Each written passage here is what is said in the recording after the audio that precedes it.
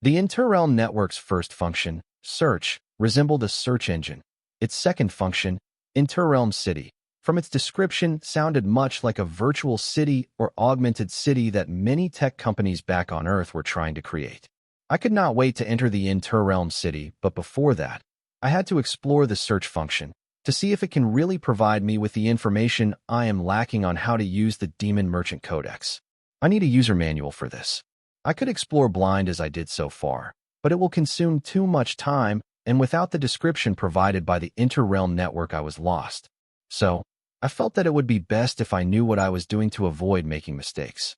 With that thought in mind, I filled in the following keywords in the search function: how to use Demon Merchant Codex. Searching relevant results for how to use Demon Merchant Codex. No results found in Demon Merchant's native language. Would you like to see results in other languages? Yes/no. Yes, as I answered, I too thought. How am I going to read the search result in other languages? My experience with the Interrealm network caused me to believe that it must have a translator feature to it. Otherwise, why bother yelling at the deaf? Soon a row of search results showed up in order of relevance. But these search results were in languages unknown to me, and just when I was wondering what to do, a dialog box popped up asking me, would you like to turn on the translator feature of the Interrealm network by giving the Devil Merchant Code appropriate offering? Yes/no. Note: the translator feature will only apply to the search results and not the personal or local realm network you will be directed to. A separate offering needs to be offered to use the translator feature on other personal or local realm networks. No, I did not bother to rent the translator feature of the Interrealm network reading the notes section. This was just another way for the Devil Merchant Code to fill its pockets at the expense of the demon merchants who are not native to the Dark Realm.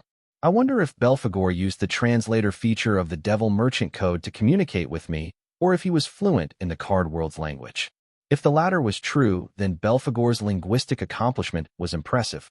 Since the Devil Merchant Code originated in the Dark Realm, and most of the demons/devil merchants belong to the Dark Realm, it was not hard to deduce that the most popular language used in the Interrealm network was the common language used in the Dark Realm. Therefore, instead of wasting wealth on renting the translator feature of the Interrealm network, I decided to learn the common language used in the Dark Realm. I know this idea sounds stupid since I had no idea which language was common in the Dark Realm and what it was called. However, I knew how to learn it. To be exact, I knew who could teach it to me. It was none other than Corey's ego fire, Corey Park. So I decided to take a break from the Demon Merchant Codex until I learned the common language in the Dark Realm from Corey Park.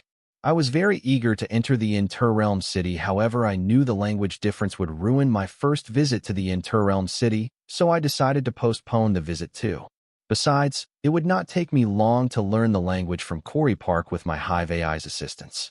If everything falls in place, it will take a few minutes at tops. Walking out of the isolation array, I looked at the corner of the cave, where Corey was busy comprehending blood rule, and then I head towards her. Sensing me arrive at Corey's side, Corey Park came out of Corey's body in her flame body and asked, "What is it?" "I need a favor," I said, not knowing how to ask Corey Park to teach me the most common language in the Dark Realm. "Sure, what can I help you with?" Corey Park agreed without giving it a thought. "I want to learn the most common language in the Dark Realm. Is it possible for you to teach it to me? You just need to provide me with the study material. I can learn it by myself." I spoke my mind despite knowing the obvious questions that would rise in Corey Park's mind. "Sure, I can. Are you planning to trade with demons or some other dark race? Don't tell me it's Belphegor." Corey Park did not need to bother with why. Instead, she directly deduced what I was up to just based on my favor to her to teach me the most common language in the Dark Realm. "Yes, something like that, but I promise you it isn't Belphegor this time." Knowing that Belphegor was Corey Park's trauma, I immediately explained myself and assured her that I was not planning to trade with Belphegor. "Well, if you were trading with Belphegor, you would not need to learn the common language of the Dark Realm. However, I warn you, it is not just Belphegor. All dark races are cunning and devious by nature. Trickery and greed are in their blood. So whoever it is you are trying to trade with, be extra careful than you normally are." Warning me to be extra cautious when dealing with anyone from the Dark Realm, Corey Park then added, "There isn't a common language in the Dark Realm, as it is vast and houses many dark races and tribes. Each of these dark races and tribes has their own languages with numerous local dialects. I am only well versed in 3 languages. However, these 3 languages are quite common in the Dark Realm, or at least with these languages, I did not have any problem exploring the uncharted Dark Realm. So out of the 3 languages, which one do you want me to teach you? Corey Park asked. I have no idea about the Dark Realm and the civilization there, so I can only seek your guidance regarding this. However, if it is not a bother, just teach me all 3 of them, or else any one of the 3 languages that you feel would be of more help to me. I wanted to learn all 3 languages, but was not sure if Corey Park would be fine with that. Besides, as long as I knew one language from the Dark Realms, I could use it to search and learn other popular Dark Realm languages using the search function of the Devil Merchant Code's Interrealm network. There is no trouble. If you want to learn all 3 of the languages, then I am game, since I will be charging you for my time and services after all. It is going to be expensive since I am the only one in this world who can teach you these languages, Corey Park replied with a grin. She was enjoying the fact that I was at her mercy for a change. Listening to Corey Park, I could not help but shake my head in disappointment, as I was indeed planning to learn all 3 languages from Corey Park for free. Well, now all I can do was negotiate a fair price. Then how much are your time and services worth? Corey Park raised her left eyebrow, feeling something was wrong with this question. Unable to put her finger on it, she chose to not waste time on it. And making eye contact with the boy, she demanded, 1% share in one of your future business ventures of my choosing, and I will teach you one of the dark languages I know. That is 3% share if you want to learn all 3 of the dark languages I know. How about you teach me all 3 dark languages you know for 0.5% non-transferable and non-sellable share in the Slime Fairy project I am currently developing. Also, you will have to assist with the project. The price that Corey Park asked me to teach the dark languages was more than just sky high. This was a negotiation. This was to be expected. So I did not react to her blatant greed, and instead, I tolerated it and made her a counteroffer in line with her demand, feeling she would be more prone to agree to these terms. Deal. Corey Park immediately agreed to my offer and added, no takebacks. Please visit. Fine, but are you sure about agreeing to my offer without learning more about the Slime Fairy project and its development? I was surprised by Corey Park's decisiveness. Yes, I am. I and Corey require a lot of money, but neither of us is good at earning money. We have 0 ideas about how the market works or how to run a business, but you do. So if you feel the Slime Fairy project is worth investing your time and energy, then it will definitely be a big hit in the market and earn a lot of wealth. I am sure you will do everything in your power to make that happen. So don't mind me hitching my ride to your money-printing wagon, Corey Park explained. She seemed genuinely happy getting 0.5 shares in my Slime Fairy project in exchange for teaching me 3 dark languages. Good for you. But you do know that now you 2 work for me, right? Corey was already my subordinate. As a part of Corey's abilities, technically Corey Park should also be considered my subordinate, but considering that she was sentient and had her own will, I never considered her as one. But now it was different. Corey Park had not only agreed to teach me the 3 dark languages, but also assist with Slime Fairy projects, so in a way, she was now working for me. Yes, boss, Corey Park shouted enthusiastically. For someone who claims to be a demon who led large armies back in the Dark Realm, Corey Park had very little pride. Or it may be because of this fresh attitude of hers the reason why she could grow to that extent in the Dark Realm despite her being a human in the world of demons. Well, I have shared 3 contacts with you. Contact either of them. Once you leave the dungeon, they will get you up to speed about the Slime Fairy project. If you have any doubts, you can ask them. See where you can assist them and make yourself useful. I ordered Corey Park, sharing the contacts of Cindy, Vivian, and Sarah. As these 3 were currently leading the Slime Fairy project, I had already created the recipe for the Slime Fairy card collection. All they had to do was figure out a way for the Slime Fairies summoned using these cards to be more expressive, so that they feel more like living women in heat than a bunch of living dolls. Got it, boss. Don't worry, I will try everything in my power to help with the Slime Fairy project. After all, it is my ticket to get rich quick. Corey Park assured me that she would give her best to help with the Slime Fairy project, as it was her ticket to becoming a rich lady. Good to know. Now how do you plan to teach me the 3 languages? If you can make the study materials for all 3 languages, then I can learn them by myself. As long as I had the study materials for the languages, Hive AI would process them for me, and with its assistance, I could easily become fluent in all 3 languages in no time. No worries, boss. I have already created study material for the 3 dark languages for Corey. I will share them with your grimoire. Saying that, Corey Park summoned Corey's grimoire and shared the study material with my grimoire. You made these detailed study materials for Corey. Why? Should she not know how to speak them, like how she can use your martial arts? I asked Corey Park in confusion as I took a glance at the study materials shared by her with my grimoire before transferring them to the Hive AI. Yeah, I see why you would think that. Let me clarify, even though her origin card allows her to inherit my memories along with the wisdom and knowledge that comes with them, she still needs to practice and polish them. Otherwise, she would be just mimicking them. So, in a way, you can say that it is easier for her to achieve success in things that I learned in my past life. Corey Park explained that Corey's origin card helped her inherit and master everything Corey Park had. That explains why she still acts like a kid despite having lived 2 lives. I was really curious as to how Corey's origin card worked. Just knowing the card info was not enough. I would have to experience it to know what it was actually capable of. While she is still a kid, after all, her ability is both a boon and a curse. Thank you for being patient with her. What surprises me is you. How are so mature at such a young age? Don't try to sell me the bullshit that as an orphan you had no choice but to mature faster. I had been through more tragedy than you when I was of your age, but I did not have your level of maturity, and I was not as independent as you are. I had no idea if Corey Park was complimenting me or investigating me. So, I decided to ignore her words and asked her, could you list a few common dark languages popularly used in the dark realm other than the 3 you already shared with me? Seeing me change the topic, Corey Park shook her head as used Corey's grimoire to text the list of other common languages popularly used in the dark realm. Receiving the text list of dark languages, I thanked Corey Park and headed toward the corner of the cave where I had set up the isolation array. There was a reason why I asked Corey Park to share the list of common dark languages, because I planned to learn all of them by finding study material on learning those languages through the search function of the Interrealm network. This way my search results would be more relevant and efficient with the absence of the language barrier. Please visit.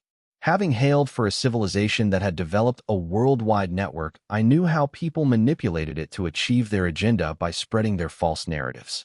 There was no telling that the same was not true for the Interrealm network, especially when the Devil Merchant Code outsourced the hosting of local realm networks to natives of that realm, while giving them the power to govern and manage the local realm network as its admin.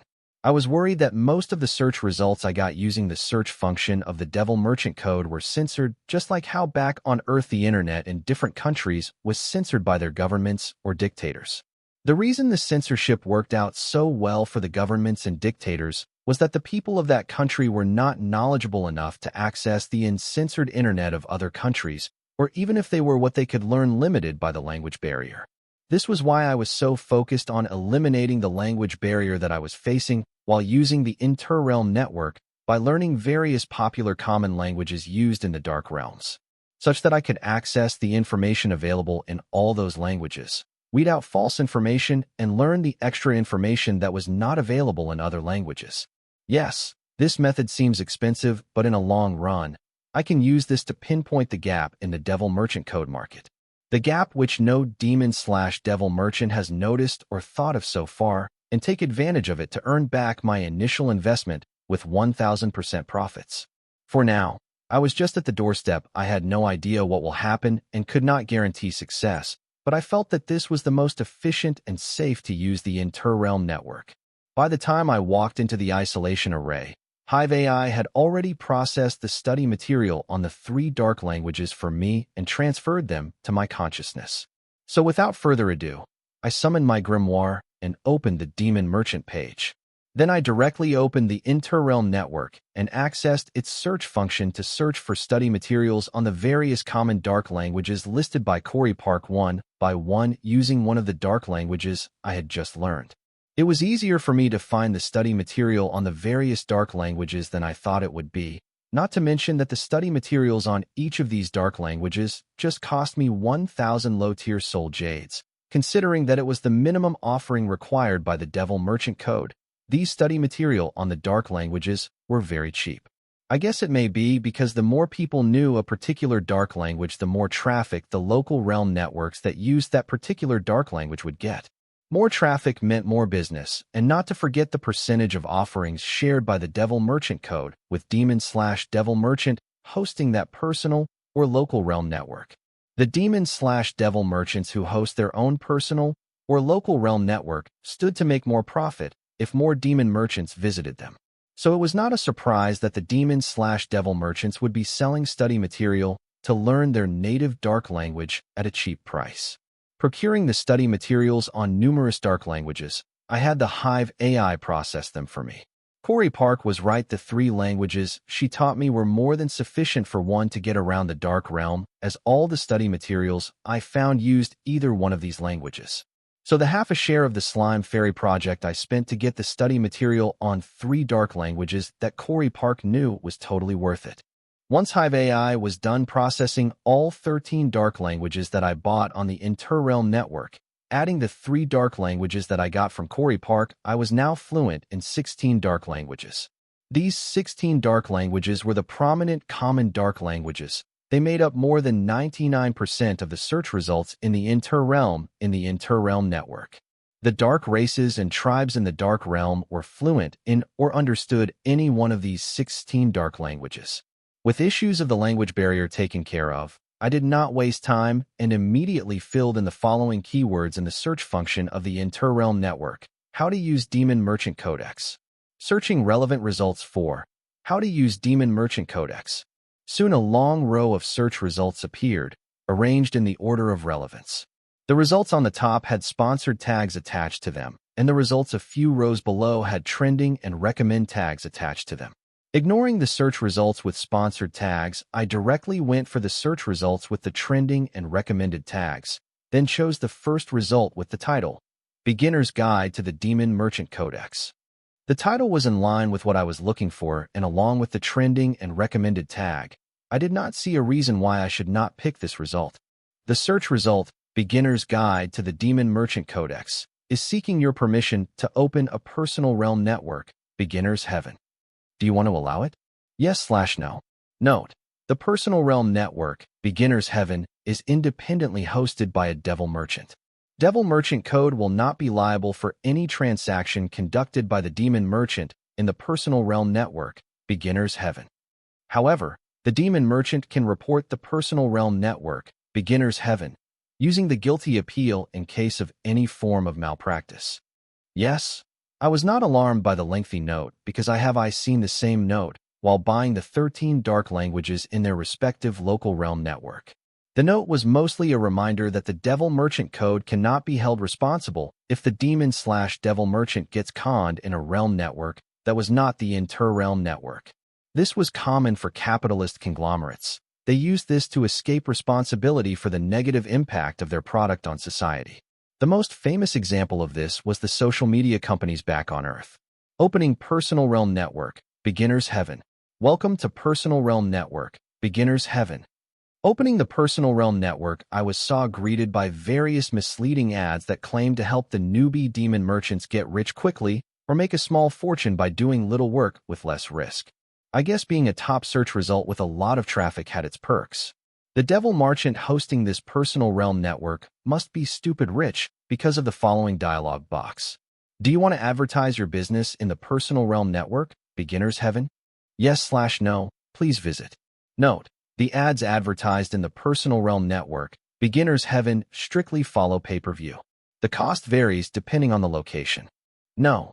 Seeing the ad section, I felt that making a fortune in the Devil Merchant code should be as easy as spending it if you know what you are doing.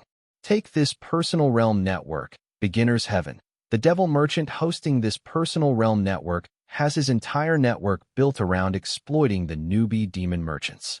For this Personal Realm Network to survive so long and not be reported by other demon merchants, it should be legit, or its host was just too good at scamming the newbie demon merchants. Knowing this, I was not very thrilled about buying the Beginner's Guide to the Demon Merchant Codex, because this article was most likely written by the host of this network.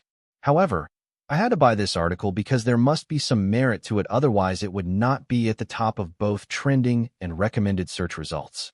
But just to be safe, I decided to visit a few other articles at the middle and the bottom of the search results and in different languages.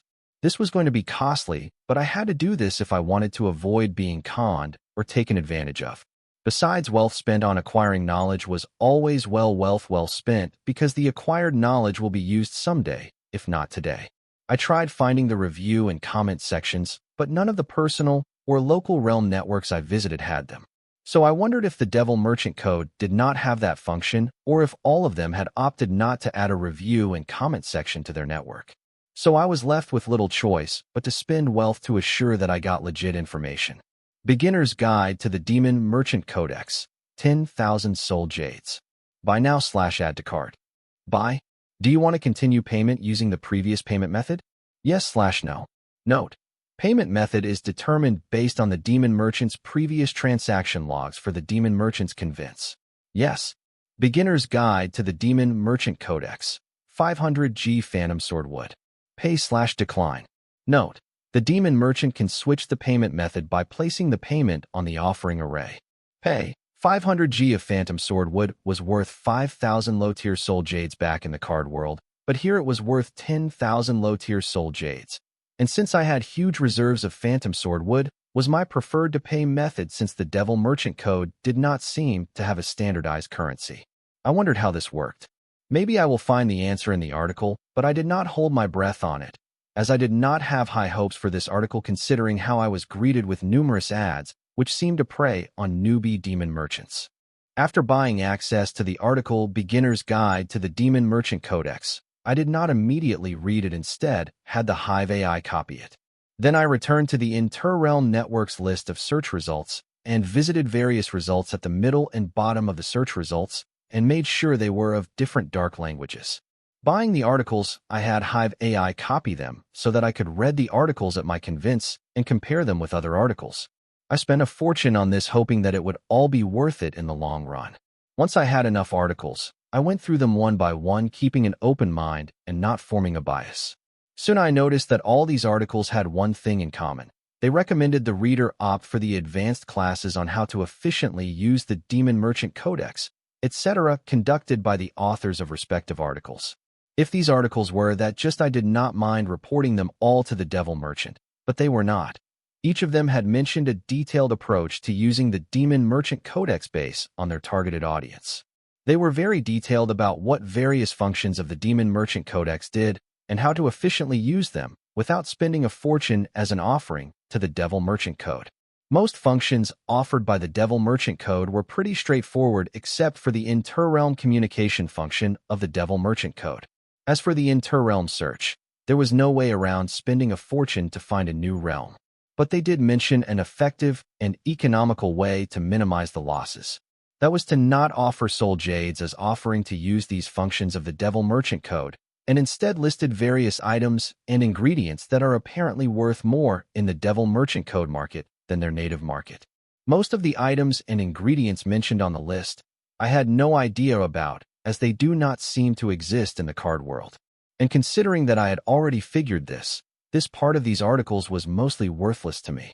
Lastly, they mention various common scams in the Inter-Realm Network and Inter-Realm City, targeting newbie demon merchants. When it came to this section, the articles exposed and warned about the scams conducted by the other dark races and tribes. This was only possible because I bought articles of the same niche in different dark languages. Please visit. Each dark language represents a different community of dark races and tribes in the dark realm. The various dark races and tribes had fierce competition among them, therefore they warned the demon merchants of their community about the scams other communities of dark races and tribes conduct. This way their fellow demon merchants would not fall prey to the scams of other dark races or tribes, but instead fall for their scams. They saw scamming a fellow demon merchant of the same community not as scamming them, but as teaching them a valuable lesson at a price so that they would never forget it. This was a shameless defense, but good enough. I call this tactic keeping the wealth in the family. The most informative of all were the new articles that were at the middle of the search results because they exploited the fact that the authors of the articles at top of the search result do not bother to update their articles. Even if they did not update their articles periodically with the changing market. So the articles in the middle made use of the current information that was not available in the old articles to stand out to the search function of the interrealm network, allowing them to be ranked in the middle of the search results over the articles at the bottom who just beat around the bush about information that was already mentioned in the top and older articles. But I found a gem in the articles at the bottom of the search results. This article was very informative, yet at the bottom of search results mostly because it was barely relevant to my search, as this article spoke about the author's experience as a newbie demon merchant tackling all the problems a newbie demon merchant would be facing. This article also mentioned how the Devil Merchant Code was able to function without a centralized currency. It was because the items and ingredients we offer in exchange for information or item from a fellow demon merchant were directly bought by the Devil Merchant Code in case the said demon merchant did not want said offering, while compensating the demon merchant in question in terms of the offering of his choosing based on market value or soul jades on rare occasions. What made this possible was the Devil Merchant Code's ability exchange.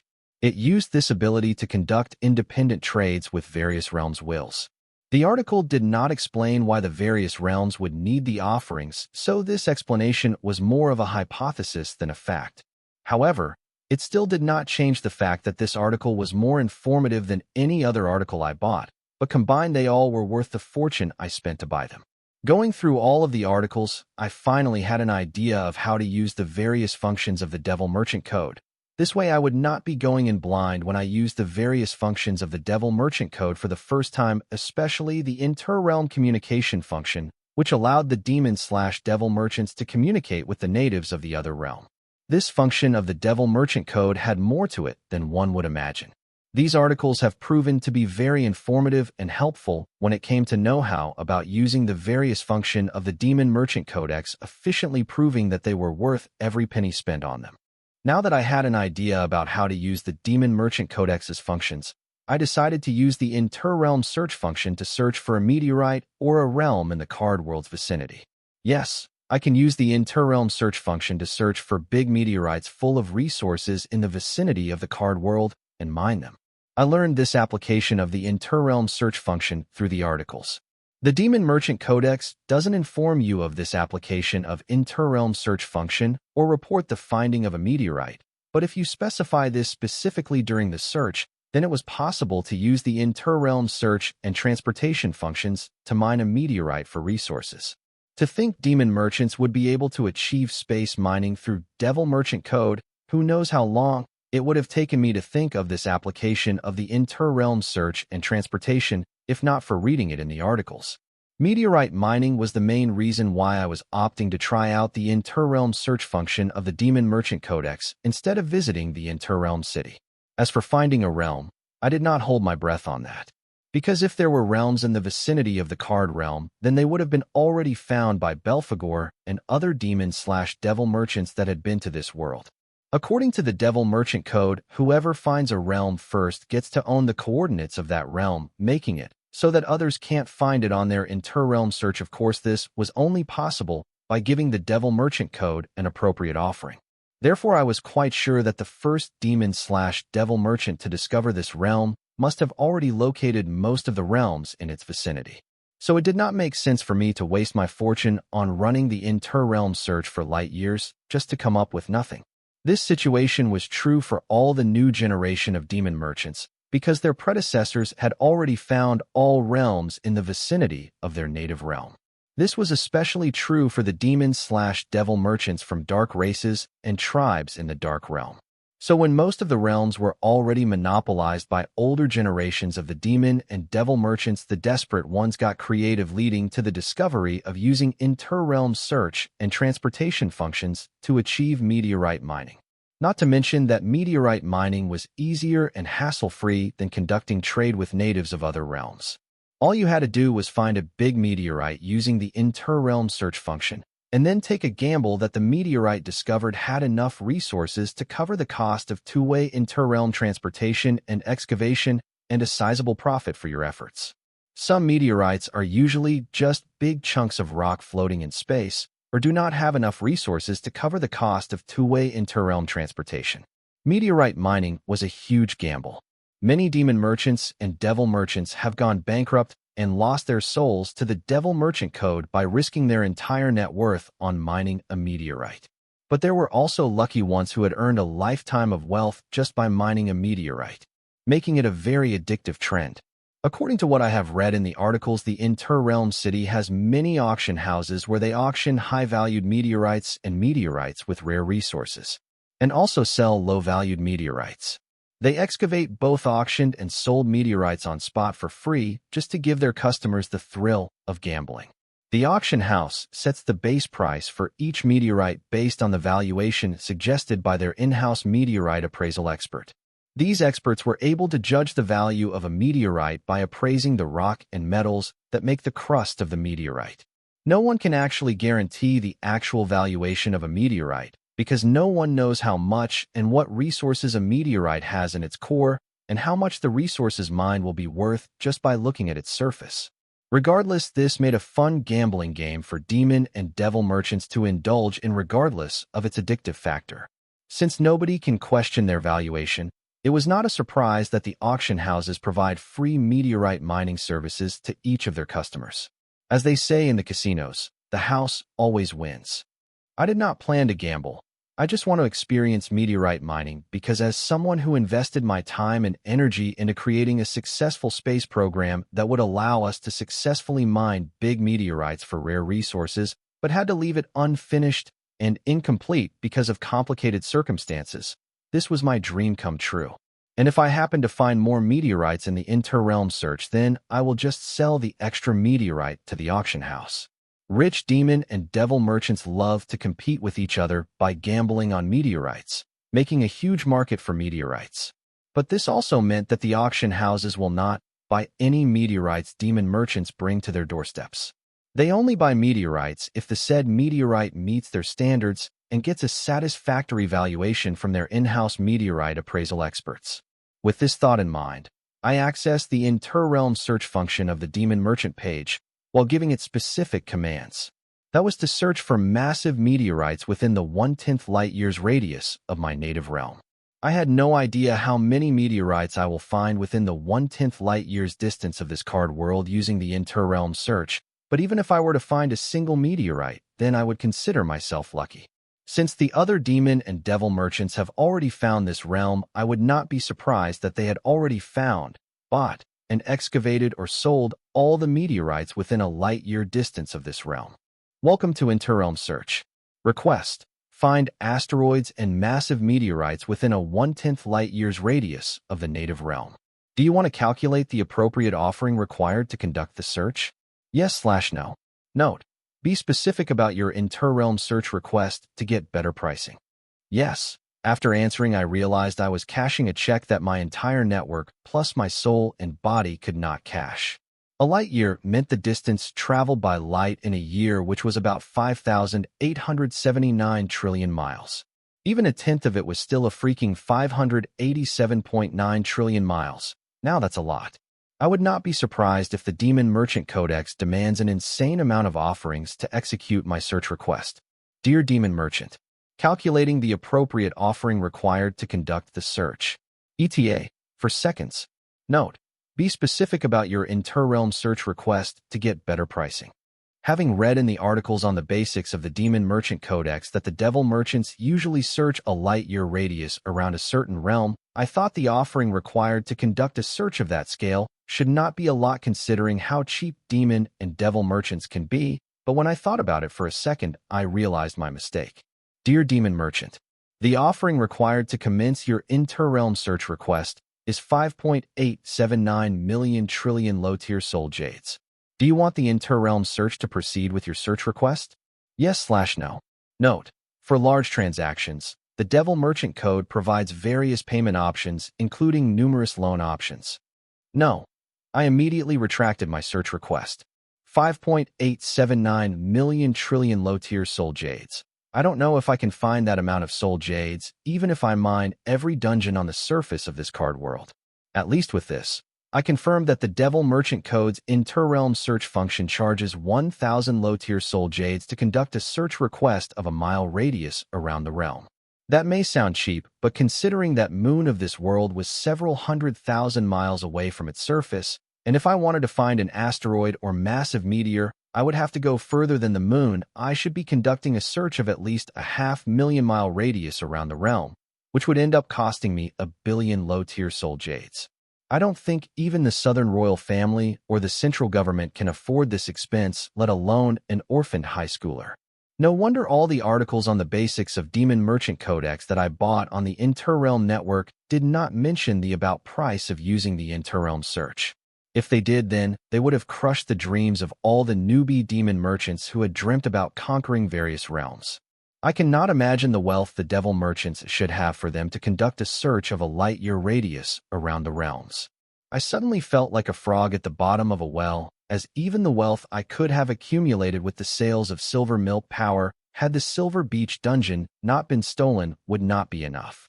From the looks of it, my plans to excavate an asteroid would have to wait for me to accumulate some serious wealth. Shaking my head dejectedly, as I had lost all the enthusiasm I had about exploring the various functions of the Demon Merchant Codex. FCK. I cussed in my mind out of frustration because it became clear to me that I did not have the wealth to use the interrealm search and transportation function of the Demon Merchant Codex. How did the devils accumulate that much wealth? I wondered, unable to let go. But then it all made sense to me. If I were to conduct a search of a 5,879 trillion miles radius around the card world for the first time using the interrealm search, then I cannot imagine how many realms, asteroids, and massive meteorites would end up finding.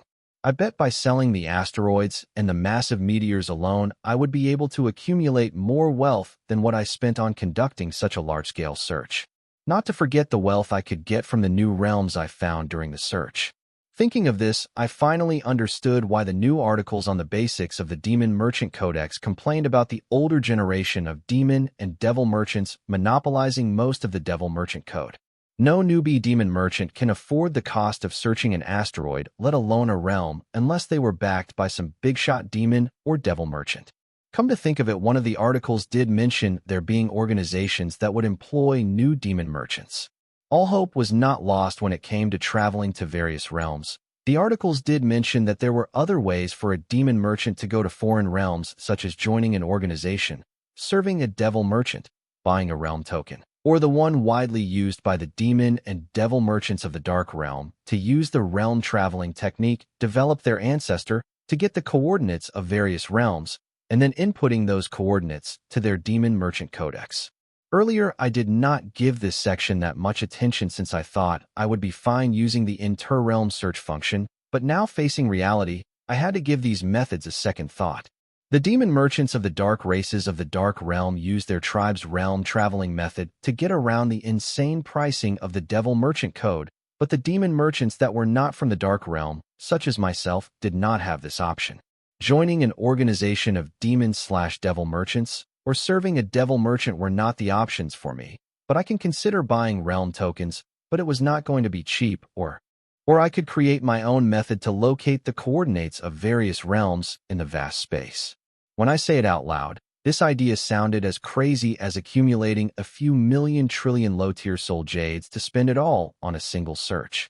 There had to be a better way. I could try to buy the method developed by the dark races and tribes of the dark realm to locate and travel to realms in the interrealm network. Now that sounded plausible. Why waste my time and energy developing my own method of realm travel to locate the coordinates of other realms when I could just learn it from others? It doesn't have to be the dark races from the dark realm. The top 10 universities had developed their methods to track and travel to other realms, though their methods still had a long way to go compared to the methods developed by the dark races. All I needed was coordinates of a few foreign realms. As for the traveling part, one had Demon Merchant Codex. Come to think of it, I did not need to go deal with the dark races or the top 10 universities for the inter-realm travel methods that I wanted from them. I could just ask Corey Park. She did say she was willing to sell various inter-realm travel methods she learned during her past life in the dark realm for a price. Though I don't know if going to Corey Park for help about this matter would be the right choice. I say this because the method she used in the city card fight tournament allowed her to summon her familiar from the dark realm. I don't see how I could use it to discover new realms in deep space and collect their accurate coordinates. Her realm travel method would at best help me get the coordinates of the dark realm, not discover new realms. Corey Park may have other methods too that could help me with my situation, but I suddenly thought of a better alternative, Jill Norley. How could Jill with my current predicament? I will get to that, but before that, in my conversation with and about the world travel method developed by the top 10 universities, I clearly remember her saying that they have discovered new realms and also tried to travel to those realms, but failed as the will of the discovered realm would react violently to their attempts to travel to that realm. This meant the top 10 universities had coordinates to new realms that they had discovered to conduct their realm travel experiments. If it is something the top 10 universities have, then I can get my hands on them with help of my guy, Jill Norley. All this time I had a guy to get me the coordinates of newly discovered realms that I needed in my contact list, but I was looking everywhere else. Ain't that a itch? I thought to myself as I regained my enthusiasm to explore the various function of the Demon Merchant Code, postponing the inter-realm search and transportation for later when I am able to get my hands on a few coordinates of newly discovered realms. I decided to pay a visit to the city in the spiritual plane, Inter-Realm City. Dear Demon Merchant, please select the sector of the Inter-Realm City you want to arrive at. Recommended sectors for the Demon Merchant: ES0012, ES1304, NS0176, WS0003. Note: the time zones of these recommended sectors are the same or nearly similar, with a negligible difference from the time zone of the Demon Merchant's native realm. All available sectors: NS3405, NS2323, WS0787, SS0089, DS0909. Note: the time zones of these sectors are not the same as the time zone of the Demon Merchant's native realm. The Demon Merchant will have to offer an extra offering to make up for the difference in the time zones. DS0909. I did not choose a sector from recommended sectors. Instead, selected one of the most popular sectors in the entire Inter-Realm City, the sector that belonged to the Dark Realm. There was a reason why I did this, despite knowing that I would be charged extra for the time difference. Every realm has its own time zone. So to avoid confusion and complications because of multiple time zones, the Devil Merchant Code divided the Inter-Realm City into various sectors depending on time zones. This way the demon/devil merchants do not have to worry about the time zones affecting their time and trade in the Inter-Realm City. It was very thoughtful of the Devil Merchant Code to create various sectors based on the different time zones, but most of the demon/devil merchants were of dark race from the Dark Realm, so all of the fun was in the sector belonging to the Dark Realm. As for the other sectors, they were mostly deserted or empty. So the demon/devil merchants from other realms have no choice but to go to the sector belonging to the Dark Realm where all the fun's at. Because of this, the market of the sector DS0909 grew considerably, to the point where you can get anything from any corner of the myriad realms at a competitive price. And now it single-handedly dominated the entire Inter-Realm City. Therefore, going to any other sector of the Inter-Realm City was moot. And I would not have known this had I not decided to spend a tiny fortune on articles to help me get familiar with the basics of the Demon Merchant Codex before entering the Inter-Realm City. Not all of the articles talked about sector DS0909, but few. These articles seem to be more about boasting about how the Dark Realm dominates the Inter-City realm market than helping the readers understand why they should be opting to arrive at the sector DS0909 instead of the sectors with time zone matching their native realm's time zone. However, the message was clear. Dear Demon Merchant, 24 hours spent in the sector DS0909 is 240 hours spent in your native realm. Do you still want to enter sector DS0909 of the Inter-Realm City? Yes/no. Note: Demon Merchant will have to make an appropriate offering to Devil Merchant Code to make up for the time difference. Yes, I was surprised to learn that 10 days in the card world was equal to 1 day in the Dark Realm. Dear Demon Merchant, the request cannot be processed as your account does not meet the minimum inter-realm network service access required for sector DS0909. Available inter-realm network service access time, 47 hours. Minimum required inter-realm network service access time, 240 hours. Would you like to make an appropriate offering to Devil Merchant Code to gain extra inter-realm network service access time? Yes/no. Note: Since 24 hours in Sector DS-0909 is 240 hours in your native realm, you will need 240 hours inter-realm network service access time of your time to get 24 hours inter-realm network service access time in Sector DS-0909. As this is the appropriate offering offered to the Devil Merchant Code by the native demon merchants of the Sector DS-0909. Yes, I wanted to complain about the crazy pricing to enter the Sector DS-0909 of the Interrealm City. I guess it was justified since the demon merchants of the Dark Realm had to pay that price to enter their Sector DS-0909. Therefore, without hesitation, I decisively placed 900 G of Phantom Sword wood on the compact offering array. Dear Demon Merchant, you have added another 432 hours to your existing inter-realm network service access time of 47 hours, bringing your total access time 479 hours. Note, the validity of this service access time is a month from today.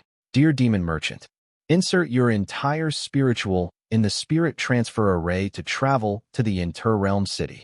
Note, Spirit Transfer Array takes the Demon Merchant's spiritual body that has entered it and transfers them to the Inter-Realm City. Soon another compact array appeared on the page next to the offering array. Following the instructions, I placed my entire spiritual body into the Spirit Transfer Array, preparing myself to experience the mysterious Spirit Transfer Array. Entering the Spirit Transfer Array with just my spiritual body, I arrived inside a white passage and got a feeling that at the end of the passage I would arrive at Sector DS-0909 of the Interrealm City. My gut was correct, as a second later an invisible force gently carried my spiritual body toward the end of the passage. Soon a bright light was visible, indicating the end of the passage. The gentle force carried me into the bright light, and what I saw being carried out of the bright light was just breathtaking, awe-inspiring. Dear Demon Merchant, welcome to Sector DS-0909. Note, behave. I don't know where I was in Sector DS-0909, but after looking around, my spiritual body seemed to have been transferred next to a majestic fountain in the middle of a crossway. The demon merchants of different shapes and sizes kept passing by, minding their business. Nobody seemed to care or notice that I appeared out of nowhere, as this must be a common occurrence to them. Or that was what I was led to believe. Soon various dialogue boxes started to pop up reading, Dear Demon Merchant, an anonymous demon merchant is trying to access your information. Note, anonymous demon merchant is using the Inter-Realm Network's privacy feature to keep their identity private. Dear Demon Merchant, do you want to access the Inter-Realm Network's privacy feature to keep your identity private by making an appropriate offering? Yes/no. Note, the privacy feature is not provided with Inter-Realm Network service access time. Yes, I answered, shaking my head, knowing that there was no way around this. About 37 anonymous demon merchants were trying to access my information. And it hasn't even been a minute since I arrived at Sector DS-0909. The articles had warned me about this. Once they know the identity of the newbie demon merchant would try to hunt them down in the physical plane and enslave them. This was very true for the newbie demon merchants of the Dark Realm. As for the newbie demon merchants of another realm, I had no idea, but since they were capable of realm travel, I decided to not take risks and keep my privacy settings on every time I visit the Interrealm City. I had enough people after my life in my world already. Dear Demon Merchant, you can get minimum access to the Inter-Realm Network's privacy feature for an appropriate offering of 1,000 low-tier soul jades. Do you want to proceed with the transaction using the previous offering method? Yes/no. Note, minimum access to the Inter-Realm Network's privacy feature is a month of your native time zone. Yes, so with an offering of 50 grams of Phantom Sword wood, I can access the Inter-Realm Network's privacy feature for a month, which is roughly 3 days in the Sector DS-0909. It hasn't been more than an hour since I became a demon merchant, but I have already invested so much wealth in it. Hopefully, it will all start paying off soon. Dear Demon Merchant, you have availed a month of access to the Inter-Realm Network's privacy function. Note, the privacy function will be only active when you are visiting the Inter-Realm City, as all transactions through the search function of the Inter-Realm Network are private. Dear Demon Merchant, do you want to be notified when every time an anonymous demon/devil merchant is trying to access your identity? Yes/no. Note, This is one of the quirks of the Interrealm Network's privacy feature. Yes, I agreed. No matter how annoying it is to be constantly disturbed by the alert prompts and dialog boxes, compelling me to constantly be on my toes as a result, I will not be able to enjoy the beauty of the Interrealm City's Sector DS-0909. I still decide to receive them, as it was a small price to pay to be aware of my surroundings. Buying the privacy feature, I did not immediately leave the crossway. Instead, soaked in the beauty of the majestic fountain in the middle of the crosswalk. The fountain itself was nothing special, but the rainbow-colored water made all the difference. The rainbow-colored water was not actually water, but various rules in liquid form. Now that was luxurious. To see the rules in liquid form, a card apprentice would have to have a high synchronization rate so that they can get closer to the worlds while deep in the spiritual plane. But here in the Interrealm City, they were using rules in liquid form as water for their fountain. Blood Rule Stone and Broken Rune of Water Rule were not worth much as an offering to the Devil Merchant Code. The rules and the soul energy in the air of Sector DS-0909 were so rich and thick that I could feel them touching my skin. With this level of concentration of rules in the air, anyone can easily comprehend the rules to the basic mastery in minutes, just like the rich concentration of Blood Rule in the air of Bloodette's Dungeon Seal. However, comprehending rules here would be good for the demon merchants of the Dark Realm, but not the demon merchants from other realms, as the rules in the Sector DS-0909 are the rules in the Dark Realms. Well, as I deduced from Corey Park's instruction to Corey, rules were not the same in all realms. They were similarities, but not the same. Comprehending these rules would be counterproductive, as it was not a guarantee that the rules I comprehended here could be found in the card world. If the rule or rule meaning I comprehended here was not available on the card world, then I would have to come here every time I try to comprehend and raise my mastery in that particular rule or rule meaning. This was the way it was counterproductive to try and comprehend the rule in this sector, but it would be a different story if, in the sector belonging to the card realm. Done with the fountain, I walked around it, having spotted a Sector DS-0909 map board. The map was very detailed. Since I will need it to navigate my way in Sector DS-0909, I used my Hive AI to copy the map and determined where I was in the 8th cross of Sector DS-0909. According to the map, this was where the demon merchants, not of the Dark Realm, mostly arrived at. Copying the detailed map of Sector DS-0909, I decided to go to the Darius Merchant Mall. This place was recommended in every article I bought. Apparently, it was the only place where newbie demon merchants could afford something. It was a known truth that new demon merchants were rich, but not interrealm rich unless they were from a family of demon merchants. As I prepared to leave, I saw a figure appear out of thin air. It was another newbie demon merchant.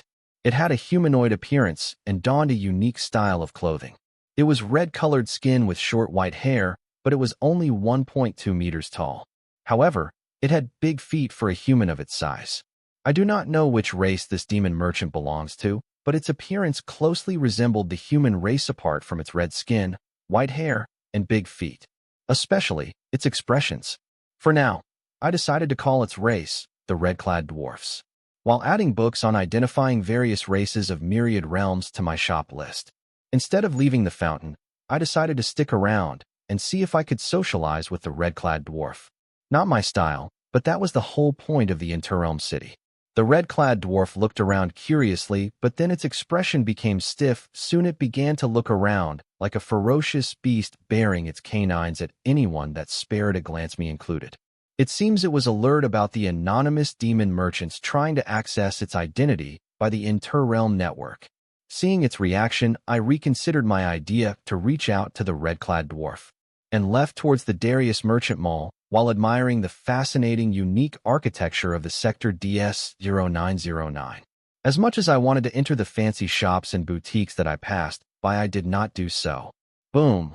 I turned to see the source of the sound, only to find the red-clad dwarf from earlier trying to forcefully enter a fancy shop, but could not, as an invisible force was pushing him back with equal and opposite force until he was thrown back.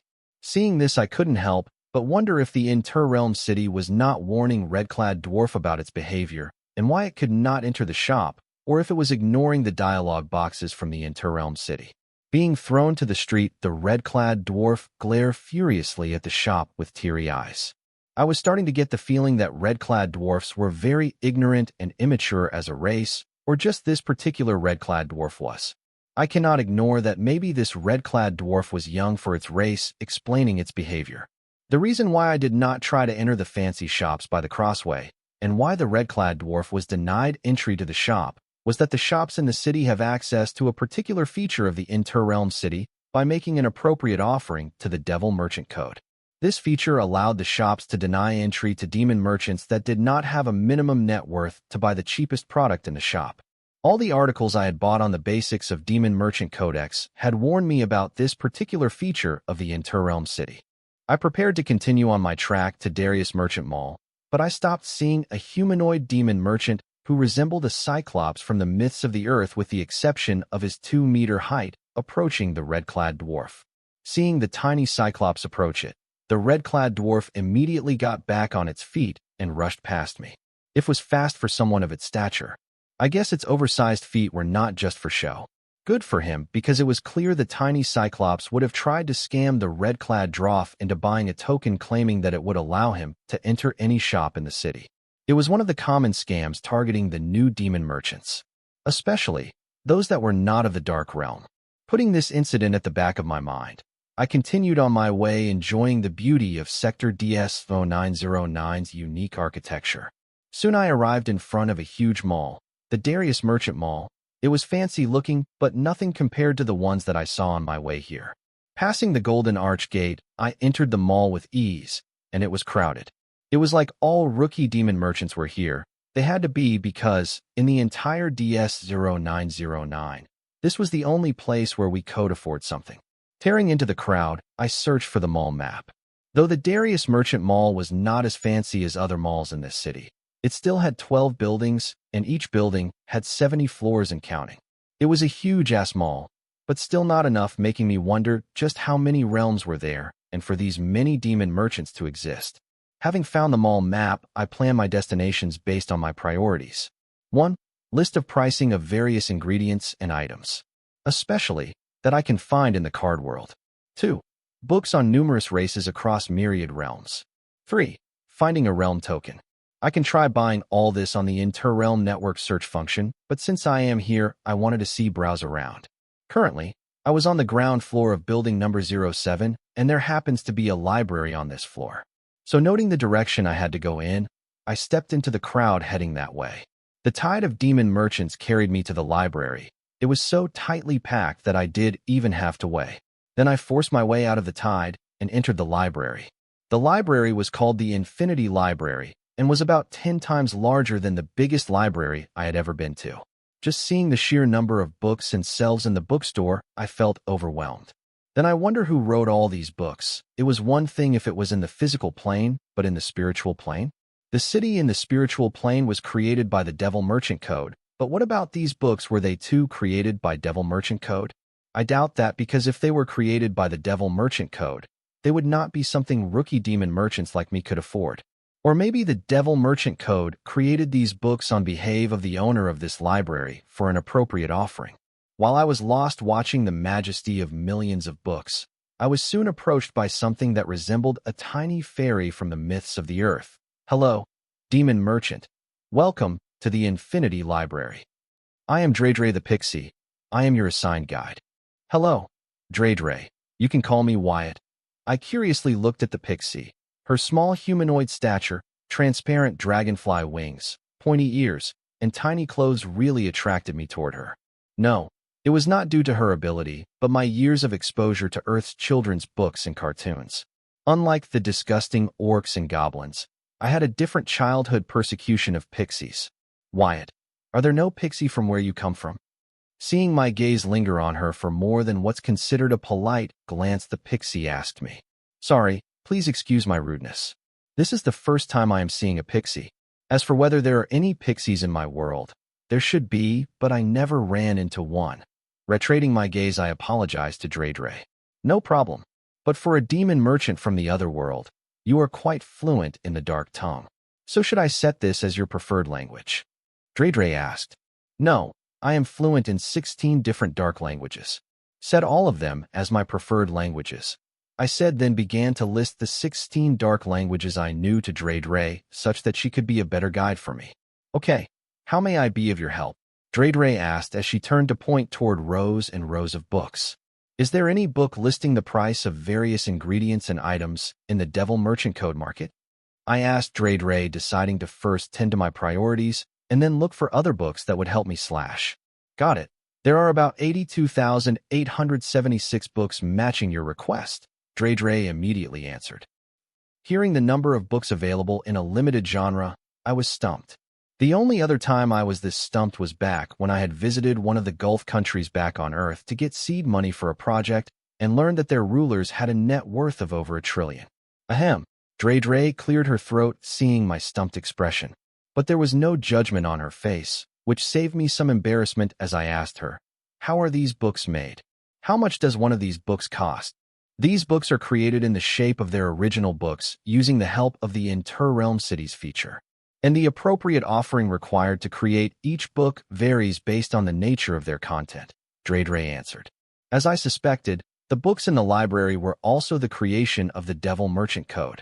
I had my reason when I was stumped hearing Dre say that there were about 82,876 books just on the prices of various items. The first reason was that all of these countless books were soul energy constructs, just like the entire Interrealm city. And the second reason was that I was having a hard time believing that a demon/devil merchant spent a SHD load of offerings to create these books to open a library. Making permanent soul energy constructs in the spiritual plane was not a simple task, so definitely the Devil Merchant Code will not create these books for a cheap price. It was no doubt that the Devil Merchant who owned this library was ultra interrealm rich, but for him to make such expensive books available to the rookie demon merchants by opening a library was not something I would expect from a demon/devil merchant unless there was a catch. Dre, how much will it cost me to read the books here?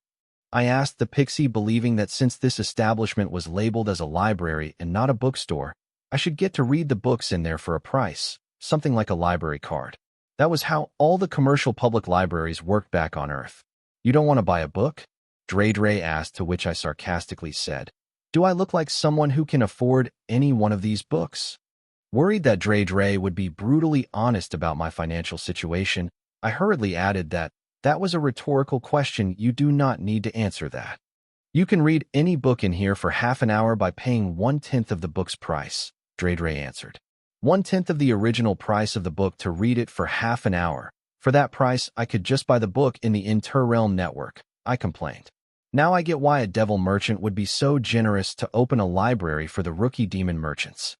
Rookie demon merchants were not rich enough to afford the books in the library, so they were left with the only choice, which was to pay 1/10 of the price of the book and hope that they find what they were searching for in the book within that half an hour, or else they were out luck and cash. A predatory business model built to prey on the newbie demon merchants. Wyatt, you will not find the books in here in the Interrealm network, Dre corrected me. What are you talking about? I bought the 13 dark language books from the Interrealm network. I pointed out the contradiction in her words to Dre. The dark language books you bought on the network and the dark language books in the library are different. Dre stuck to her words. How? I asked, wondering how can the language books of the same language be different on two different platforms? The dark language books you got on the Interrealm network are old books. Their vocabulary is limited to the dark realm. But the dark language books in the library are not limited to the dark realm, but spread to all the myriad realms. They have a vibrant collection of vocabulary which was created as the dark races explored the myriad realms, Dre explained, but all I heard was that they made a bunch of extra words and added them to the existing language and were now claiming that their language book was updated copy, trying to justify their insane price rate. Can't the natives just add those new words to their books? There must be an updated dark language book on the Interrealm network, I said, because I felt that if these people could add a bunch of made-up words to their books and call it updated version, so could the natives of that language. No, that will not work because our Infinity Library owns the copyright for those words. Dre said something that I found hard to believe. Who grants copyrights for words of a language? Why don't you copyright an entire language? I do know a certain entity, one greedy enough to do something like that, the Devil Merchant Code. What the FCK was the devil merchant even thinking when it granted copyright to words of the language of a certain race to a devil merchant? I was stumped seeing the devil merchant code take capitalism to a whole new level. How does it even work? Do I have to pay every time I use those copyrighted words? How come nobody made a guilty appeal about this? No, you do not have to pay for speaking those words, but you are not allowed to monetize those words, and if you do, you have to compensate the holder of the copyright. Dre schooled me about the basics of copyright, and then continued to say, the various races did make a guilty appeal against the librarian for applying copyright for the words of their language, but they lost because none of them could prove that these words were created by them and not by the librarian. Don't tell me the copyrights to all these books here are owned by the librarian. I asked in shock when I actually wanted to yell. How was that even possible? But seeing how the prominent races of the Dark Realm could not do anything against him, I immediately understood that the librarian was a very powerful being. So I decided to stop complaining about the insane pricing and get what I want and leave. Yes, Dre answered with great pride, as if she was the one who owned the copyright for all these books. 82,876 books. That's a lot to choose from. Do you guys have book reviews or something to help me choose the books that would best match my requirements? I asked, looking at the rows and rows of bookshelves. I can share the list of book titles and their synopsis with your Demon Merchant Codex to help you choose better, but for that, you will have to get a library card, Dre answered. Library card? How much will that cost me? I asked, rolling my eyes. With a safety deposit of 100,000 low-tier soul jades or something of equal value, you can get your very own Infinity Library membership card. It allows you to borrow books. The borrowed books cannot leave the premises of the library. You will need to recharge the library card with a minimum of 1,000 low-tier soul jades to spend an hour in the library. Dre clarified how to get a library card and its uses. Wait, am I being charged right now? I asked Dre in astonishment. No, the first hour is free, but if you extend your stay by even a minute more than an hour, you will have to pay 1,000 low-tier soul jades. Don't worry, you will be notified when your free period is about to end. Now I understand how this library was able to afford a pixie guide for each of its customers. If one is paying 1,000 low-tier soul jades just to stay an hour in the library, they will indeed expect the best customer service. Are there any other advantages to having a library card? A deposit of 100,000 low-tier soul jades to get a membership in this library. It better come with some privileges. Yes, with a library card, each demon merchant gets an hour's worth of free stay in the library. And for an hour, the demon merchant can read any and as many books in this library for free. The best thing about this is that it refreshes every month. Dre immediately responded, claiming that the library card came with an hour of free stay and all books free reading period. But let us face the facts. An hour was not enough time to even read a single book. It was a marketing tactic. In an hour, a demon merchant will be at best able to read half a book. So to read the other half of the book, he will have to make use of the library's insanely overpriced services. And this cycle would continue every month endlessly. 5 kilograms of Phantom Sword, which should be enough as a safety deposit to get me a library card, right? I said, preparing to get myself an Infinity Library membership card. I needed the library card to read the books in this facility, and the monthly privileges they offer to their members were too good to pass on.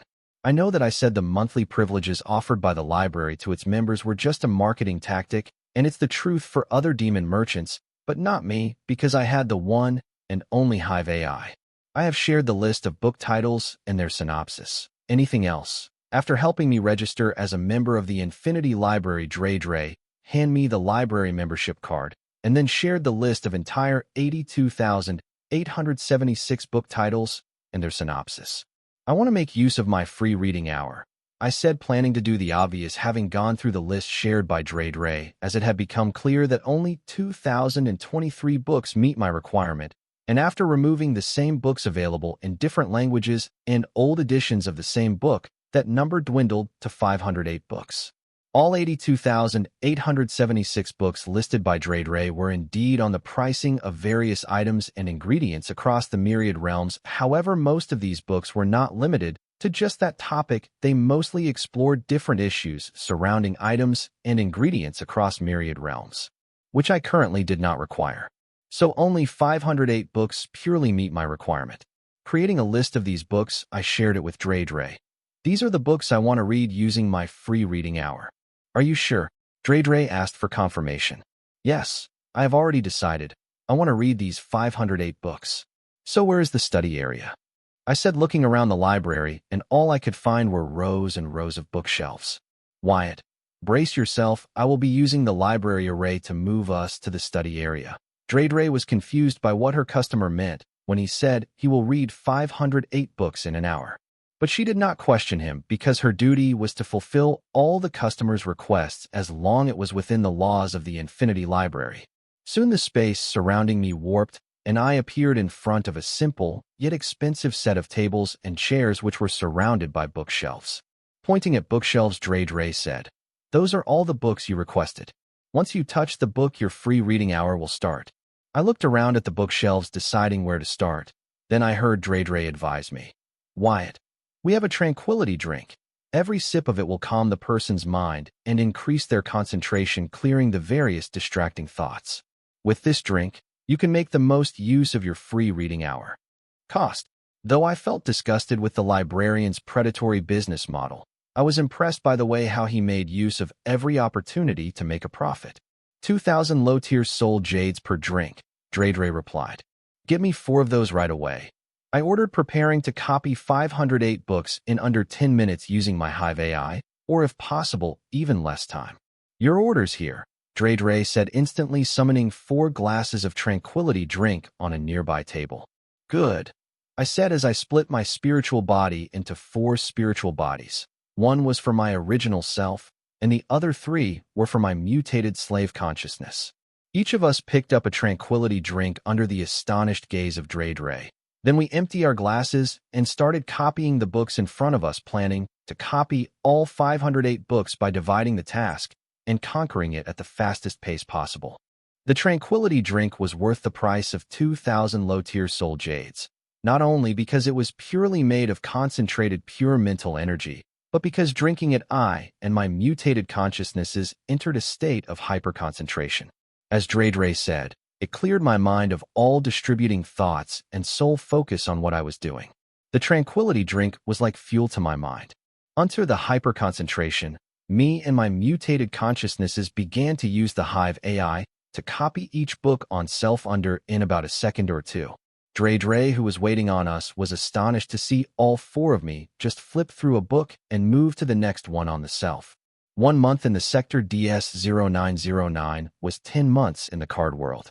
This meant that if I were to waste my monthly free reading hour just to read these books, then I will have to wait 10 months to get another free hour to exploit the membership privilege of the library and read the books I wanted to read for free. Therefore, I dwindled the 87,876 books to 508 books so that I can not only get the information I wanted from these for free, but also have enough time left for me to read other books in this library. This library was a treasure trove of knowledge from across myriad realms, and every minute of the monthly free reading hour was precious. I could not waste it, and be careful how I used them while getting the most from every second. In under 5 minutes, I and my mutated consciousnesses copied all 508 books using the Hive AI and yelled, "Stop the time. I will save the remaining minutes of the free reading hour for another day." Wait, what? Hearing my yell, Dre woke up from her shock. Taking her time to understand what I just asked of her, Dre was once again stunned because none of her clients until now had asked her to pause their free reading hour to save it for later. Quickly going through the regulations of the library, Dre found that nothing about this was mentioned there. Then she decisively made an executive decision to pause the time as there were no laws against it, and there was a law that asked her to serve the customer to the best of her power as long as their request did not violate the library's regulation. Though she did plan to bring this situation to the notice of her immediate superior when her duty as the guide to the customer was complete.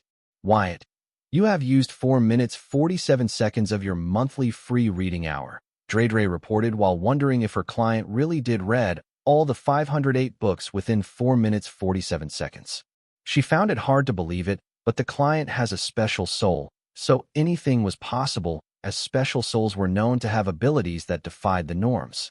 I was glad that I and my mutated consciousnesses were able to copy 508 books in under 5 minutes and added. Dre, I need books describing various races of the myriad realm. There are many books on this certain topic. Might I recommend this set of books? They were personally written by the librarian. And I promise you there was nothing the other books that you will not find in this book. It wasn't clear if Dre was promoting her boss's books or if she was really speaking the truth. Since I did not want to waste my precious free reading hour over this insignificant information that could only help me identify various races across myriad realms, I decided to go with Dredra's recommendation. Sure, I will read them. Dre joyously summoned an encyclopedia written by her master titled Myriad Realm Myriad Race Records, and said, "Your free reading hour will start once you touch the book." Myriad Realm Myriad Race Records was a set of 28 thick books recording every race, the tribes among them, each of their culture, dos, and don'ts of all the races across the Myriad Realm in detail, with exclusive illustrations. Within a minute, I and my mutated consciousness copied these records, and now I had about 54 minutes of my free reading time left. You read all of those books already? Dre questioned me curiously. Kind of. I did not bother to lie. It was not worth it, and nor did I offer the truth as it was my business and nobody else's business. Wyatt, what else can I help you with? Dre asked. With the two of my priorities for visiting the Interrealm city completed, I did not have any more reason to stay in the library. I could try to learn various advanced knowledge like realm travel, combat arts, array mastery, etc., but I, myself, did not know what I wanted to learn or should learn. So instead of wasting my precious free reading time wondering which arts or method I wanted to learn, I decided to do some research on the Interrealm network to understand what would be the best use of the remaining free reading period for me. No, this is it for now, I answered to Dre. Okay, I will walk you to the exit. Dre then used the library array to bring me back to the entrance of the library and wave me goodbye. Walking out of the library, I instructed Hive AI to process all the information we collected by copying nearly 536 books. Then I explored the copied mall map to see where I can find realm tokens. On the 46th floor, there was a big store that sold secondhand realm tokens. I planned to buy a secondhand realm token if there were any within my price range, because new realm tokens were not sold but auctioned, and my wealth was nowhere near participating in those auctions. Walking into the pawn shop on the 46th floor, as I looked around the shop, a small, green-skinned creature that very much resembled a goblin, wearing one of the finest silk clothes I had ever seen, approached me. Having processed the information I copied from the Myriad Realm race records, I knew that this creature belongs to the goblin race of the Dark Realm. The goblin race, like other dark races, has a reputation to be cruelly greedy. They won't stop at anything to satisfy their greed. The goblin race has many tribes. This particular goblin that approached me belonged to the most nefarious tribe in the goblin race, the nomadic goblin tribe. They were a free-spirited tribe that travel around the Dark Realm stealing and looting people who could not defend themselves. And they were the go-to to sell/buy stolen goods in the Dark Realm. So it was not a surprise that I would find the members of this particular tribe running a pawn shop on the 47th floor of Darius Merchant Mall of the Interrealm City. Hello. I am Alta, the owner of this humble pawn shop. How may I help you? The goblin introduced himself as Alta and as the owner of the pawn shop. I want to buy realm tokens. Are there any? I asked Alta. We do realm tokens, lots of them for attractive prices, but I cannot sell them to you, Alta said condescendingly. It came out of nowhere. His words were polite, but his tone was not something a business owner would use while talking to their customers. Various demon merchants entered the pawn shop along with me, but they were received by the staff, not the boss. I did not think there was a problem here until I heard his response. Now, seeing the condescending look in his eyes prompted me to wonder why the owner of a fancy pawn shop would make time to receive an unknown customer at the entrance. With every passing second, it was becoming clear that Alta was hostile toward me, but I don't understand why, or from where his hostility stems from. I don't even know the dude. Why? I asked, annoyed by his unwarranted hostility toward me. This is my pawn shop. Last time I checked, it meant I can do whatever the hell I wanted with it, and did not require me to answer a vermin from some unknown corner of the Myriad Realm. You know what? You are banned from my shop. Alta's response was opposite to when he welcomed me into the pawn shop. I could not determine what prompted such a drastic turn in his attitude. I did not bother to argue with Alta. Instead, turned and exited the pawnshop before he decides to make use of the inter-realm city features to throw me out to further embarrass me. As much as I wanted to bite Alta's head off for what he called me, I did not, because I did not know the consequences of doing that would be. This place was new to me. I had little idea about how things worked around here. I was no longer in Sky Blossom City, but the Inter-Realm City. This was a new field, and the enemy has been here long enough to have the home ground advantage. I had no idea why Alta's attitude toward me suddenly changed extensively. As much as I wanted to threaten him with the Demon Merchant Code's guilty appeal function, I did not, because I did not want to appear making empty threats. Since Alta dared to blatantly yell at me and claim that he would not sell his goods to me, then he must be very confident about being exonerated scot-free even if I were to decide to report him to the Devil Merchant Code, using the guilty appeal function for banning me from buying realm tokens from his pawnshop. So I controlled myself, understanding taking a few small losses so that I could win when it mattered. After I got my facts straight, it would not be too late for me to kick this condescending midget's green ass. Walking out of the pawnshop, the first thing I did was a thorough search on Alta's pawnshop to collect information about the enemy to understand who I was up against. If he did this to me, then he must have done it to others too. And I bet I will be able to find a few articles on Alta and his pawnshop. Honestly, I was pissed right now. I never thought there would come a day when I would be looked down on by a goblin. AF King Goblin. After digging through the Interrealm network, I finally was able to find a few articles that did not sing praises about Alta and his pawnshop. The articles were buried under the fake publicity of Alta about his pawnshop. These articles were all free since they were mostly about the victims venting their anger about what they experienced in the pawnshop. Turns out there were indeed reasons why Alta greeted me warmly at first, but then turned his face hearing I wanted to buy a realm token, and both of them were related to me being a demon merchant not from the Dark Realm. All the people who wrote an article about him were also demon merchants from various realms, but the Dark Realm, and had experienced something similar to me. The reason why Alta greeted me warmly when I entered the pawnshop was that he thought I was there to pawn something of value in his pawnshop. And once he knew that I was not there to pawn stuff, but buy a realm token, it did not take him a second to show his true self to me.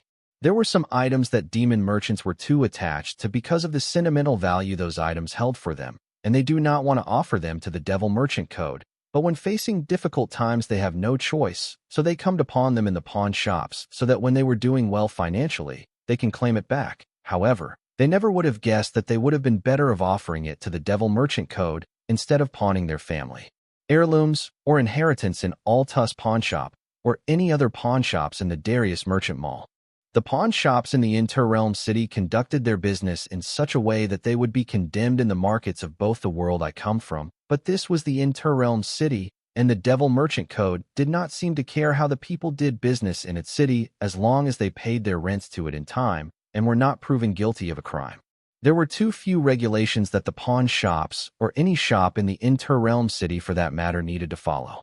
As long as they were overpricing and manipulating the market, everything else seemed pretty much a fair game. The Devil Merchant Code seems to hate losing money, so it doesn't like when it makes little profit over certain goods than the other demon merchant. That was why overpricing goods was taboo, but bidding wars and auctions was fair game. The Devil Merchant Code hated being manipulated, especially when the demon merchants try to manipulate the market so that the price of certain goods skyrockets and other goods falls to the ground.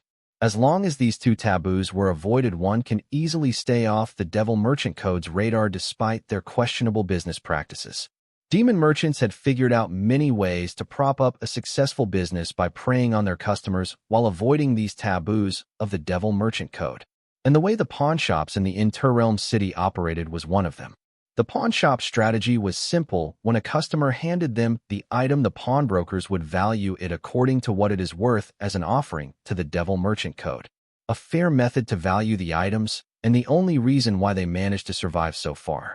What followed next was nothing short of predatory lending. They would only pawn the item for 40% to 60% of its value, which carried a high fee, high interest rate, unnecessary penalties, and other such aggressive credit terms. One delayed or missed payment was all it took for the demon merchants to lose their pawned items. This way, the pawnbroker would not only buy the item for a cheap price, but also made profits with the high interest rate, late fees, and other unnecessary penalties. It did not matter to them that the customer had paid more interest and penalties than the valuation of the item they pawned. The only way they could get out of this nightmare was to let go of their ownership of the item they pawned before their debt outgrows the value of the item. Or else they would not only lose the item they pawned, but also be on the hook for the remaining debt. Soon they will charge high interest rates for the debt, along with late fees and other penalties. This would usually not work in the native realms of the demon merchant, but here the devil merchant would make sure the demon merchant pays everything they owe the pawnbroker, even if the demon merchant had to use this soul and body as collateral or just sell it. These guys were worse than the credit card companies and loan sharks because at least they enticed them with a desirable loan amount while taking a certain risk. However, pawnbrokers did not take any form of risk in these transactions. Instead, they had the strongest goon in all the myriad realms, the devil merchant code. The only reason the demon merchants went to the pawnbrokers in the inter-realm city in the first place was that they felt with the presence of the devil merchant code they would not be taken advantage of as they would have been in their native realm. But that was their biggest mistake. If they miss a single payment, then the very thing that they trusted to have their back will become the gun pointed to their foreheads and will be forced to pay the pawnbrokers even if it cost them their life. No wonder Alta was so f-king happy to see me enter his pawn shop. I felt a chill on my back going through the predatory business model practiced by the pawn shops, and the worst of all was that the devil merchant code, one of the most powerful beings in all the myriad realms, would act as a goon for the predators. This wasn't just a problem for the demon merchants not native to the dark realm, but all the new demon merchants regardless of what realm they belonged to. The worst thing was that I could not use the guilty appeal function to report Altal for banning me from his show without any proper reason. Because in Inter-Realm City, the shop owners have the right to choose their customer and sell their product to anyone they want as long as they are not overpricing it. I should have guessed that this would be the case when I learned that the Inter-Realm City shops had a feature that allowed shopkeepers to keep the customers that could not afford their products from entering their shops. The Devil Code seems to hold the interest of demon merchants paying hefty rents over the others. It was not surprising that it was biased toward whoever paid it more.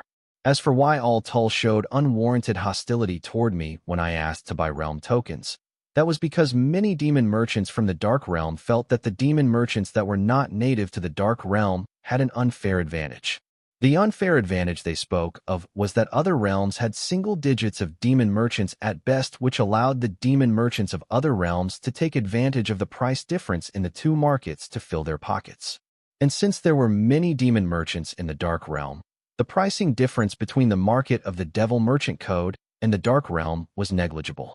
The demon merchants from the Dark Realm did not seem to notice other unfair advantages that they had over the minority. Instead, they were jealous of the only good thing the demon merchants not native to the Dark Realm had going for them. Yes, that was what the majority claimed and why they were pissed at the minority. Because of this, demon merchants like Altul were hostile toward demon merchants that were not native to the Dark Realm, making it difficult for newbie demon merchants to pursue promising careers as demon merchants. I guess this was one of the monsters that unchecked capitalism breeds. For now, I did not see a way to get back at Alta for his actions. However, I wasn't prepared to leave here without getting what I want. The problem was none of the pawn shops in the Darius Merchant Mall would sell a realm token to a demon merchant who was not a native of the Dark Realm. I had a way around this problem, but I hate that I have to resort to it. I could use the Myriad Devil Body card's Myriad Devil Transformation skill to morph my spiritual body to look like one of the dark races from the Dark Realm.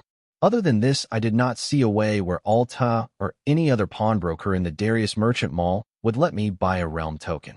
Now that I decided to use the Myriad Devil Transformation skill, the question was what dark race I morph into. I decided to morph into a dark race that was on good terms with the Merchant Goblin tribe. This was hard because the Merchant Goblin tribe was not an honest race. They were a bunch of thieves and shady merchants. With that thought, only one dark race came to my mind that had a very good relationship with the Merchant Goblin tribe, the Swamp Ogre tribe of the Ogre race. The Ogre race was one lazy race, and the Swamp Ogre tribe was the laziest of them all. Except for hunting, they spent the rest of their time soaking in the swamp mud. They were blessed with insane strength, but they had no ambition or motivation. So as a tribe, They did not have any notable achievements except for the fact that they used to loot nearby weak tribes along with the merchant goblin tribe to make easy money. And the greedy merchant goblin tribe loved them as a partner in crime, as they did not charge much for their services. Walking to a corner, I instantly morphed my spiritual body into a 4-foot-tall, gray-skinned, fat swamp ogre, and morphed my spiritual clothes into the fanciest ethnic wear of the ogre race. Then I head back toward Alta's pawnshop. Walking into the pawnshop this time, I was not greeted by Alta, but by another pawnbroker from his tribe. "Welcome, honored guest. I am Bulta. How may I be of service to you today? I heard that your pawnshop has a good collection of realm tokens. I want to buy one." I spoke using the dark tongue with the accent of the swamp ogre tribe. Hearing me, Bulta's eyes shined. "Sure, honored guest, this way."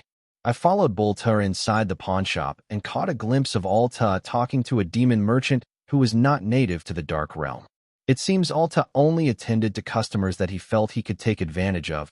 That was mostly the demon merchants not native to the dark realm.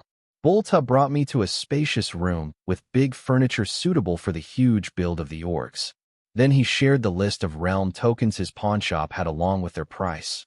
"Honored guest, please go through the list and ask me if you have any concerns." I was without words going through the list of realm tokens and their price. Even the cheapest one was worth more than my entire net worth. But the real problem was that there were no details about the realms these realm tokens belonged to, which meant that there was no way for me to justify the prices of the realm tokens put forward by the pawnshop. This may be my first time purchasing a realm token, but the articles I read were clear that the biggest scam the newbie demon merchants fell for was related to the realm tokens. I knew that right now Bulta was trying to scam me with the list of realm tokens and their prices he shared with me. I now understand why he brought me to a private room instead of taking me to where the realm tokens were placed. The one advantage of buying the realm tokens was that you know what you were getting into because it would have its manufacturing date and time on it. Not to mention whoever created the realm tokens would mention the resources and local forces that one could expect to find in that realm.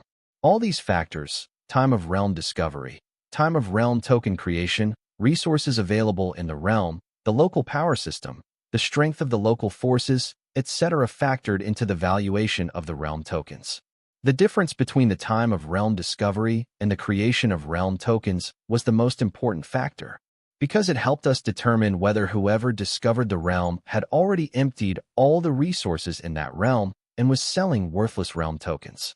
What's the use of buying the realm token if all of its resources were already plundered? Realm tokens belonging to such realms were worthless. Next came the nature, numbers, and strength of the realm's native forces. If they were stronger than me, even if the realm was filled with various resources, I could do nothing about it until I take care of the local forces.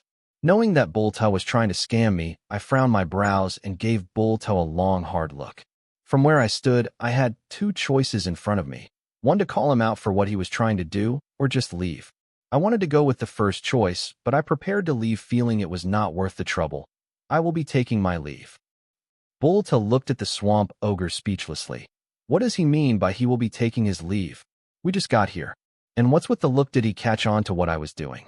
Or does he want me to reduce the prices? Over my dead body. Scamming people is not easy.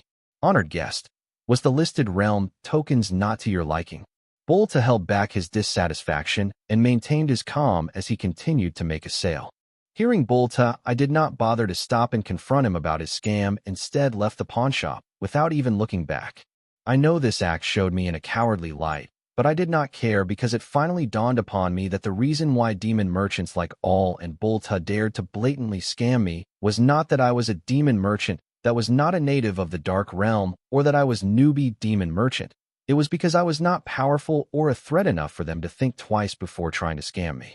The only way I can be powerful in the inter-realm city was, if it was not obvious enough, by being rich. Here your personal power levels did not matter, as with enough money you can get one of the myriad realm's most powerful beings, Devil Merchant Code, to act as your thug. Only when you have enough net worth to gain Devil Merchant Code's attention will be considered a threat by the demon merchants in the inter-realm city. Let's face the facts, if I want to buy a pawned realm token of a resource-filled realm with weak natives, it will cost me my entire net worth. But I would not buy realm tokens if it meant emptying all the fortune I have gathered. So, there was no point in spending another second in the pawn shop. If I bargained and haggled with Bolta, I can get a realm token of some backward realm whose total resources were drained for a small fortune. That was my plan when I first entered the pawn shop, but later it dawned on me that it was not worth wasting my money over. Instead, I could use that money as seed money to prop up my own business in the Interrealm City. And I knew just the right business for me. As for the Ta merchant goblin tribe, I will settle my score at a later date. Walking out of the pawn shop, I directly headed to the Infinity Library on the ground floor of the mall. Entering the library, I was immediately greeted by Dre, my library guide. Wyatt, welcome back. I did not expect you to be back so early. What can I help you with? I need every book available on various intermediate soul energy and rule power gathering and distribution arrays. Also the books on how to cultivate phantom sword mushrooms. I report the books I needed Dre to locate for me. And yes, these books had more to do with the business I was planning on. Got it. I have shared the list with your Demon Merchant Codex. Select the books you want and share the list with me so I can make the arrangements. In less than a breath, Dre made a list of books that meet my requirement and shared it with me. Thanks. Thanking Dre, I began to go through the list of books that she shared with me. There were about 2,470 books that meet all three of my requirements. 2,070 were on intermediate soul energy and rule power gathering and distribution arrays, and the remaining 400 were on how to cultivate phantom sword mushrooms. Dre looked curiously at the boy as he seriously went through the list of books she shared with him because none of the other clients she attended to ever thanked her for her service, but this one did, and she felt appreciated it. This was a new feeling for her. Dre, take me to the study room. I ordered Dre after sharing the list of the books that I wanted to read with her. This time, I did not shorten the number of books by a lot, because since I was planning to start a business using this knowledge, I thought it would be best if I had everything these books had to offer, so I only removed the books that were duplicates of the other books, but in different language bring the number of the books down to 2017. About 1,650 books on array formation and 367 on how to cultivate phantom sword mushrooms. Soon Dre used the library's array to teleport me to the study room. You know the rules, your free reading time starts as soon as you touch one of the books. Looking at the neatly arranged 2017 books on the bookshelves, I split my spiritual body into 4 and ordered, Dre, get me 4 tranquility drinks. I know tranquility drink was not cheap. 4 of them cost 8,000 low-tier soul jades, but it was worth it because they helped me copy the books faster. Compared to every minute I save in my monthly free book reading period, 8,000 low-tier soul jades were worth nothing. Dre instantly summoned 4 tranquility drinks. After drinking them page by page, cover to cover, I and my 3 mutated consciousnesses copied each of the 2017 books on the bookshelves in under 4 minutes. With this, I was left with about 50 minutes of my monthly free book reading period. Dre paused my free reading period. Let's save it for later. Got it. Dre immediately paused the counter and then asked, is there anything else I can help you with? Walk me to the exit. I said, knowing Dre would walk me to the exit anyway. Thank you, Dre. I thanked Dre for her splendid customer service walking out of the library, and then following the crowd exiting the Darius Merchant Mall, I came to the street in front of the mall. Next, I planned to use the Demon Merchant Codex to rent a warehouse or land. Warehouse preferably, since I wanted to set up my business there, but let's see if I can afford to rent a warehouse or land in Sector DS0909. Otherwise, I will move to one of the sectors recommended to me by the Interrealm City and set up my business there.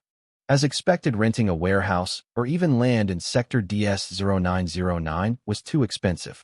Adding other costs of using the Interrealm network and considering the nature of the business I planned to create, the sky-high rents were not worth it, making Sector DS0909 an unsuitable place for my startup, leaving me with no choice but to consider starting my business in some other sector. I was thinking I should move to one of the sectors recommended to me by the Interrealm City, but then I wondered why not go to a sector where a day was equal to an hour or 2 in the card world. This way I could take advantage of the time difference between the 2 realms. This was in line with my business too. Thinking of this after a lot of searching, I found Sector NS7878. A month in this sector was a day and a quarter in the card realm, meaning an hour in the card realm was equal to a day in the Sector NS7878. Dear Demon Merchant, 24 hours spent in the sector NS 7878 is an hour spent in your native realm. However, the inter-realm network service access time spent will be charged according to the charges of the sector's sharing time zone with your native realm, but not the sector NS 7878. Note, the time zones of these sectors are not the same as the time zone of the Demon Merchant's native realm. Demon Merchant will have to offer extra offerings for the difference in the time zones if required. Yes, I affirmed my understanding that even though one day here was just an hour in the card world, I still had to pay 1,000 low-tier soul jades to spend one day here. It was way better than spending 10,000 low-tier soul jades to spend a day in the sector DS0909.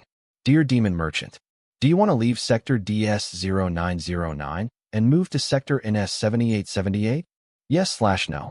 Note, you can move to any sector at your convenience as long as you offer extra offerings for the difference in the time zones if required.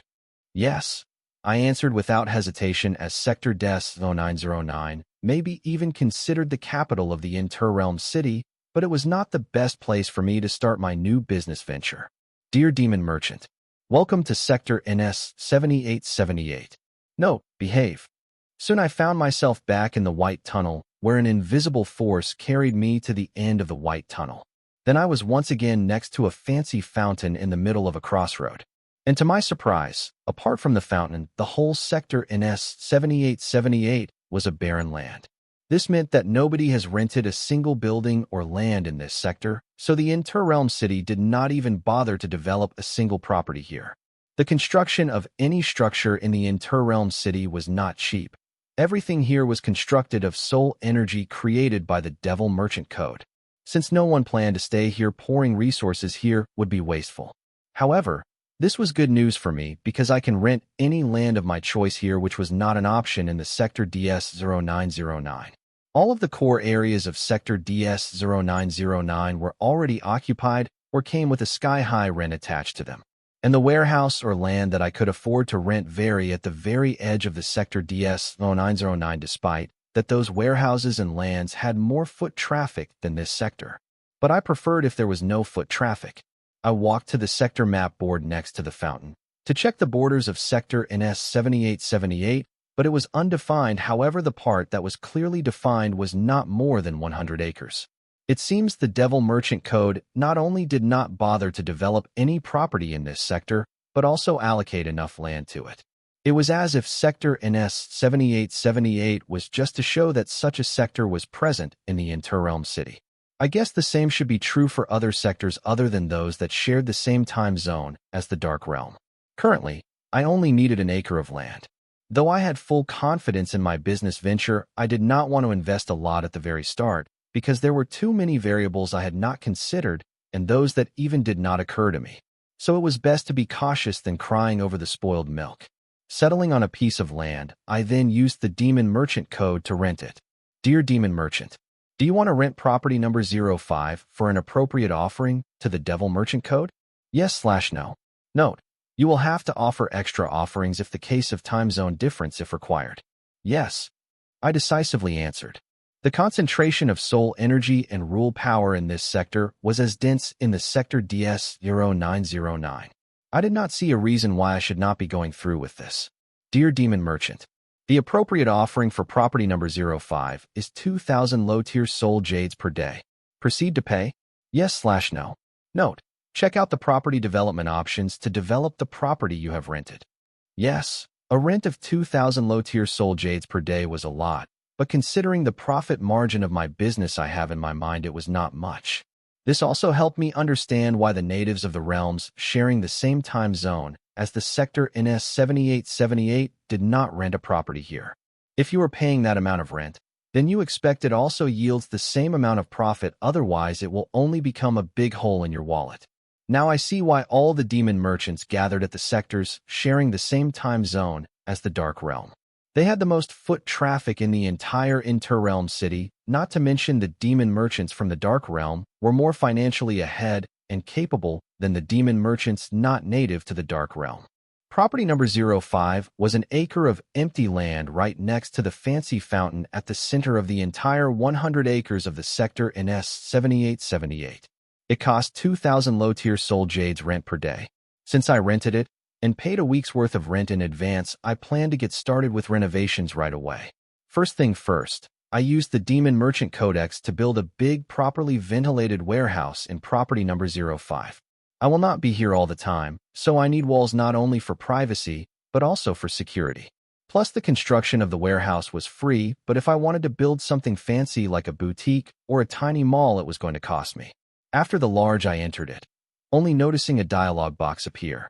Dear Demon Merchant, select the nature of your property. Private, exclusive entry only to Demon Merchant renting it. Public, open for all Demon Merchants. Commercial, exclusive entry only for the customers specified by the Demon Merchant renting it. Note, each selection comes with varying options with appropriate offerings to be offered to the Devil Merchant Code. Private, I set the nature of the property based on my preference, and looking at the spacious, empty warehouse, I nodded in satisfaction. This was enough for a small-scale operation of the business plan I had in my mind. Hive AI, how far has the development of modified soul energy gathering array formation come? After leaving the library, I specifically instructed Hive AI to use all the information we had collected on the soul energy gathering array and the information on dungeon core formation to create an optimum version of the soul energy gathering array formation specifically created to meet all the requirements of the business I had in mind. Rendering complete. Great. With available data, Hive AI was able to come up with 3 separate soul energy gathering array formations that meet my requirements. After running several simulations, she optimized these array formations so that each one of them would give maximum efficiency. All that was left for me was to decide to name each of the array formations. Soul Energy Nectar Array Formation. Soul Energy Milk Array Formation. Soul Energy Wine Array Formation. The use of the Soul Energy Gathering Array Formation was to gather soul energy in the surroundings and increase the concentration of the soul energy within the array formation. But if these exceptional soul energy gathering arrays were to be used in soul energy-rich area, like the inter-realm city, the soul energy in the array will start to condensate and start to form visible vapors and clouds of soul energy within the array formation. Now that was fascinating, but not enough to harvest the soul energy like planned. Yes, my big plan was to harvest soul energy within the inter-realm city. Would the Devil Merchant Code have a problem with that? Many demon merchants practice soul energy and comprehend rule power in their respective sectors. Seeing how the Devil Merchant Code has not reacted to that, what I was doing was also similar, so there should not be a problem. Not to mention, I was paying rent a heft rent to the Devil Merchant Code. This was where the data I had about dungeon core formation came into the picture. I planned to use this data to modify the soul energy gathering array formation such that it would gather concentrated pure soul energy in liquid form. The soul energy that could be orally consumed was worth a lot more in the card world market than soul jades. I planned to harvest soul energy in liquid form here in Sector NS7878 and then sell it in the card world. First of all, soul energy and rule power-related products were not worth much in the inter-realm city and the dark realm, because these both had environments rich in soul power and rule energy. But that was not true for the card world, not to mention a few environments rich in soul power and rule energy that the card world had were occupied by powerful organizations. Truth be told, despite the monopoly over it wasn't enough for them to sustain their organizations, leading to fierce competition between the organizations. So I had no doubt that all 3 products, Soul Energy Nectar, Soul Energy Milk, and Soul Energy Wine, would immediately become in-demand products when introduced in the card world market. These 3 edible soul energy products were the same with the same effects, but of different flavors like the carbonated drinks back on Earth. The advantage of using liquid soul energy products over soul jades for cultivating active soul control percentage was that a card apprentice would can a lot of concentrated and pure soul energy into his system during the cultivation of the active soul energy. Whereas when using soul jades, the card apprentice will have to first extract soul energy from the soul jades, then inhale it into their system, and then use it to excite their active soul control percentage. And once the card apprentice was able to make some progress using this, he would then refine the soul energy he had gathered in his system to make it purer. Not to forget the energy lost during the extraction of soul energy from the soul jade, and inhaling it into the card apprentice's system. Using soul jades for cultivation was a tedious and inefficient method compared to using liquid soul energy products. With liquid soul energy products, the card apprentice can directly skip the process of refining soul energy to make it purer. As the liquid soul energy was the liquid form of concentrated pure soul energy, which could be directly introduced into the system of the card apprentice, keeping the soul energy loss to a minimum, making this method of exciting active soul control percentage more efficient than one where it involved using soul jades. Now the question was how much liquid soul energy these 3 soul energy gathering array formations could gather in a day. I already had an estimate that Hive AI had calculated by running various simulations, but I did not plan to hold my breath on it, as there were always a few discrepancies in theoretical and practical results. With help of Devil Merchant Code Shop renovation feature, I divided the warehouse into 3 sections, and then I used it to create soul constructs of materials I needed to set up 3 pseudo-natural soul energy gathering array formations. Pseudo-natural array formation was the reason why I made a stop at the library before coming here. With the data I already had in array mastery, the creation of an efficient soul energy gathering array formation was not a problem, but I did not want to create a normal soul energy gathering formation. I wanted to create a pseudo-natural array formation for which the data was not enough, hence I visited the library. Pseudo-natural array formations were totally different from standard array formations. The reason was that pseudo-natural array formations were self-sufficient, making them easy to maintain, and they did not require an energy source, especially in environments rich in soul energy. This was why I preferred to arrange the 3 soul energy gathering array formations as pseudo-natural array formations instead of normal array formations. With pseudo-natural array formation, I did not have to periodically visit to check on and maintain the 3 soul energy gathering array formations. Instead, I could visit them when I was free just to collect the edible liquid spirit energy they have gathered. This saves me a lot of time and manpower, especially considering that the time in this sector passes 24 times faster than in the card realm, which meant if I choose to set up these 3 soul energy gathering array formations as normal array formations instead of the pseudo-natural array formations, I would have to stop everything I am doing in the card world every couple hours and visit the sector NS 7878 to check on the array formations and give them daily or weekly maintenance, which would be a hassle. So even if I had to use a few minutes of my library's monthly free reading hour, I did not hesitate to, as in a long term I stood to gain more. Within a few hours, I had set up each of the 3 pseudo-natural soul energy gathering array formations in their respective sections of the warehouse. Now all I had to do was wait for the 3 pseudo-natural array formations to work their magic. However, this wait was going to be long, as according to the simulation conducted by the Hive AI, each array formation will require an hour to gather about 10 milliliters of the liquid soul energy. This was just a rough estimate. It may take longer. In this soul energy-rich environment, it took a pseudo-natural array formation so long just to gather 10 milliliters of liquid soul energy, so it was not a surprise that the liquid soul energy was scarce in the card world. After checking on the 3 array formations a few times, I decided to leave and head to a sector sharing the time zone and rule powers with Card World, the recommended sectors by the Interrealm network, to set up my other business over there. Dear Demon Merchant, do you want to leave Sector NS 7878 and move to Sector ES0012? Yes/no. Note: you are entering a recommended sector, so standard offering practice will be followed. Yes. Dear Demon Merchant, using Spirit Transfer Array to travel from Sector NS 7878 to Sector ES0012. Note: Spirit Transfer Array takes the Demon Merchant's spiritual body that has entered it and transfers them to the Interrealm City. Dear Demon Merchant, welcome to Sector ES0012. Note: behave. Once again being carried out of the white tunnel by an invisible force, I appeared next to a fountain. I looked around Sector ES0012 from where I stood. It was no different than Sector NS 7878. It was also a barren land without a single property or any sign of development. Shaking my head, I walked around the fountain to look at the Sector ES0012's map board, but stopped in my tracks, seeing a small red figure curled up on the ground next to it and sleeping soundly. After taking a clear look at the sleeping red-skinned creature, I was astonished, as it was the same red-clad dwarf I came across in Sector DS-0909. What the FCK was it doing here? Thanks to the myriad realm race record this time, I exactly knew which race and realm it belonged to. Its race was called Redfoot, and it hailed from a realm called Red Alps.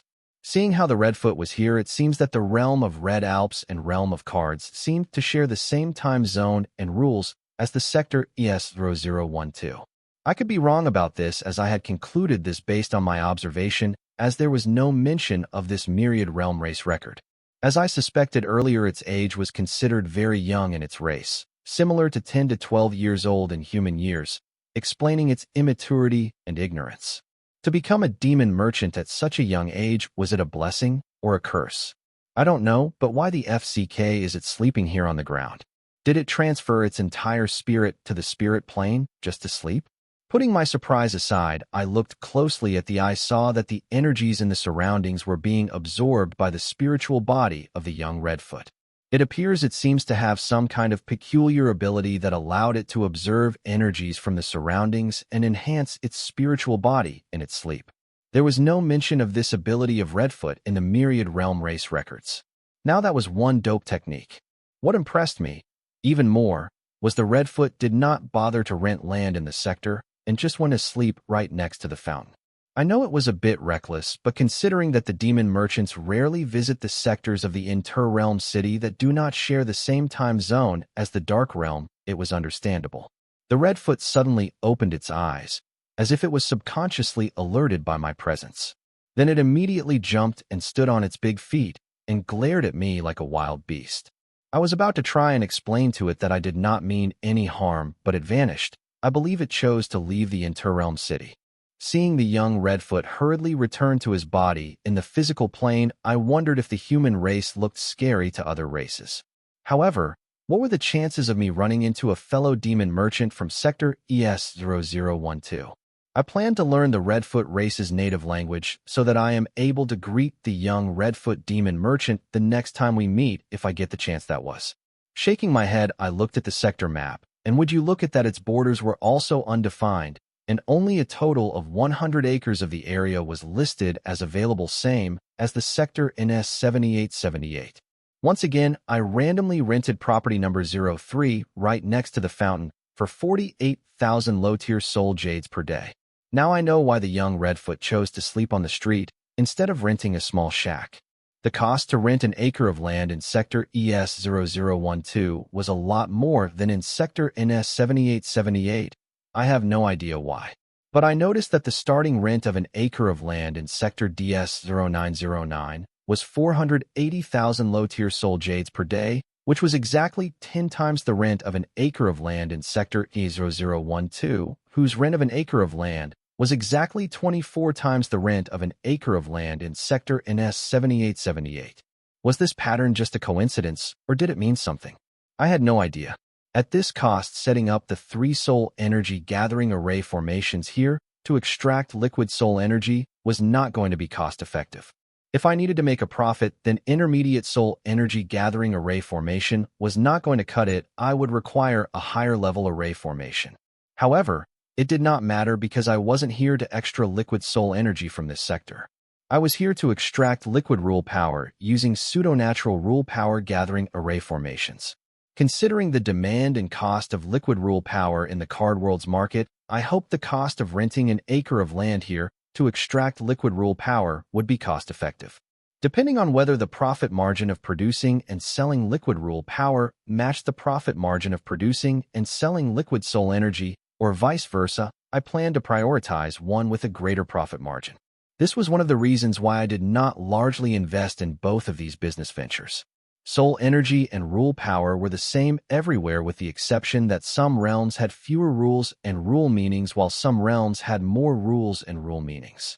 And I could not help but feel that this somehow was the reason behind the difference in the cost of renting a property in various sectors. Moving on, I used the Demon Merchant Codex to get the Devil Merchant Code to construct a big, properly ventilated warehouse.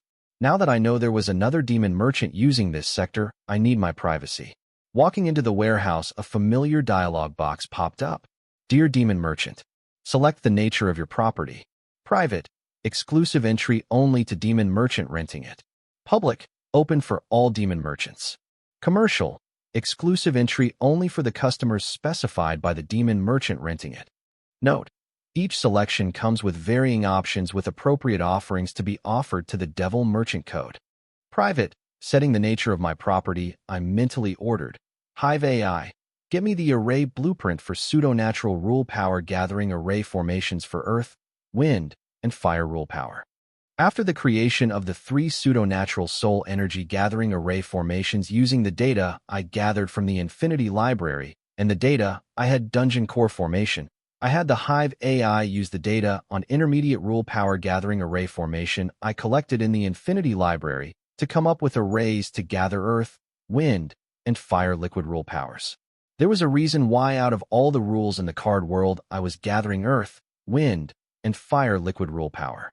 It was that these 3 rules were commonly comprehended by card apprentices with an ego gem of any synchronization rate. Among all the rules in the card worlds, earth, wind, fire, and water rules were easily accessible to all card apprentices regardless of their ego gem synchronization rate. Since I can only build 3 intermediate array formations within an acre of land, I made an executive decision to choose earth, wind, and fire. Rule power-related natural resources was very scarce in the card world. All known rule power-rich environments were occupied and regulated by the central government, royal families, nobles of the central capital, top 10 universities, sects, and other organizations. Rule power-rich environments were scarce, but it was even more difficult to find natural resources related to rule power. Therefore, whenever natural resources related to rule power were discovered, it led to a struggle between these powerful organizations so that they can monopolize the resources for themselves. Such monopolistic behavior had led to the price of rule power-related resources skyrocketing in the card world's market. That was why I did not think twice before spending nearly 2.5 kilograms of phantom sword wood to rent an acre of land to produce liquid rule power. If everything goes accordingly and gets similar results to the simulations conducted by Hive AI, then I will be making millions of soul jades with very little investment and effort. However, I did hear rumors coming that the way beyond had many rule power-rich environments developed by supreme beings. Seeing how the Blood Debt's dungeon seal had turned into a holy place to comprehend blood rule with her presence, I felt that these rumors held merit to them. This was one of the reasons why many powerful card apprentices volunteered to guard way beyond. They did not seem to mind risking their lives to get their hands on scarce resources. I did not know how to feel when numerous people were risking their lives to get the resource I could manufacture in tons with near to no effort and a little investment. It took me early 2 hours to set up a single pseudo-natural rule power gathering array formation. This array was a lot more complicated and harder to set up than the soul energy gathering array formations. I spent more than 6 hours within sector ES0012 setting up all 3 of the array formations and checking up on them twice to make sure I did not miss anything. Now I had to wait a few hours or a day to see if they were able to manufacture as much liquid rule power as estimated by Hive AI. Because only then can these rule power gathering arrays would be capable of bringing me the same amount of profit in a single day that the soul energy gathering arrays would bring in 24 days. If not, I would rather stop investing in the rule power gathering array and prioritize the soul power gathering arrays. Since there was still time for me to conclude the results of arrays set in this sector, I decided to head back to sector NS7878 and check how much liquid soul energy each of the arrays had collected. I have spent more than 6 hours in sector ES0012, then 6 days must have passed in sector NS7878. So I was long forward to how much liquid soul energy was collected by the 3 arrays. Answering all the dialogue boxes, I was carried by an invisible force through a white tunnel before arriving next to a familiar fountain. As always, sector NS7878 was empty. I directly head into the warehouse and began to determine if the 3 soul energy gathering array formations were still working without any hitch, and then checked how much liquid soul energy each of them had collected within them. All 3 of the pseudo-natural soul energy gathering array were working fine with any supervision. They were in the same condition as the time I set them up. I was wise to choose pseudo-natural array formations. They were self-sufficient and did not require skilled labor to supervise them. As for the liquid soul energy collected by each of the soul energy gathering array formations. Soul energy nectar, 1,440 milliliters. Soul energy milk, 1,440 milliliters. Soul energy wine minus 1,440 milliliters. Total liquid soul energy, 4,320 milliliters. The results were within the predictions of Hive AI's simulations. Each array seems to have produced 10 milliliters of liquid soul energy per hour, adding up to 240 milliliters of liquid soul energy per day, collecting a total of 1,440 milliliters of liquid soul energy within 6 days. This meant that within 24 days, each array would gather 5,760 milliliters of liquid soul energy. Combined, they would be producing about 17,280 milliliters of liquid soul energy. That was about 4.5 gallons of liquid soul energy per 24 hours of Card World. Now that was a lot of liquid soul energy. The rent of an acre of land was 2,000 low-tier soul jades per day, which were about 48,000 low-tier soul jades for 24 days. So the manufacturing cost of 4.5 gallons of liquid soul energy added up to 48,000 low-tier soul jades. As for the market value of 4.5 gallons of liquid soul energy, 10 milliliters of liquid soul energy was worth 100 low-tier soul jades. So 17,280 milliliters of liquid soul jades would cost about 172,800 low-tier soul jades, which brings my profit margin to 124,800 low-tier soul jades. Being able to earn 124,800 low-tier soul jades in 24 hours of Card World without doing any labor. This yield was just from an acre of sector in S7878. What if I were to make use of the entire 100 acres or expand the sector to use 1,000 acres? I would be able to produce nearly 100 million low-tier soul jades worth of liquid soul energy within 24 hours of Card World. Now that is what I called printing money. After doing the calculations, I was pumped and even planned to start renting all the land I can in sector in S7878 and prop as many soul energy gathering arrays as possible. However, I did not act on that idea. Since Hive AI's simulation results were right about the soul energy gathering array, then it would be right about the rule power gathering array too, and according to its results, setting up more rule power gathering arrays in sector E0012 would give me more profits. I planned to prioritize only one of the two energy gathering array formations because I did not plan to invest a lot of money in either of them. But seeing how promising these projects were, I decided to invest the profit earned from either of them within them to further develop these projects into large-scale operations. If these two projects were promising, they do not need me to invest a lot in either of them. This way, I did not need to choose between two projects or invest a lot in them.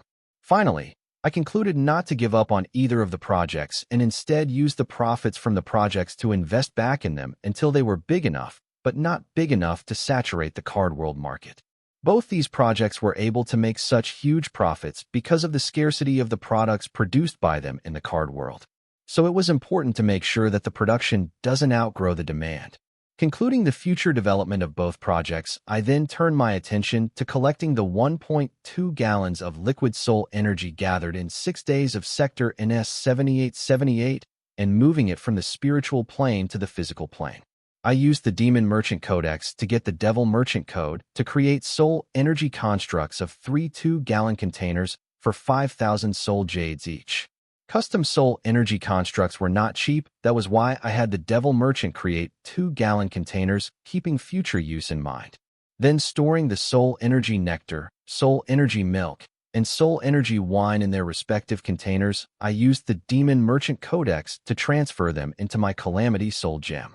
Then I decided to use the Devil Merchant Code to create a few soul energy constructs of various weapons. It was expensive, but I wanted to check if they could be sold in the Card World after I turned them into item cards. A soul energy construct was a construct purely made of soul energy that exists only spiritually, but not physically. They do not have soul pathways like everything else in the physical plane. They were just masses of energy. They exist, but never feel them physically. However, that was not the case spiritually. This was why I had the containers containing liquid soul energy transferred to my Calamity Soul Gem and not my physical body. Now imagine owning a weapon that can directly attack the enemy's spirituality without the enemy detecting it. I felt that weapons made of soul energy constructs can make an incredible hidden weapon that can silence any target without leaving behind any trail. I got excited just imagining using the soul energy construct to directly attack the enemy's ego gem and taking them out before they know what hit them. I have not heard of these kinds of weapons in the card world, but so I did not know their market value. However, I bet on them being incredibly rare and expensive, therefore did not hesitate to get the Devil Merchant to create a few weapon-type soul energy constructs, despite them costing me a fortune. Now I was really starting to understand the points made by the demon merchants from the Dark Realm. Seeing how the demon merchants that were not native to the Dark Realm could easily make a killing by using the various features of the Devil Merchant code and the pricing difference in the two markets. No wonder the demon merchants native to the Dark Realm jointly discriminated against the other demon merchants. It hasn't been that long since I got introduced to Demon Merchant Codex and Devil Merchant Code, but I had already figured out a few different ways to make millions of soul jades. I don't see why the demon merchants that were not native to the Dark Realm complained about the Devil Merchant Code being unfair and monopolized by demon merchants native to the Dark Realm. Now that was insensitive on my part.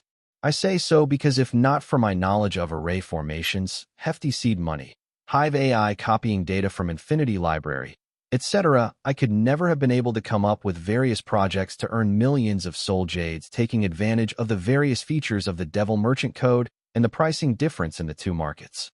I was not narcissistic and did not think that I was the first one to come up with the idea to farm liquid soul energy and rule power from the Interrealm City. I bet many demon merchants from the Dark Realm had already thought of that and have been doing that for ages. This led to the supply of the liquid soul energy and rule power in the Dark Realm's market outgrowing the demand for the liquid soul energy and rule power in the Dark Realm's market, causing the price of the liquid soul energy and rule power to decrease to record low, totally eliminating the price difference of liquid soul energy and rule power in the Devil Merchant market and the Dark Realm market. When they could no longer make insanely high profits, or even a minimum profit, many demon merchants native to the Dark Realm stopped farming liquid soul energy and rule power in the Interrealm City. With this, the supply and demand of liquid soul energy and rule power in the Dark Realm's market were balanced.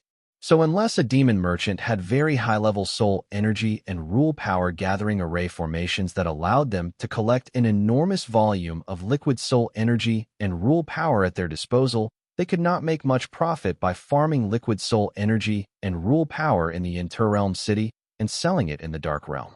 I would be a fool to think that since the creation of the Devil Merchant Code's Interrealm City, none of the demon and devil merchants ever thought of using energy-gathering array formations to harvest liquid soul energy and rule power and sell them in their native realm, taking advantage of the pricing difference in the two markets. Many should have thought of that, but only a few should have been able to achieve it because gathering the initial seed money and all the knowledge required for creating efficient energy-gathering array formations was not something everyone had. Just to gather either of these two things would take anyone years of hard work and accumulation. I was able to overcome all that thanks to my Hive AI and financial conditions. Otherwise, I too, like the young Redfoot, would have no choice but to sit next to the fountain in the sector ES0012 to train my spirituality and comprehend rules, hoping that things would change once I got stronger. Using the Demon Merchant Codex to transfer the weapon-type soul energy constructs that I had the Devil Merchant Code create to my Calamity Soul Gem, I decided to leave the Interrealm City planning to return to Sector ES0012 after a day has passed in Card World to check on the pseudo-natural rule power gathering array formations and observe how much liquid rule power all three of the array formations had collected. It was time I returned to my physical body because my work here in the Interrealm City was done for now. Soon I found myself back in the White Tunnel and then felt an invisible force carry me out of the tunnel. When I opened my eyes, I saw my grimoire hovering in front of me and that my spiritual body had returned to my physical body. I was back in the physical plane in the Bloodrock Cave Gate Dungeon, Bloodette's Dungeon Seal. I checked the time only to learn that I had spent nearly 18 hours in the Interrealm City. However, I only felt like only spent 9 to 10 hours in the Interrealm City, as most of my spent was spent setting up the 6 energy-gathering array formations, and while the time I spent in Sector DS0909 was the less compared to the other 2 sectors, apparently, I spent the most time there, because of the time difference. The flow of time in Sector DS-0909 was 10 times the flow of time in the card world. With my spiritual body returning to my physical body, I continued to go through the demon merchant page in my grimoire to conduct an inter-realm network search. Now that the energy-gathering projects have been set up, my next step was to set up the Phantom Sword Mushroom Farming Project. This one going to cost me a lot, but the benefits it brought outweighed all the work, investment, and effort required to bring this project to fruition. As I said, this project was going to require a lot of capital and manpower, which was why I was on the inter-realm network searching to buy Phantom Sword spawns and an affordable space item. Neither of these two items was cheap.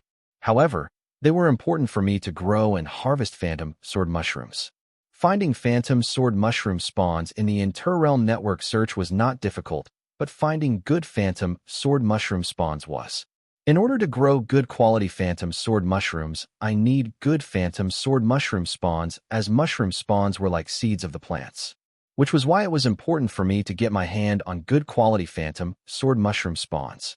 This was starting to seem impossible, because all the posts on the inter-realm network search regarding Phantom Sword mushroom spawns turned out to be either a scam or ripoff. What's the use of planting seeds that won't germinate?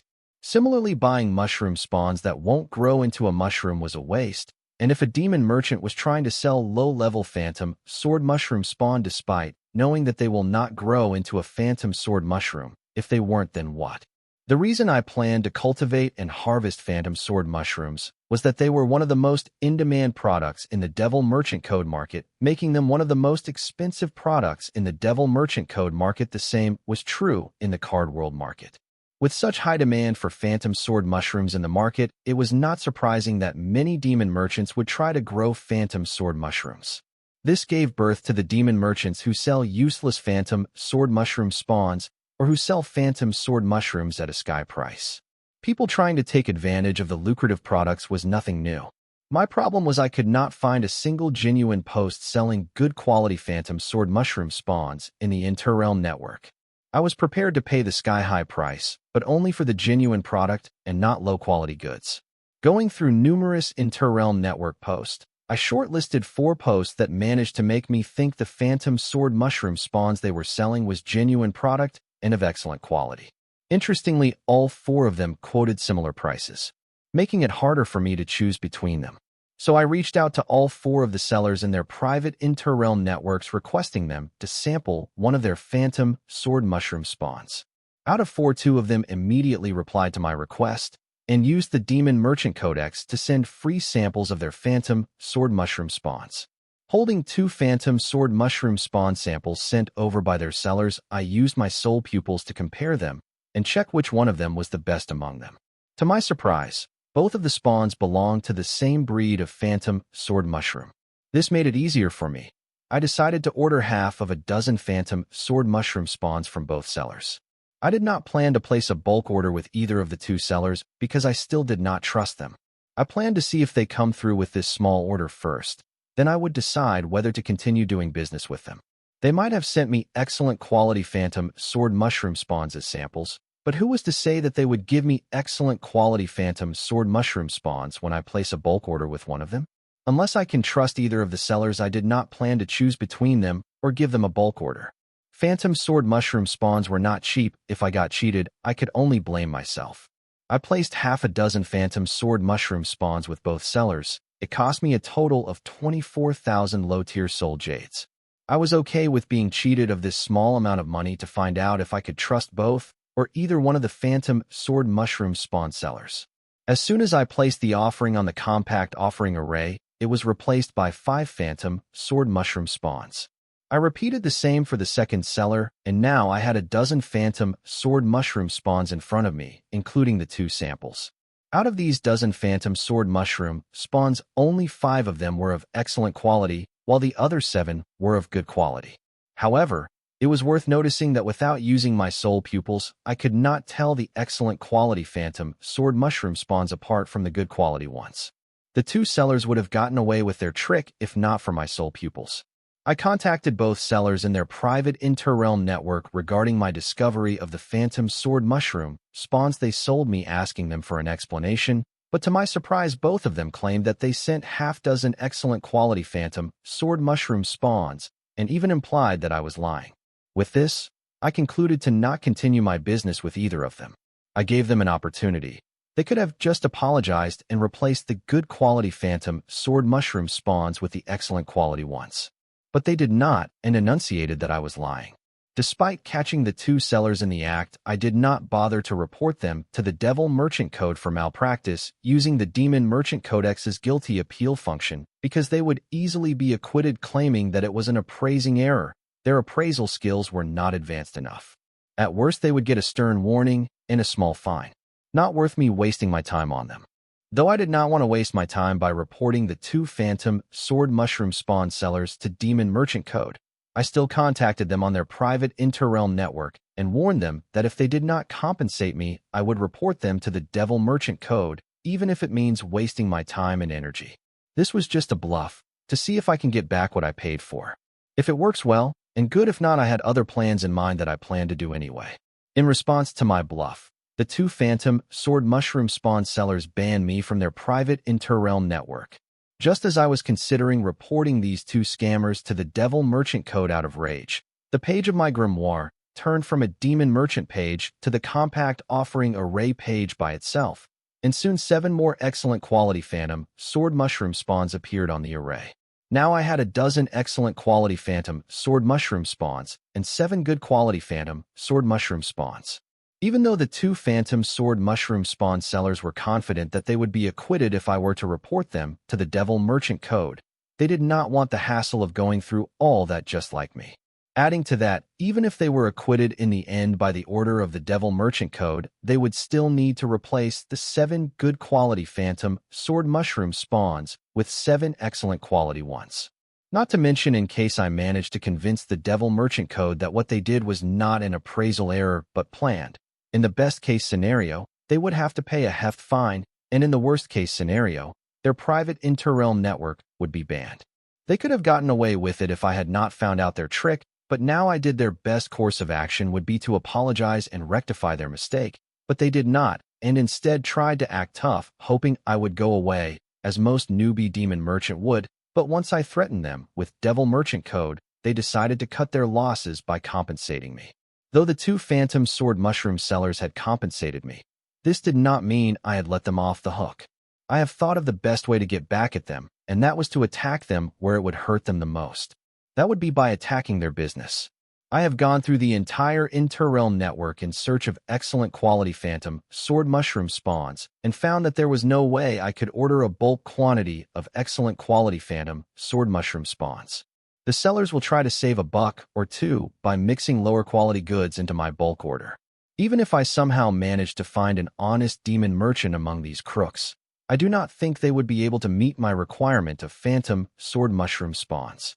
Based on Hive AI's calculation, I need nearly 1 million phantom sword mushroom spawns to completely use the stock of phantom sword wood in my inventory.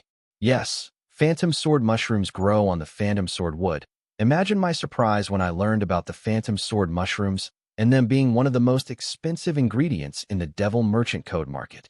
I had enough stock of phantom sword wood to grow phantom sword mushrooms, but I did not have the knowledge of how to grow and harvest phantom sword mushrooms necessary to mass-produce phantom sword mushrooms.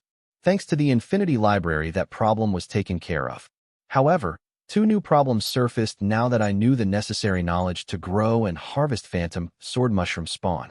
They were none other than the phantom sword mushroom spawns and an ideal location to grow phantom sword mushrooms. That was why I was scouring the interrealm network in search of an honest phantom sword mushroom spawn seller and a storage item. Now that I had a dozen excellent quality phantom sword mushroom spawns, I planned to use them to grow my own excellent quality phantom sword mushroom spawns. This way I will not only manage to get the excellent phantom sword mushroom spawns I need to grow phantom sword mushrooms, but also get back at the 2 phantom sword mushroom spawn sellers who almost scammed me earlier. However, that would not be possible shortly because it will take nearly 2 to 3 weeks to cultivate excellent quality phantom sword mushroom spawns. This was the reason why I did not plan to grow my own phantom sword mushroom spawns and instead tried to buy them on the interrealm network. If my calculations were correct, I will need nearly half a year to grow the amount of phantom sword mushroom spawns for my personal use. As for selling phantom sword mushroom spawns on the Interrealm network, that would only be possible after I had met my requirements. Planning and lying in wait for half a year just to get back at the 2 phantom sword mushroom spawn sellers over 7 good quality phantom sword mushroom spawns. I never thought I would be this vindictive. Well, everyone needs to have a hobby, right?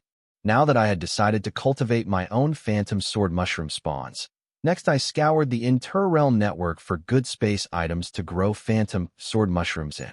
Why a space item instead of land? That was because I was not strong enough to guard the phantom sword mushrooms I planned to grow until they reached maturity. I planned to start a large-scale phantom sword mushroom plantation for which I needed a lot of land with the appropriate temperature, humidity, etc. to grow phantom sword mushrooms. However, both phantom sword wood and phantom sword mushrooms were scarce and expensive ingredients in the card world. When word got out about there being large-scale phantom sword mushroom plantations, then it will attract the attention of greedy people. To fight against them, I would have to partner with the Southern Royal Family, or Jill. However, if I partner with them, then I will have to explain where I am selling the large number of phantom sword mushrooms that we grew, which could risk revealing my secret about being a demon merchant to them. So to avoid all this hassle, I decided to buy a space item and start a large-scale phantom sword mushroom plantation in it. My search on the Interrealm network turned up a lot of storage space items, but they were all extremely expensive. The price of the storage space item of the size I wanted was way beyond my budget. In light of this, I realized that I would not be able to purchase a storage space item over the Interrealm network. I may have to continue my search on the card world market better, yet I could just create one myself.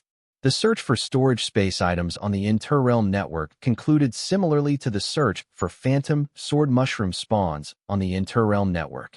That was, me creating the excellent quality mushroom spawns and large-scale storage space items I needed. But the Interrealm network search was not entirely fruitless. I managed to get my hands on a dozen excellent quality mushroom spawns, and also many concepts for a large-size storage space item. These will help me a lot in growing my own batch of excellent quality mushroom spawns and creating my own deep storage space item. Now that I had decided to create a deep storage space item, I extended my Interrealm search to space stones and other space-related ingredients which I could use in the creation of a deep storage space item. Fortunately, was able to find many rare-grade space-related ingredients within my budget. Now the question was which one of them I should be choosing. That would depend on the type of deep storage space item I planned to create. Thanks to my Interrealm search on deep storage space items, I had come across various concepts of deep storage space items across myriad realms. And I had taken fancy to 3 deep storage space items of all the items I had seen so far. The first one was a painting of a rainforest. Inside the painting was another miniature world, a world of the rainforest. One could physically enter it and live there or do as they pleased, such as growing honey bees, wood cutting, farming the land, or creating a phantom sword mushroom plantation. All in all, it was similar to a gate dungeon with exception of monsters trying to kill whoever enters it. This was a good concept I could see using such a deep storage space item card to cultivate and harvest phantom sword mushrooms. The second deep storage space item I liked was a mirror-type item that had an ability called Mirror World, a small world in the reflection of the mirror. This small world was empty. I would have to introduce soul energy, air, soil, water, etc. into it if I planned to use it to cultivate and harvest phantom sword mushrooms in it. This deep storage space item stood out for me because I had total control over the small world inside the mirror, even over minute things like the moisture and temperature in it. The last one was the bottle-type deep storage space item. This bottle could miniaturize anything and store them within it. For example, tall buildings, acres of land, mountain ranges, rivers, a small world, etc. The most attractive part about this item was that the user could enter the bottle physically to explore whatever was stored in it without any restrictions. One would think that would not be possible for an item such as this, but they made it possible. While all 3 concepts of the deep storage space item were excellent, I decided not to choose any one of them.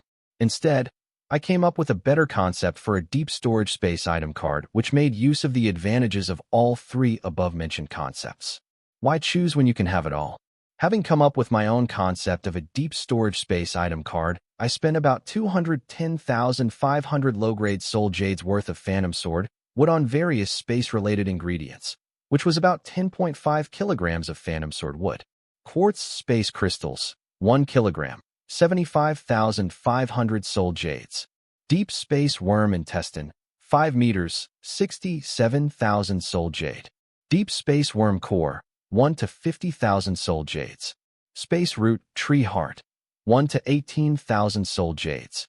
It might look like I spent a lot on a few rare grade ingredients, but had it been in the card world market, first off, I would not be able to find them because of the various regulations of the authorities.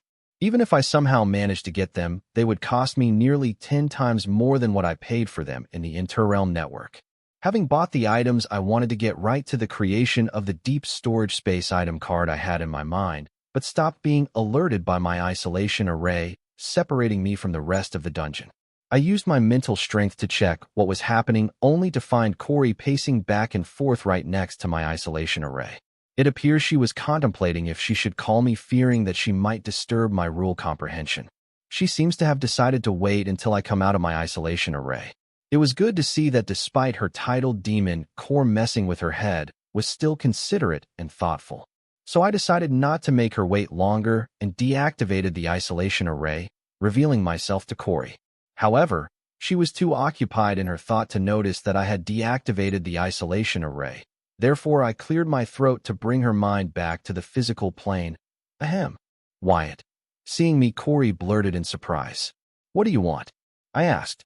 Courtney said you have blood rule pills made by Bloodette that will help with comprehension of blood rule. Can I borrow some? Corey asked shyly. This surprised me because Corey would rather die than ask for favors from me. Was it Corey Park who put her up to this? Well, she did help me learn the dark language, and since both of them were my employees, I decided to give Corey a few blood rule pills as an employee benefit. Sure, why not?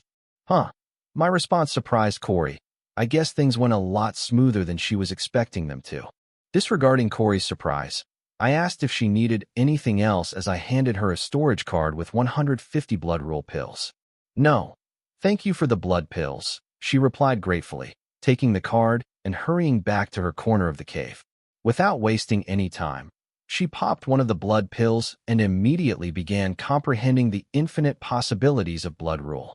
Observing Corey's eagerness to return to her study of blood rule after she had reluctantly asked me for help, I realized that she must have made significant strides in her mastery of the blood rule. It was apparent to me that she had encountered a bottleneck in her comprehension of blood rule at a crucial juncture, which prompted her to seek my assistance. I couldn't think of any other reason why Corey, who was usually fiercely against me, would have forced herself to ask for my help. I couldn't help but wonder if Corey had achieved an advanced level of blood rule mastery and reached the bifurcation point in her studies of blood rule. I was curious about which meaning of blood rule she would ultimately end up choosing. Perhaps she would come up with something new and useful, something that my Calamity daughter Gems and I had not yet comprehended. Now that would be something to look forward to. Given the opportunity, I was keen on learning about the representation of millions of blood rule meaning at the bifurcation point. Unfortunately, it seemed unlikely that I could obtain such knowledge with my current level of strength. Perhaps if I were to become as powerful as the Devil Merchant Code, it would be feasible. Alternatively, I could seek the Devil Merchant Code's assistance, but I feared that the information might be worth more than I could imagine. Activating the isolation array, I once again returned to the Interrealm network search in search of other ingredients required for the deep storage space item card I wanted to create. I couldn't help but feel pleased that I was a demon merchant at this moment. Otherwise, I would have had to go back to the warehouse and order items from the Adventure Guild Mall like an average mortal. It saved me a lot of trouble. In addition, I had doubts about finding the necessary ingredients I required for the creation of my deep storage space item card in the Sky Blossom City Market. And even if I did manage to find them, I was uncertain whether they could fulfill my bulk order requirements. B rank, rare grade, magnetite core, 100 PCS, 5,000 soul jades. A rank, rare grade, firmament stones, 100 PCS, 60,000 soul jades. C rank, uncommon grade, void stone, 10 kilograms, 56,000 soul jades. B rank, rare grade, void steel, 10 kilograms, 178,000 soul jades. To acquire the additional ingredients necessary for creating my deep storage space item card, I ended up spending 299,000 low-tier soul jades, equivalent to about 14.9 kilograms of phantom sword wood. The only reason the cost was significantly higher than what I anticipated was that while I searched for the ingredients I need for the creation of the card in the Interrealm network, the search results showed the ingredients I was searching for along with the superior alternatives for them. Knowing that there were better alternatives, I could not just settle for subpar ingredients for my card and thus ended up with a hefty bill. However, the end result was worth the extra expense, and I remained satisfied as long as I achieved what I had envisioned. After obtaining the necessary ingredients, I carefully went through the blueprint that I and Hive AI created for the deep storage space item card that I intended to create. I planned to create a card version of the augmented and virtual sandbox that was used in the simulation software and games back on Earth. A real-life sandbox was the concept I had envisioned for my deep storage space item card. Within the sandbox, I would be like a god with control over everything in it, with the exception of time. Unfortunately, I couldn't find the necessary ingredients within my budget to achieve time control, but I was determined to make the best of what I had. The best part about the sandbox card was that it would allow me to make Hive AI and my 3 mutant consciousnesses temporary administrators of the sandbox, giving them complete authority over the phantom sword mushroom plantation that I intended to establish within it. With this feature, I wouldn't have to allocate any of my precious time to oversee the growth of the phantom sword mushroom, which would be incredibly convenient and time-saving. The thought of carrying a massive phantom sword mushroom plantation in my grimoire was surreal. This was for the best. It would save me a lot of external troubles that I would be facing if I had chosen to establish this phantom sword mushroom plantation in the Sky Blossom City, or in the Southern Royal Palace, or in Jill's lab instead of a deep storage space item. This was why I felt the 509,500 low-tier soul jades worth of phantom sword would spent on this card was well spent. The sandbox card I was creating would not only come hand in farming phantom sword mushrooms, but also become the base for my moving lab, just like the one Jill had. With this card, camping in the dungeon or disconnecting myself from the rest of the world for research or the creation of cards would become more fun. I was really looking forward to this card, imagining its various applications. Having bought all the required ingredients and decided on the vision for the card now, it was time for me to begin the creation of the sandbox card I had envisioned, a world where I had complete control over everything. As I began the card creation process, I meticulously followed the blueprint, ensuring that every detail was precise. It was a long and tedious process, but I was determined to make it perfect. Seconds turned into minutes, and minutes turned into hours as I worked tirelessly on the card. Each time I encountered a roadblock, I pushed through it, determined to make my vision a reality. I placed the common core that I had with me on the card creation page and added 100 pieces of B rank, rare grade, magnetite core. Then, I started the card creation process by transferring the soul pathways of all the 100 magnetite cores into the common core. These magnetite cores belong to the B rank monster magnetite golem, which had the gravity manipulation ability. With the 100 magnetite cores, I laid the groundwork for something similar to gravity for the miniature world inside the sandbox that I was going to create. After that, I transferred the soul pathways of 100 pieces of A rank, rare grade, firmament stones, 10 kilograms of C rank, uncommon grade, void stone, and 10 kilograms of B rank, rare grade, void steel into the common core. These 3 space-related ingredients were extensively used to create various items with space-related skills. But when I fused them together in the ratio of 10 to 1 to 1, they formed a perfect space domain big enough to house a small world within it. Then, I transferred the soul pathways of A rank, rare grade, quartz space crystals into the common core. Quartz space crystals were typically utilized for constructing space barriers that were incredibly sturdy, capable of evenly distributing the energy of any attack on it across its body. Due to this, a tremendous amount of force and energy was needed to overcome the space barrier made by quartz space crystals. I intended to utilize this ability of the quartz space crystal to create the protective cover and the boundary of the sandbox that I was in the process of creating. Moving on, I proceeded to move the soul pathways of the 5-meter-long B-rank, rare-grade, deep space worm intestine and the B-rank, rare-grade, deep space worm core into the common core. Deep space worms do not have a separate stomach. Their intestine serves the purpose of both the stomach and intestine. Hence, the worm's intestine extends over 2/3 of its body length. The deep space worm's intestine can grind the swallowed food to break it down into usable chemicals that can be absorbed into the bloodstream. However, its most noteworthy ability was to keep the swallowed food unaffected by its body using space-based skills. I plan to utilize this ability of the deep space worm to ensure the stability of the space within the sandbox card. Lastly, I transferred the soul pathways of the A-rank, rare-grade, space root tree heart into the common core. The space root tree heart was the seed of the space root tree that is sowed and takes root in space. Until the seed starts to sprout into a sapling, nobody can determine that a space root tree heart had taken root in that space. I intended to utilize this ability of the space root tree heart to give my sandbox card the ability to stealthily hide in space by taking root in it, just like the seed of the space root tree. The next step in the card creation process was for me to arrange the soul pathways of all 8 of these rare-grade ingredients in a way that, upon morphing the common core into a card, it would successfully become the sandbox card I had envisioned. First, I used the soul pathways of the quartz space crystals to create a space barrier around the space domain that I have created by fusing the soul pathways of the firmament stones, void stone, and void steel in the 10:1 ratio.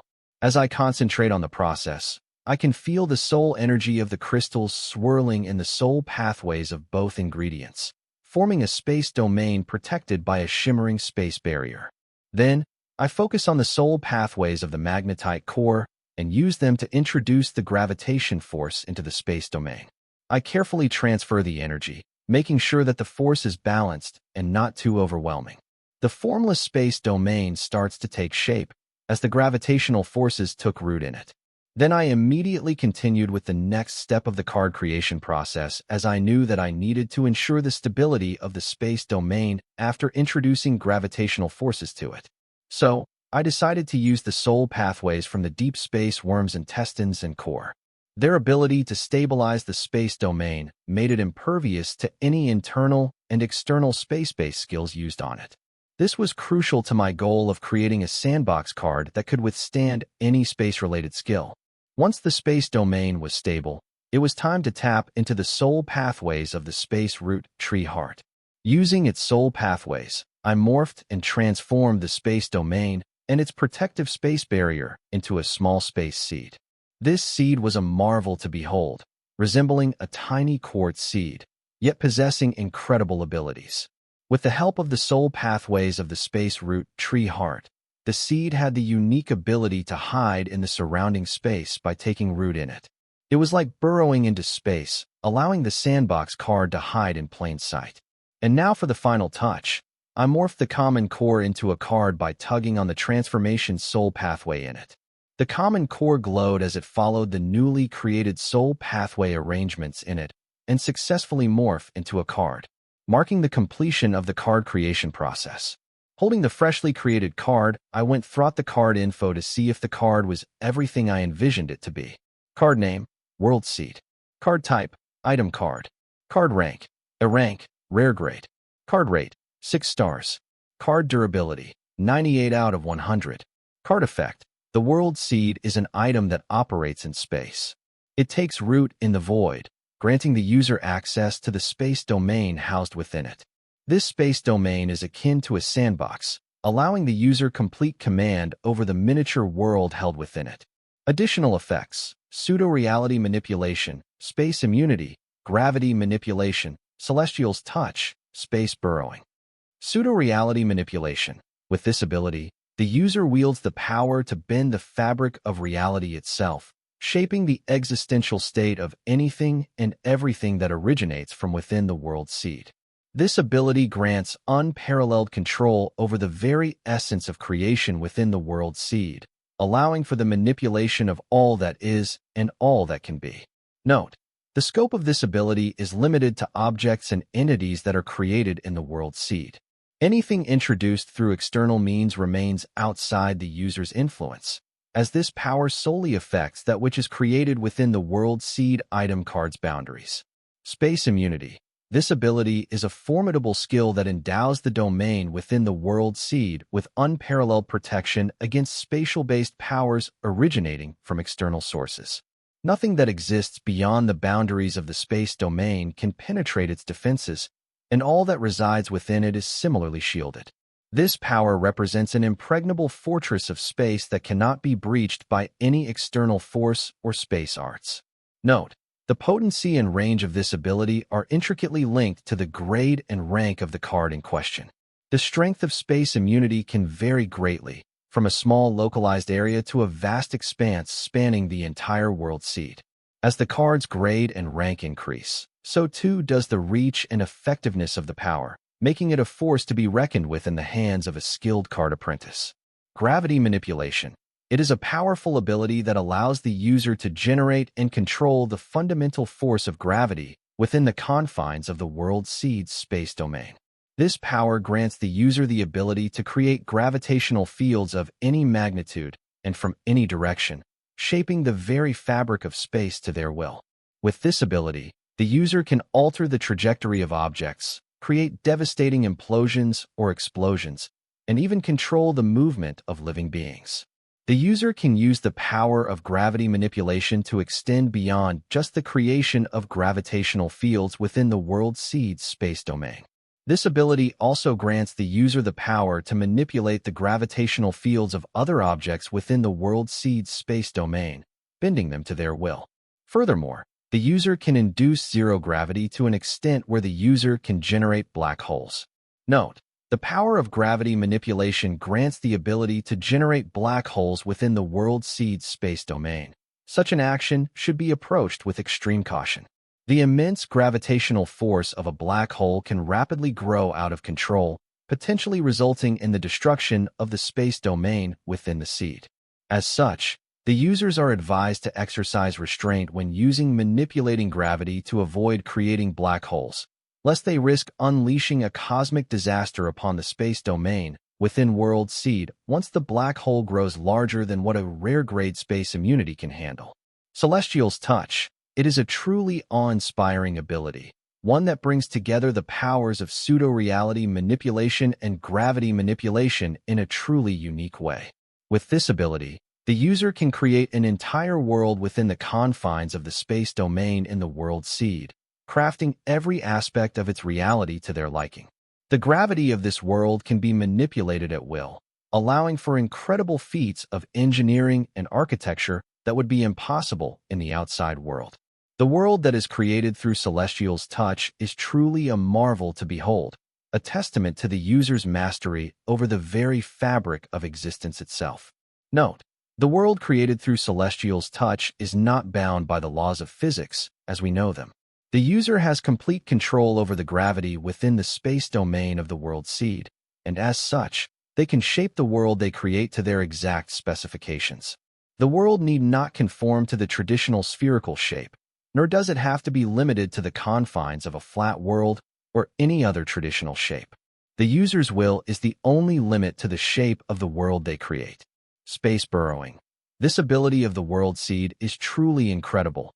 It allows the World Seed to anchor itself into the surrounding space by burrowing into it a few inches deep and extending roots into the fabric of the space. However, once it has taken root in a new location, it becomes a permanent fixture of the space, unshakable and immovable like a tree taking root in the ground. This skill serves as a stealth ability to protect the World Seed when the user enters its space domain. The user can uproot the World Seed from the space at their will. Note: the burrowed and anchored in the space World Seed is immune to space disturbance and anomalies to extent of that a rare-grade space immunity can handle. As I perused the information on the World Seed card, a sense of satisfaction washed over me. This was exactly what I had been searching for, a deep storage space item that would grant me unrivaled power and control over its storage space. Within the World Seed card's space domain, I would be an omniscient creator and destroyer, with the ability to shape the very fabric of space within it. The possibilities of this card were endless. I could create entire worlds from scratch, populated with whatever creatures or structures I desired. I could bend the laws of physics to my will, altering gravity and space itself to suit my whims. And if necessary, I could also wield the power of destruction. The perfect place for me to grow and harvest my phantom sword mushrooms.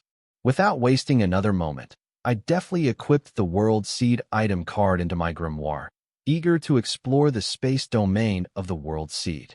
As I activated the card's power, I felt an invisible force covering my body. A sense of weightlessness overcame me, and suddenly I was no longer in the cave. In my place was a tiny quartz seed, barely visible to the naked eye. That's the World Seed. It immediately burrowed into the surrounding space without leaving any trace behind. Tunneling a few inches deep in the space, tendrils extended out of the World Seed and anchored into the fabric of the space itself. As I ventured into the space domain of the World Seed, I brimmed with excitement, eager to witness the miniature space that lay within the World Seed. Yet, entering it, I found myself drifting aimlessly in a void shrouded in all-encompassing darkness. It was as if I had been cast into the far reaches of space. At this moment, I empathized with the isolation astronauts must feel when they venture out into the unknown. But unlike the stars that offered guidance and comfort to astronauts, the World Seed's space domain offered no such solace to me, as it did not have any light source. Instead, I was alone with my thoughts, consumed by the overwhelming silence and emptiness of the dark space domain. "Let there be light," I said, and with my command, the World Seed promptly absorbed the external light and ushered it into the dark abyss of its space domain. Then, through the use of pseudo-reality manipulation, I gathered all the light, coalescing it into tiny globes that floated around the space, casting a warm glow and transforming the once dark domain into a stunning sight. It was similar to the fictional space illustrated in the Earth's science fiction movies. The space domain lacked a proper atmosphere. It did not have an oxygen supply and was void of temperature. Soon my mutant Viltronian gigamite physique approached its physical limits. My body systems were on the brink of being shut down. So immediately I commanded the World Seed to absorb air from the cave and introduce it into the space domain. Employing the World Seed's ability of pseudo-reality manipulation, I deftly contained the absorbed air to my immediate surroundings, ensuring it did not spread uncontrollably throughout the vast expanse of space. The space domain inside the World Seed was vast and felt boundless. It could easily fit 2 or 3 floating metropolitan cities in it. The combination of the rare-grade ingredients firmament stones, void stone, and void steel had worked wonders, proving that I was right to opt for the better alternative ingredients suggested by the Demon Merchant Code during the Inter-Realm Network search, even if I had to go over my budget to make it all happen. As I gazed upon the seemingly boundless expanse of the space domain, I thought to myself that the capital I had invested in its creation was a small price to pay for such a magnificent outcome. Money well spent. As I soared through the vast expanse of the space domain, using the gravity manipulation ability, my excitement at creating something new soon gave way to boredom. The applications of the World Seed were limited by the confines of the Blood Debt's dungeon seal. If the World Seed were outside, I have commanded it to absorb the rich soil and sturdy stones needed to build a flat world within the space domain. With the foundation in place, I could then begin my ambitious project of cultivating a vast plantation of phantom sword mushrooms, thriving and pulsating with life in the otherwise barren expanse of space. The thought of absorbing soil and stones from outside to create a flat world within the desolate space domain sparked a sudden inspiration within me. Without hesitation, I reached for my monster orb item card and summoned the 5 stone Viltronians it housed, as they were the key to bringing my vision to life. These stone elementals had mastered Earth rule and its respective meanings. I instruct them to utilize their rule power to conjure up vast quantities of soil and stone. I then used gravity manipulation to help the stone Viltronians shape the conjured soil and stones to form the foundation of the floating island I envisioned. Their mastery over the Earth rule was truly astounding. Once the gravity in that part of space was defined, they created the floating island there with ease as I watched in awe. As I set foot upon the floating island, Expertly crafted by the skilled hands of the stone Viltronians, my mind was already racing with plans for the future. I had created this barren expanse of the space domain as the perfect place to cultivate the finest quality phantom sword mushrooms by establishing a thriving plantation here. With a renewed sense of purpose, I decided to start laying the groundwork for my ambitious project, which was to start cultivating excellent quality phantom sword mushroom spawns. With the determination to create excellent quality phantom sword mushroom spawns, I began setting up a greenhouse array formation around the floating island. I knew that I could create the perfect environment for the mushroom spawns to thrive in this space domain by utilizing the ability of pseudo-reality manipulation. However, I also understood that I couldn't be present within the world seed for the entirety of the cultivation period to attend to every variable in the spawn production process. Therefore, I had to rely on the teachings in the books on how to cultivate phantom sword mushrooms that I read in the Infinity Library and set up the greenhouse array formation accordingly. The array had meticulous attention to detail. It ensured that every variable and change in the spawn production process was accounted for and that the mushroom spawns would receive the care and attention they needed to flourish. With this array in place, I could skip the required patience and dedication to get a bountiful harvest of excellent quality phantom sword mushroom spawns. With the array in position, my attention turned to the dozen excellent quality phantom sword mushroom spawns that I had acquired. These spawns were of the highest quality, and it was my task to use them to concoct a mushroom grain blend that would nurture a fresh batch of excellent quality phantom sword mushroom spawns. The blend that I concocted for the mushrooms was nothing but a combination of moist phantom sword wood bark and grains of phantom sword mushroom. In 2 to 3 weeks, it would grow in the finest batch of mushroom spawns. Neatly arranging the phantom sword mushroom spawn blend inside the greenhouse array. This mixture was nowhere near enough to produce the quantity of excellent quality phantom sword mushroom spawns I required to start my phantom sword mushroom plantation. However, in 2 or 3 weeks this blend would produce a few hundred dozen excellent quality phantom sword mushroom spawns which I would then employ to form a new mushroom blend, creating tens of thousands of excellent quality spawns. By replicating this cycle for 6 months, I should acquire the quantity of superior phantom sword mushroom spawns that I need to start my phantom sword mushroom plantation and a little extra to run a side business of selling phantom sword mushroom spawn in the Interrealm network. This way I could not only seek retribution against the 2 deceitful vendors who attempted to exploit me, but also earn a profit in the process. Having completed that task, I turned my attention back to the boundless expanse of the space domain, pondering how I could capitalize on it. Perhaps delving into the world of farming and breeding sought-after rare ingredients and beasts, much like my upcoming phantom sword mushroom plantation, would be a lucrative endeavor. Nonetheless, establishing a farm from scratch would be a substantial financial burden. The only reason I had decided to commence a phantom sword mushroom plantation was due to my abundant supply of phantom sword wood. Therefore, I was confident that with minimal investment at the onset, phantom sword mushroom plantation would amass a fortune in due time. There are numerous in-demand rare ingredients and monsters with expensive price tags, leaving me with an array of options to consider if I choose to establish a farm or a ranch.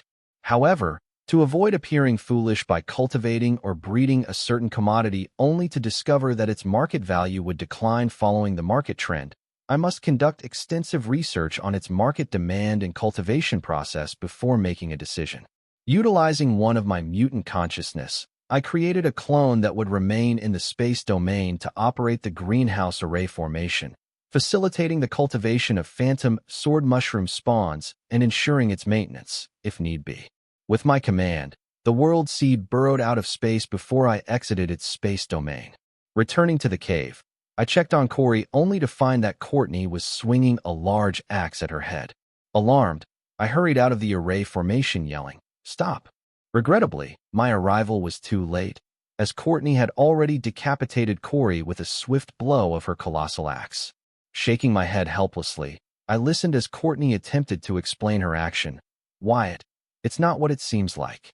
Please don't worry, Courtney. I am certain that you had good reasons for what you did. I do not judge you for killing Corey. In fact, in the last few days, I too had entertained thoughts of hacking her to pieces. You simply beat me to the punch. I reassured Courtney. With that said, I used my soul pupils to examine Corey's still warm, severed body to determine if there was any hope of reviving her. Perhaps by reattaching her head to her body or some other means, as she did possess the title of a demon core. Who knows what wonders it was capable of? Wyatt, it is not like what you think. I did not want to kill her, she forced me to, Courtney explained frantically. Courtney, you do not have to justify yourself to me. I understand that sentiment all too well, I replied in a composed manner, despite witnessing her behead Corey with an axe. Courtney appeared unsettled by my calm demeanor, regarding me with a perplexed expression that seemed to ask, what is wrong with him? Observing Courtney's befuddled expression, I directed my attention toward Corey's lifeless head and commented, stop pretending to be dead. I know that you are frail like an ant, but even an ant would not just stand still while someone attempted to decapitate them. As soon as those words left my lips, the confusion in Courtney's eyes was replaced by clarity. Streams of blood flowed from Corey's head, connecting it back to her body. Although it was gruesome to witness, it was fascinating to discover that it would take more than a mere beheading to slay Corey. In a flash, Corey regained her footing and bellowed, "Who are you calling frail?" So, which meaning of the blood rule did you comprehend? I assume it must be related to regeneration or pseudo-immortality, since you compelled Courtney to behead you, I inquired, observing Corey's head reattached to her body. As Courtney swung the axe towards Corey's neck, I couldn't help but notice how strangely still Corey remained. It was as if she was inviting the blade to slice through her neck. Most people would instinctively dodge or move out of the way, but Corey didn't even flinch. It was clear that she had chosen to not evade Courtney's attack. Given the context of our location and what Corey was doing before this, there was only one logical explanation for her behavior. It was evident that she had comprehended a blood rule related to body regeneration or partial immortality. By coercing Courtney to behead her, Corey was testing the potency of the blood rule, meaning she had recently mastered. And judging from her physical reaction, she appeared to have achieved her goal. The act of beheading oneself to test one's abilities was brutal and resolute. However, I couldn't help but feel impressed by Corey's determination to take risks and push herself beyond her limits to become stronger. The blood rule meaning I comprehend is called blood rebirth. I do not know if this blood should be categorized under regeneration or partial immortality. You tell me, saying that Corey continued to add. As long as there is blood flowing through my body, I can revive myself from any kind of fatal wound. Once my master of this blood rule, meaning reaches ultimate mastery, I can revive myself as long as there is a single drop of my blood left. Awesome, right? Corey's revelation left me in awe. Blood rebirth was a remarkable blood rule meaning that surpassed many regeneration or partial immortality related rule meanings out there. The ability to revive oneself from any fatal wound was beyond impressive, and the possibilities after achieving ultimate mastery were even more intriguing. Well, I must say I am impressed, Corey. Blood rebirth is an extraordinary blood rule, meaning that surpasses even the most advanced forms of regeneration or partial immortality. It is truly an awesome ability, I said, acknowledging Corey's achievement. I would categorize it under regeneration rather than partial immortality, as you revive by regenerating from your blood. You should not let this skill make you careless since you can still be killed if you get incinerated. But still, it's a powerful ability. You should be proud. Corey smiled and appeared pleased with my response. Thank you, Wyatt. I have been working tirelessly to master this blood rule meaning, and I am glad that my hard work has paid off, she replied. To my amazement, it only required a handful of commendatory words celebrating her accomplishment to initiate a pleasant dialogue with Corey. I guess I will keep this in mind. What about you, Wyatt? Which blood rule meaning did you comprehend? Corey asked enthusiastically.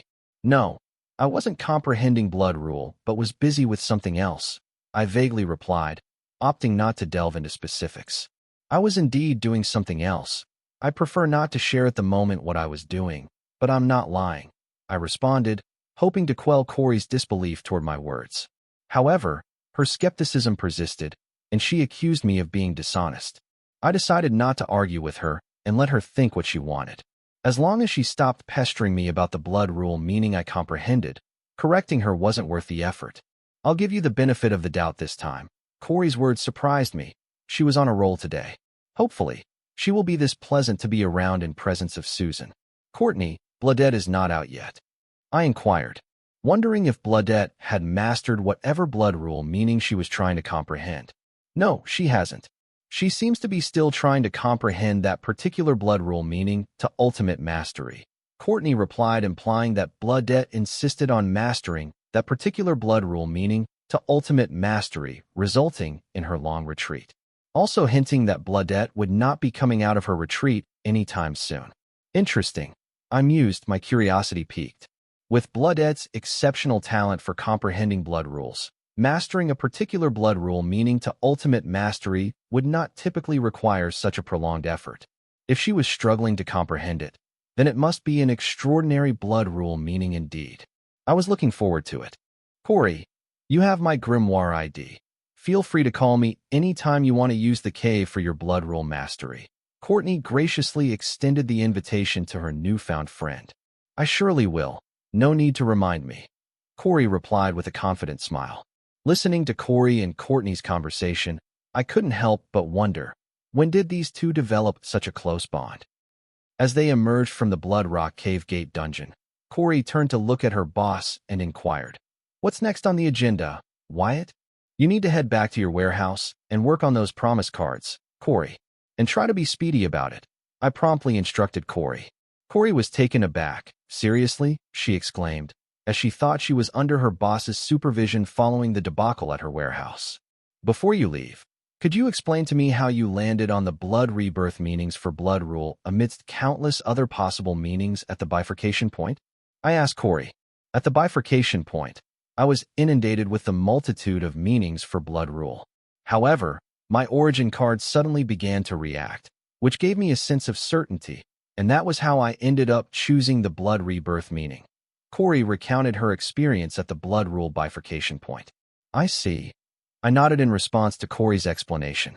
It came as no surprise to me that her origin card had influenced her choice of blood rule meaning. In fact, I had already begun to speculate on the significant role that a card apprentice's origin card played in selecting rule meanings. "Are you suggesting that my understanding of the blood rebirth meaning is due to my real-life origin card?"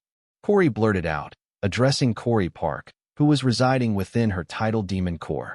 My eyebrows lifted in surprise upon hearing Corey's remark, and I couldn't help but wonder how Corey Park had arrived at that conclusion.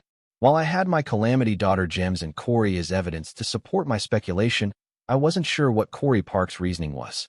Could it be that she had picked up on my reaction to Corey's story about her origin card influencing her choice of blood rule meaning and drawn her own conclusion?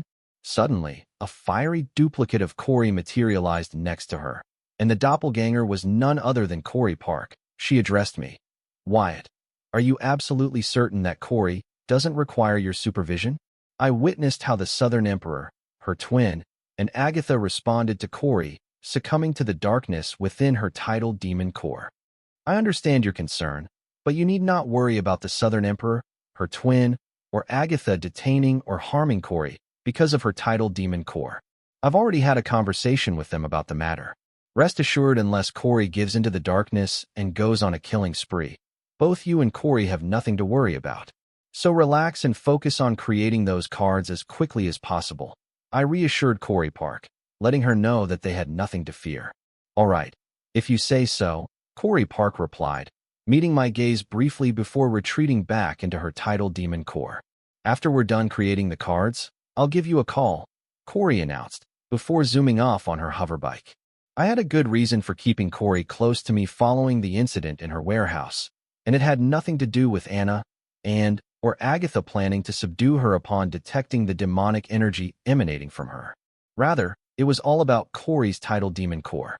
However, now that I had found a better alternative to what I was seeking in Corey's tidal demon core, I no longer had a need for her to stay by my side.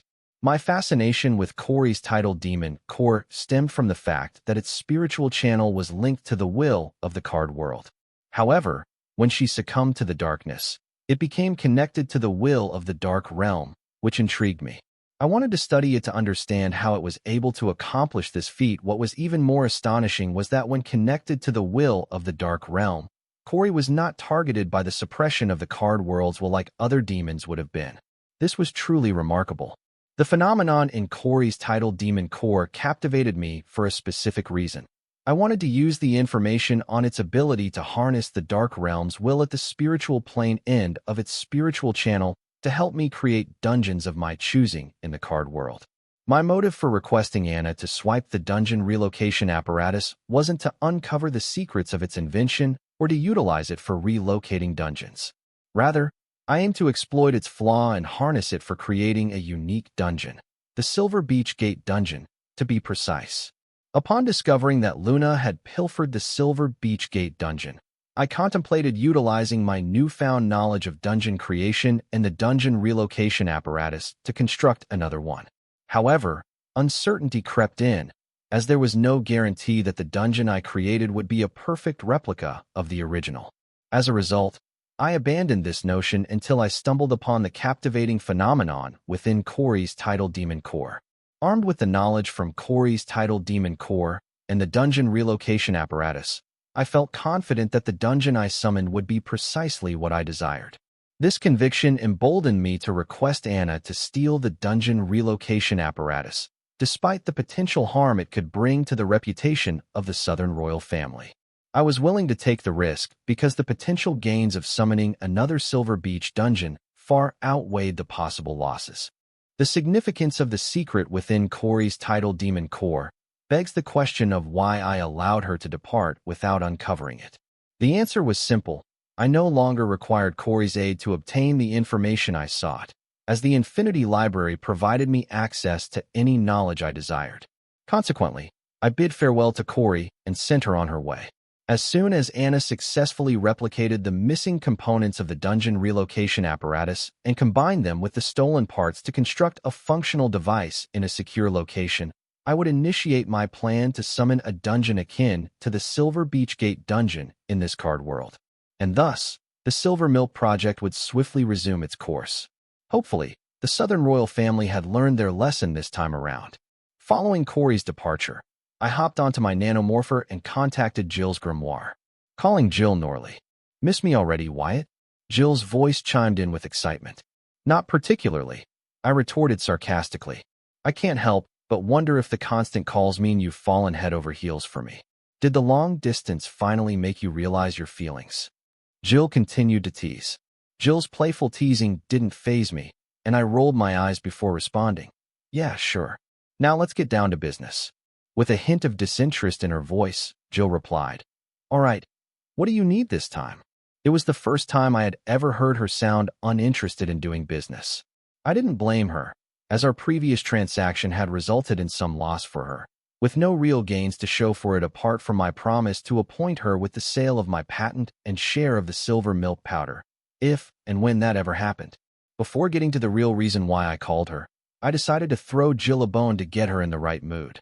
So I asked, "By the way, did you manage to sell your share of the Phantom Sword woods yet?" Jill responded, sensing that I might have a buyer in mind for her. "No, not yet. Do you have a potential buyer for me?" Little did she know, I did have a buyer myself. I planned to purchase her stock of Phantom Sword wood from her. My acquisition of Jill's stock of Phantom Sword would had two compelling reasons behind it.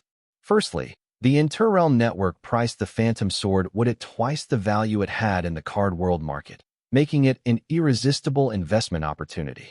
Secondly, with everything ready to establish a large-scale Phantom Sword mushroom plantation on my end, stocking up on Phantom Sword wood was the natural choice to ensure the success and long-term returns of the project. "Yes, I do," I responded to Jill. "How much Phantom Sword wood does your buyer want?" Jill asked. "All of it," I answered calmly, wondering if Jill would be open to the idea of me paying for her entire stock of Phantom Sword wood in installments. "All of it," Jill blurted in surprise, listening to me say that the buyer wanted all of her stock of Phantom Sword wood. It was understandable, as there were very few organizations in the world that would require such a large quantity of the Phantom Sword wood. "Yes, all of it," I affirmed. "Okay, so who is the buyer?" After getting confirmation from the boy, Jill probed him about the buyer for further verification. "You are speaking to him," I answered. "You? Yeah, right. Wyatt, is this your idea of a prank?" Jill rolled her eyes listening to the boy. "Jill, I am serious.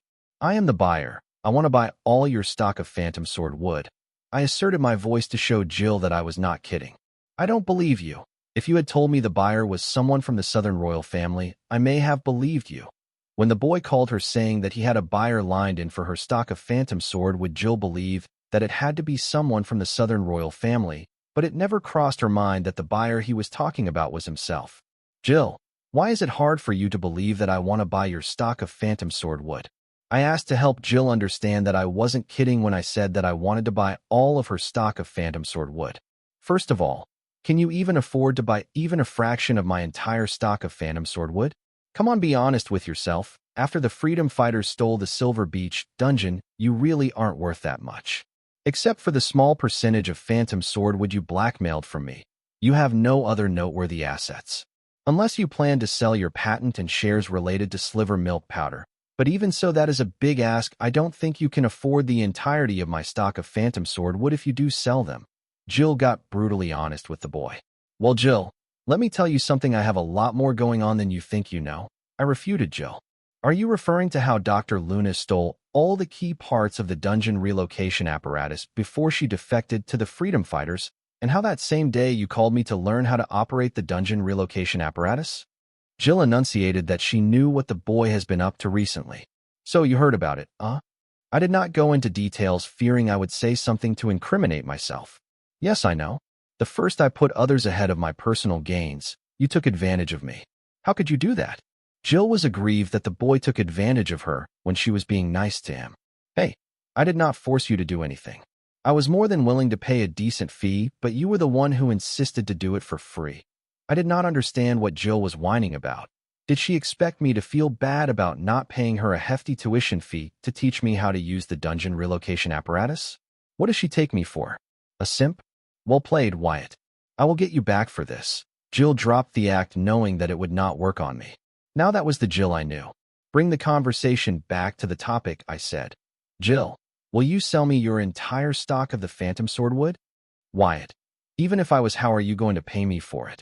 If it was someone else, Jill would have hung up the call by now. However, she had soft spot for the boy. She continued with the call just to talk with him. After returning to the university, Jill has been craving the passion and heat she felt during the steamy session with the boy in the underground dungeon. At first, when Jill realized she had feeling for the boy, she did not take it seriously, thinking it was her physique playing tricks on her mind, but the long distance had made it clear to her that her feelings for the boy did not stem from her mind, but her heart. They were genuine and had nothing to do with her physique. Jill never imagined that a day would come she would lovesick about a boy. Though the spring of love had blossomed late in Jill's adult life, it wasn't going away anytime soon. Jill, the question is not about how I am going to pay you, but if you are willing to sell me your entire stock of phantom wood swords. I was basically asking Jill to take a leap from the edge of mountain cliff, trusting that I will be there to catch her. Fine, I am willing to sell you my entire stock of phantom sword wood. Now, it is your turn to tell me how you plan to pay me for them. Jill agreed to sell the entirety of her phantom sword wood stock, trusting the boy that he would come through some or the other way similar to the way he did in the underground dungeon. Like how her physique was infatuated with collecting the boy's seeds, she was attracted to his intellect. She has seen the boy achieve the impossible, so she believed that the boy would not have contacted her about buying her entire stock of phantom sword wood if he did not have a plan. Thank you for trusting, Jill. I thanked Jill sincerely, even though I knowingly took advantage of Jill's feelings for me, and then stated, I plan to pay you for the phantom sword wood in monthly installments using large quantities of liquid soul energy and rule power. Before you say anything, know this: you don't have to give me your whole stock of phantom sword wood right away. You only have to give me the phantom sword wood for the amount I paid as a monthly installment. So, in other words, you want to turn me into your personal warehouse of phantom sword wood, so that you can buy phantom sword wood at your convenience. Now, why would I do something stupid like that? Jill immediately understood what the boy was asking of her. The boy wanted to reserve her entire stock of phantom sword wood in his name, that he could buy it from her at his convenience, while Jill cannot sell it to anyone else since she would have reached an agreement to sell her entire stock of phantom sword wood to the boy. So if she were to agree to the boy's proposal, she would be turning her stock of phantom sword wood, which she could sell to anyone she wants, into a stock of phantom sword wood that she can only sell to the boy. Even if she was head over heels for the boy, she would not agree to something like that. Because I am willing to pay 5% more than the market value of the Phantom Sword would at the time of purchase. Nowhere in the entire card world will I be able to find a huge stock of excellent quality Phantom Sword wood that I could get from Jill. Therefore, it was worth the 5% bump. The Phantom Sword woods grown by Jill were all raised using the purest of soul energy, so they all grew up to be excellent quality sword wood. If Jill tries to sell them in the market, she could easily sell them for 20% more than the market price, and it was a different story if she auctioned them. However, for the amount of Phantom Sword wood Jill had at her disposal, there was no way she could auction them or introduce them all at once in the market, because if she were to do so, the market value of Phantom Sword would decrease. Thus, I did not hesitate to make an offer to buy the Phantom Sword wood for more than 5% of its market value, as I knew what I offered was too alluring for Jill to reject. Will all your payments be done using liquid soul energy or liquid rule power? Jill seemed to be considering my offer. Yes, I affirmed. Well, make it 10% and we have a deal. Jill tried to negotiate the selling price of her Phantom Sword wood. Nope, 5% or you can find another buyer. I stuck to my initial offer, knowing that Jill did not have any other way to sell her entire stock of Phantom wood for 5% more than the market price. Fine, but tell me, why are you buying so much Phantom Sword wood? Jill caved as my offer was too good for her to pass on. By taking my deal, she would be saving herself a lot of trouble and headache while also making herself a buttload of profits. Sure, but only if you tell me about your latest research work. I knew Jill would be curious about why I needed so much Phantom Sword wood, so I prepared a few counters beforehand. Moving on, so what now? Do you want me to prepare a contract? Jill asked. Sure, draft a contract and share it with my grimoire. I will make the first payment and collect the first batch of Phantom Sword wood when I met you at the university. I was not in a hurry to get more Phantom Sword wood from Jill, as I need another 6 months to cultivate the required amount of Phantom Sword mushroom spawns to start a large-scale Phantom Sword wood plantation. Excellent. Once I finish drafting the contract, I'll be sure to share it with your grimoire, exclaimed Jill, basking in the relief of having sold her entire stock of Phantom Sword wood. Great. I look forward to receiving it. I responded awkwardly, unsure if it was appropriate to make a request of Jill at this time. Seeing the boy linger instead of hanging up the call after having brokered the deal, Jill inquired with a playful eye roll. What's on your mind?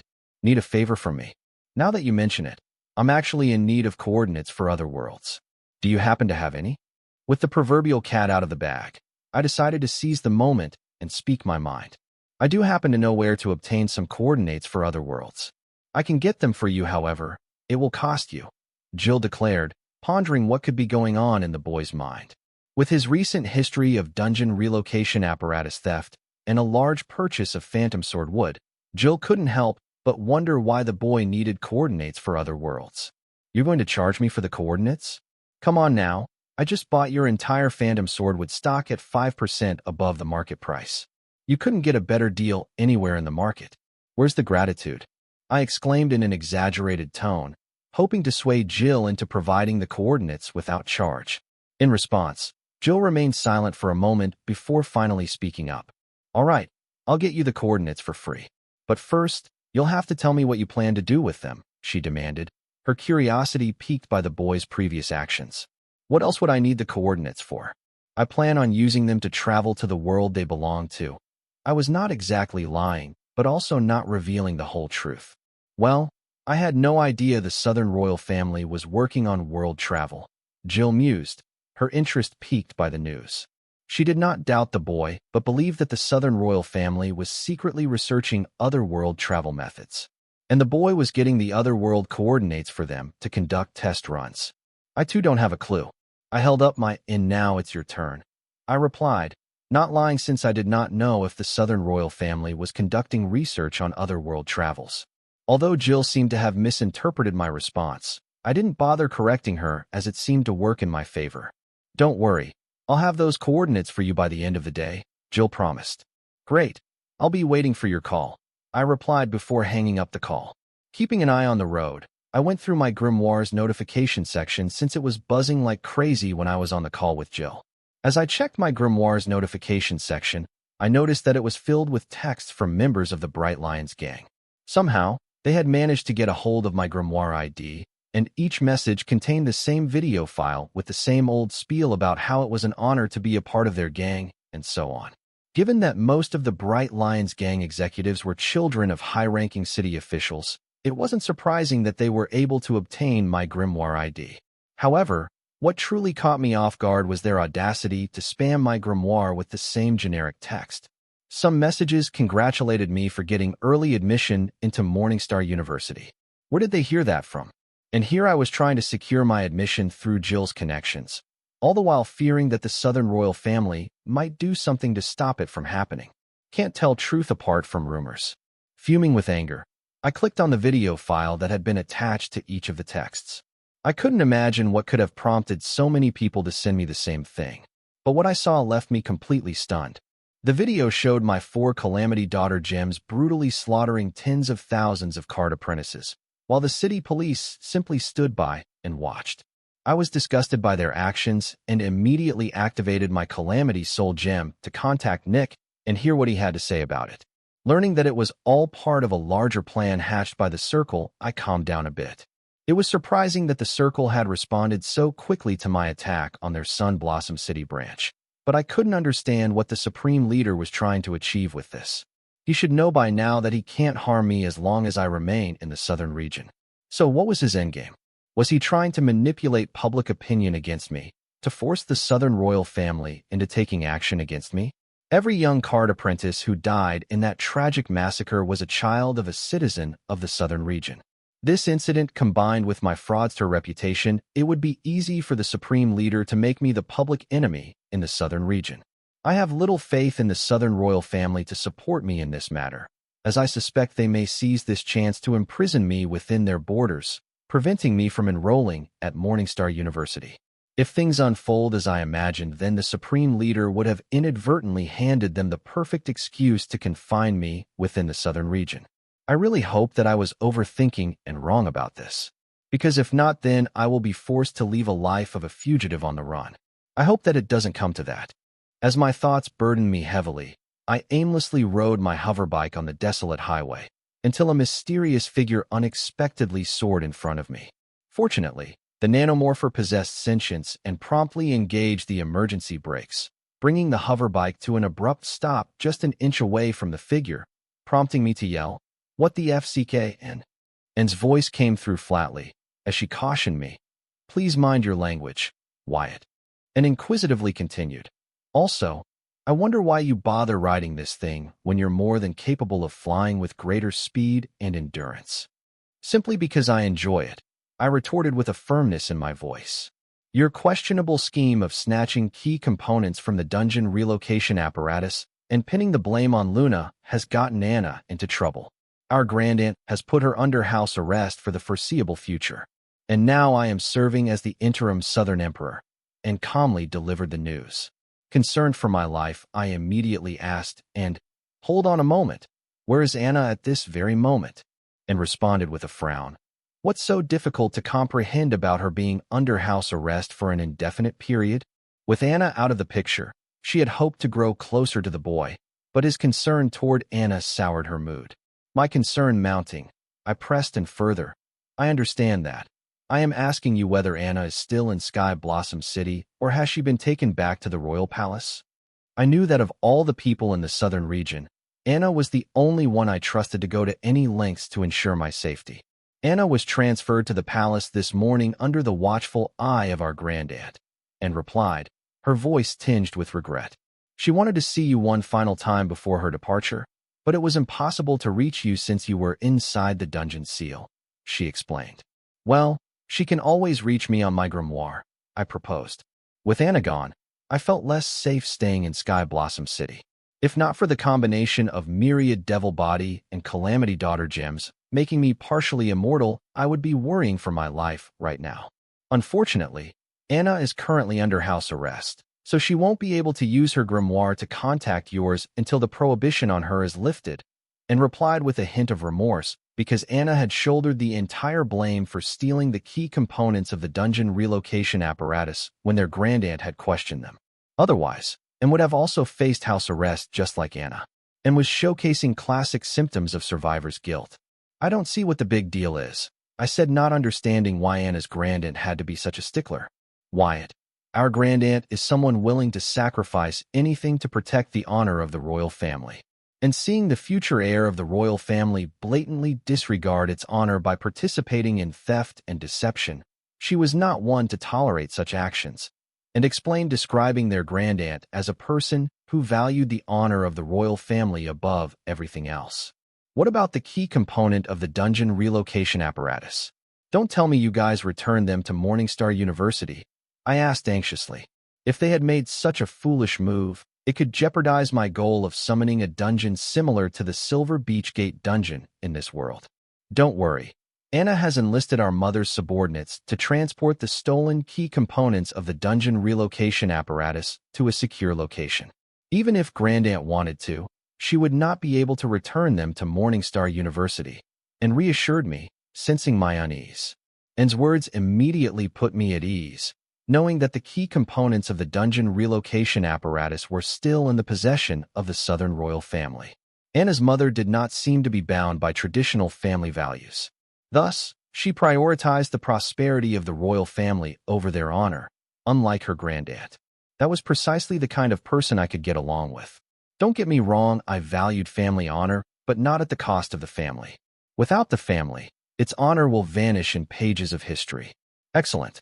So how long do you think it will take for you to manufacture the remaining components and assemble the dungeon relocation apparatus? I inquired urgently. I needed to summon a dungeon akin to the Silver Beach Gate dungeon in this world before the central government and its allied forces took drastic measures to reclaim the original dungeon from the freedom fighters. Delaying any further would lead to severe public backlash against the Southern royal family. The central government and its allies would accuse them of deliberately withholding information, which would open another can of worms that I would rather not get into. I'm not entirely sure, Wyatt. Even though common ingredients were used in the creation of the remaining components, they were still intricate and required a lot of attention to detail. Manufacturing those parts will undoubtedly take time, and I cannot give you a precise timeline, and replied, shaking her head to convey her helplessness concerning the matter. I see. Maybe the files I just shared will be of help to your people in the creation of the parts. I shared all the files Jill gave me on how to operate and maintain the dungeon relocation apparatus with Anne's grimoire, hoping that it will speed up the process of creation of the remaining parts required to assemble a functioning dungeon relocation apparatus. Amazing! Where did you obtain all of this data? Having this information will undoubtedly hasten the process, and exclaimed. She wasn't just saying this to appease the boy, but genuinely impressed. She knew that the apparatus user manual and the maintenance brochure would be invaluable in comprehending the usage of the parts and understanding the design of the various components. I have my methods, I said with an air of mystique, and then added, with these files, learning how to operate a dungeon relocation apparatus is a simple feat. Now all we are missing is a dungeon relocation apparatus. I said we are working on it. Besides, you never explained what you plan to do with the dungeon relocation apparatus. You better have a good reason for putting the royal family's honor in jeopardy. And warned, but seeing her words not faze me, she then continued to say, you may not care about the royal family's reputation, but what about Anna? That fool trusted you and took a huge leap of faith. Now she is under house arrest. Tell me that she was not wrong to trust you. Hold on a second. I get back to you in a minute. I paused my heated conversation with and to read the text and files that were shared with my grimoire from Corey's grimoire. The text and shared files were actually from Corey Park, reminding me of my promise to her to create a custom mental strength card for Corey. The file she had shared explained the titled Demon Core, its functioning, and its influence over its host in detail, along with all other information that she felt I should pay attention to while creating the custom mental strength card for Corey. After instructing the Hive AI to process the files provided by Corey Park, I added the creation of a custom mental strength card for Corey to my schedule. Having taken care of that, I redirected my attention to my conversation with, and I apologize for the interruption. What were you saying? Are you for real? And glared at the boy, seeing him make so light of the royal family's honor, and felt that since they risked their family's reputation to entertain the request of the boy, they had the right to know what the boy was planning. Okay, I will tell you, but remember this, I am only telling you this because I trust Anna. I made a point of it to tell, and that the only reason I was willing to share why I wanted the dungeon relocation apparatus was because of Anna. Fine, I get it. Now tell me, for what reason did you have my family risk its honor stealing the key parts of the dungeon relocation apparatus from Morningstar University? And replied in a sour mood. She felt that did not need to be so blunt about his mistrust with the Southern royal family, and her to her face. She didn't understand what did she do for the boy to mistrust her. Instead of wondering what did she do to gain the boy's trust. That is because I think I can use the dungeon relocation apparatus to recreate the conditions required to summon a dungeon similar to the Silver Beach dungeon in this world. Saying these words out loud, I heard it for the first time and realized just how crazy they sounded. I beg your pardon, and thought she heard wrong, and asked the boy to repeat himself. I said I planned to use the dungeon relocation apparatus to summon a dungeon similar to the Silver Beach Gate dungeon back in this world. I rarely repeat myself unless it was required to, and this was one such occasion. Because even I felt that the claims I made were similar to crazy talk. You are not kidding, are you? And really hoped that the boy was kidding, because for her the only other reason the boy would make such claims was that he had gone crazy. No, I am not. I don't care if you believe me or not, but that is the real reason I asked to steal the dungeon relocation apparatus. I stated firmly, with my conviction evident in my tone. My claims were not merely outlandish ramblings, but rather backed by concrete data. I genuinely believed that I could make good on my promise because the knowledge I needed to do so could be found in the vast resources available at the Infinity Library. And was without words. She felt that she was better off not knowing why the boy had them steal the key parts of the dungeon relocation apparatus. Then she pondered, how could the boy think that the apparatus used to relocate the dungeons would help him create dungeons? She knows the boy was smart, but what he claimed was akin to him having uncovered and mastered the mysteries of the dungeon and card world. Well, since we are done here, I will be on my way. It was not my problem whether and believed me and that I could achieve what I claimed. It was her problem to deal with. However, as I maneuvered my nanomorpher to go around, and another figure appeared blocking my path. It was none other than Anna's grandmother. Boy, how sure are you that you will be able to achieve what you say? I raised my brow listening to Anna's grandmother. I never expected anyone in the Southern royal family to believe I would be able to summon a dungeon similar to the Silver Beach Gate dungeon on this world, and wanted to prove them all wrong with my work. However, it seems I was wrong. Boy, answer me. With Anna being put under house arrest by her sister-in-law, Colleen took it upon herself to lead the boy to the Southern royal palace where he would be safer. As for her responsibilities in the royal court, she hated them, so at the first chance she got she threw all of them to her sister-in-law. As a royal princess, her sister-in-law was adept in the matters of the royal court. The reason why she chose to believe the boy when he said he could summon a dungeon similar to the Silver Beach Gate dungeon was that she was that desperate. One day ago, the Southern royal family had limitless potential, but today it had become a joke in front of the other royal families, the central capital nobles, the central government, and the powerful sects and hidden families. That wasn't all. At the butt of this joke was her beloved husband. Colleen desperately needed a win for her husband here. "Grandma, you don't know what you are asking," and exclaimed, seeing her grandma believe the boy's claims. As a layman, her grandma might not understand what it meant to create dungeons at one's whims, but she knew that it meant total understanding and control of the mysteries of the world. Many great minds have been trying since the dawn of this world, but none have been successful in achieving. Much less a teenage boy who was yet to finish high school.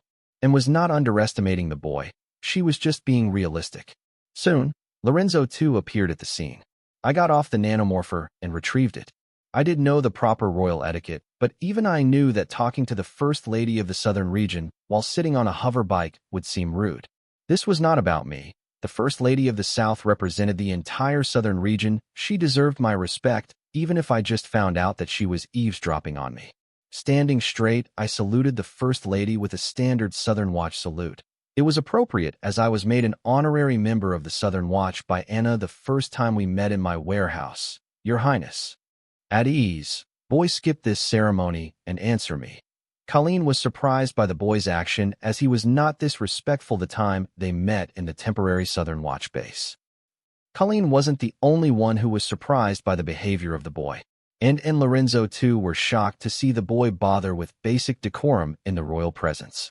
However, a bold thought crossed their mind.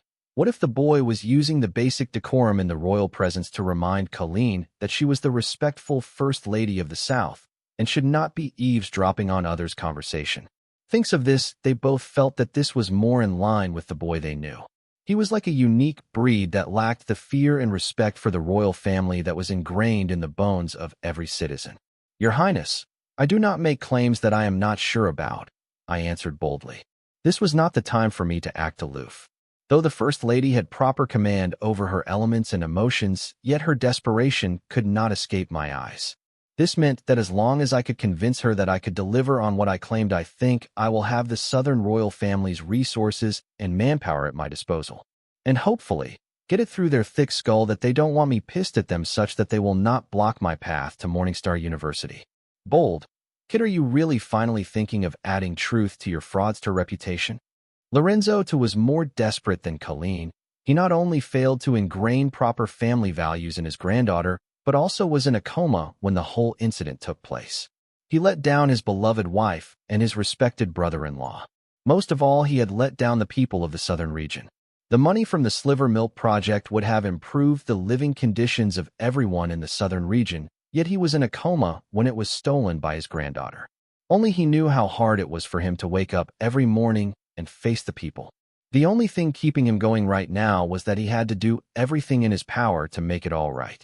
So Lorenzo wanted to believe the boy would be able to deliver on his claims, but the rational side of him understood the seriousness of the claims made by the boy. Therefore, no matter how desperate he was, unlike his sister-in-law, he was not able to bring himself to trust the boy that he will be able to achieve what he claimed. Seeing the reaction of Lorenzo and Anne, I understood unless I did not clear these two obstacles, gaining unlimited access to the Southern royal family's resources and manpower through the First Lady would be impossible. Knowing what I had to do next, I spoke. You two are not hearing what I am saying. I can use the dungeon relocation apparatus to create the conditions to summon a dungeon similar to Silver Beach Gate Dungeon. I am not saying that I will create a dungeon similar to the Silver Beach Gate Dungeon. There is a huge difference between these two. I lied because Anne and Lorenzo were not able to handle the truth. This way I made the truth more digestible for them. And also this saves me future troubles. The method of creating dungeons would be coveted by many forces. If the word got out that I can create dungeons, I will be hunted down by everyone in the world who likes to play God. So my lie was not only to help Anne and Lorenzo be more open to what I was proposing, but also a cover for what I was actually capable of.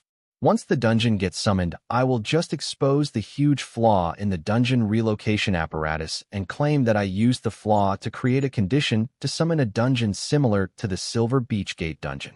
This way I would be shifting the focus of the world leaders from me to the dungeon relocation apparatus.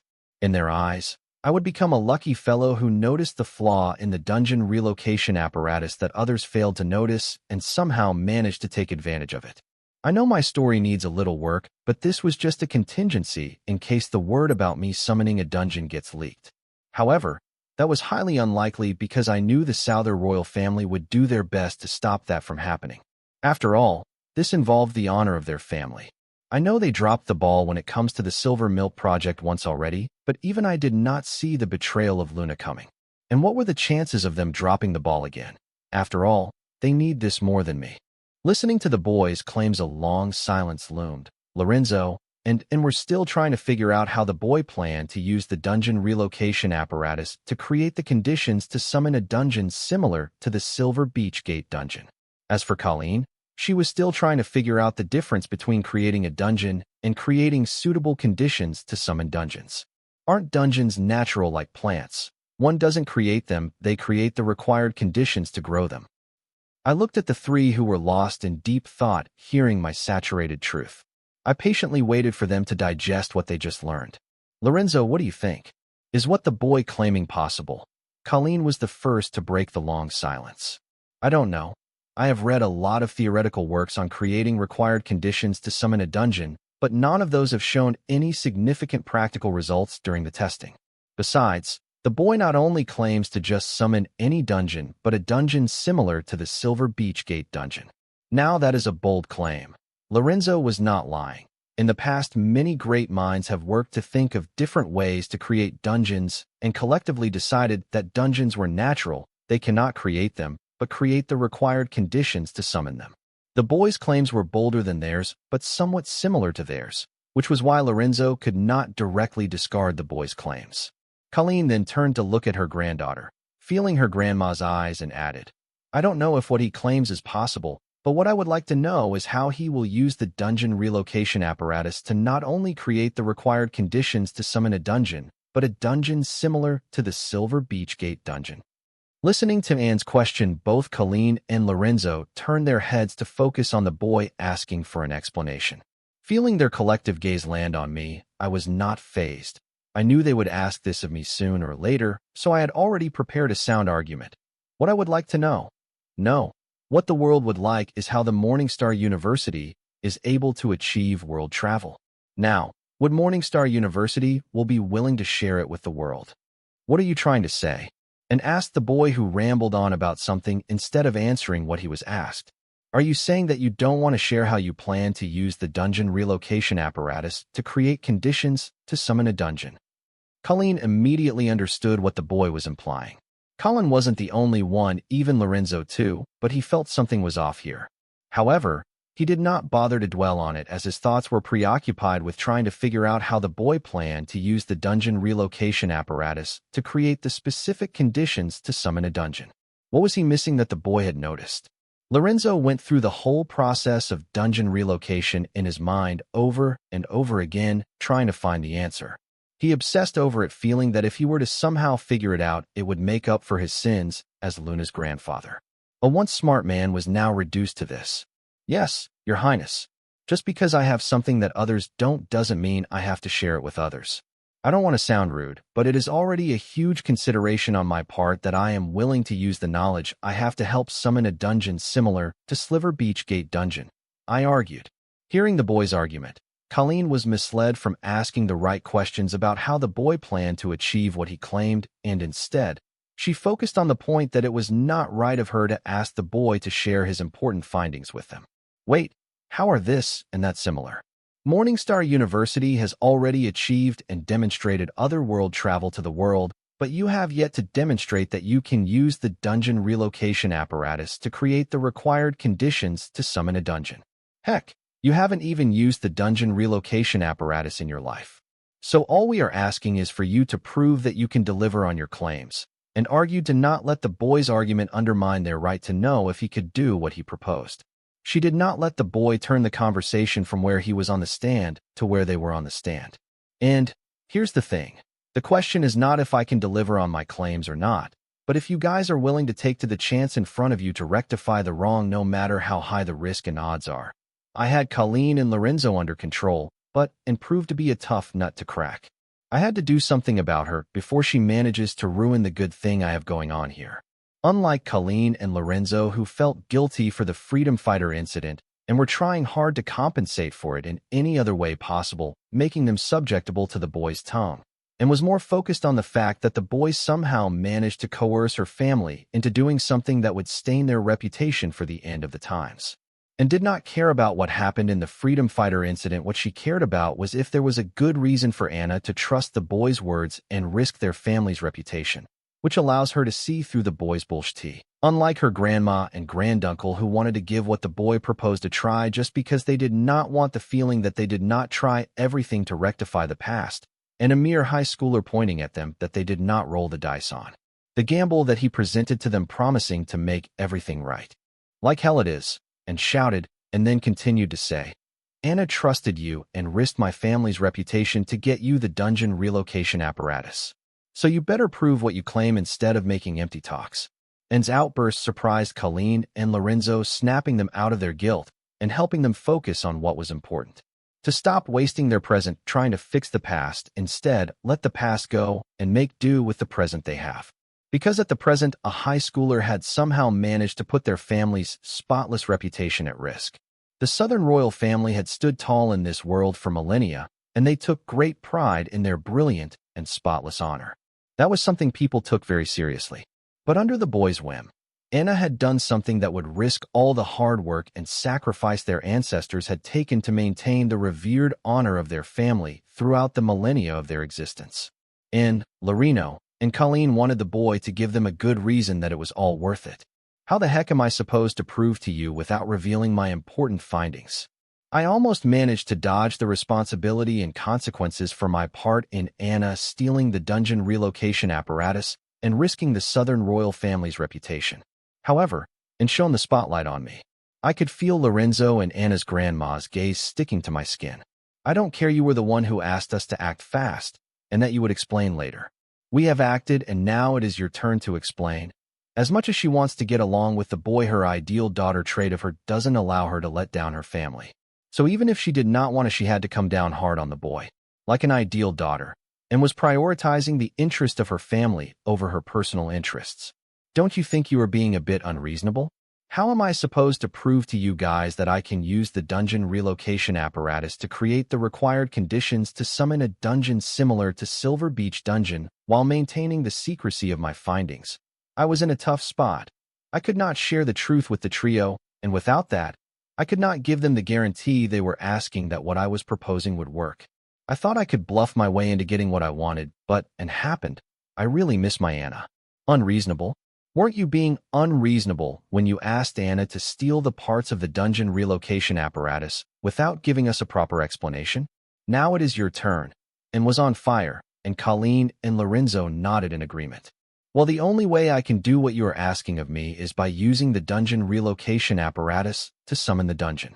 Get me the dungeon relocation apparatus, and I will summon the dungeon. This was quite a dilemma. I could only prove what I said was feasible by doing what I said. And the trio was asking me to prove what I said was feasible before doing what I said. Listening to the boy's words, Lorenzo and frowned. However, Colleen's eyes shone with brilliance as if she had thought of something brilliant. Boy, remember, this is what you said. You can't go back on that. Yes, get me the dungeon relocation apparatus and I will show you what I can use to create the required conditions to summon a dungeon.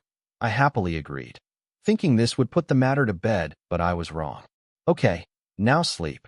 Hearing the boy agree, Colleen instantly reached to grab his wrist. Not giving the boy a chance to react, Colleen froze the boy, turning him into a popsicle. Grandma! And exclaimed, seeing her grandma freezing the boy in an ice block.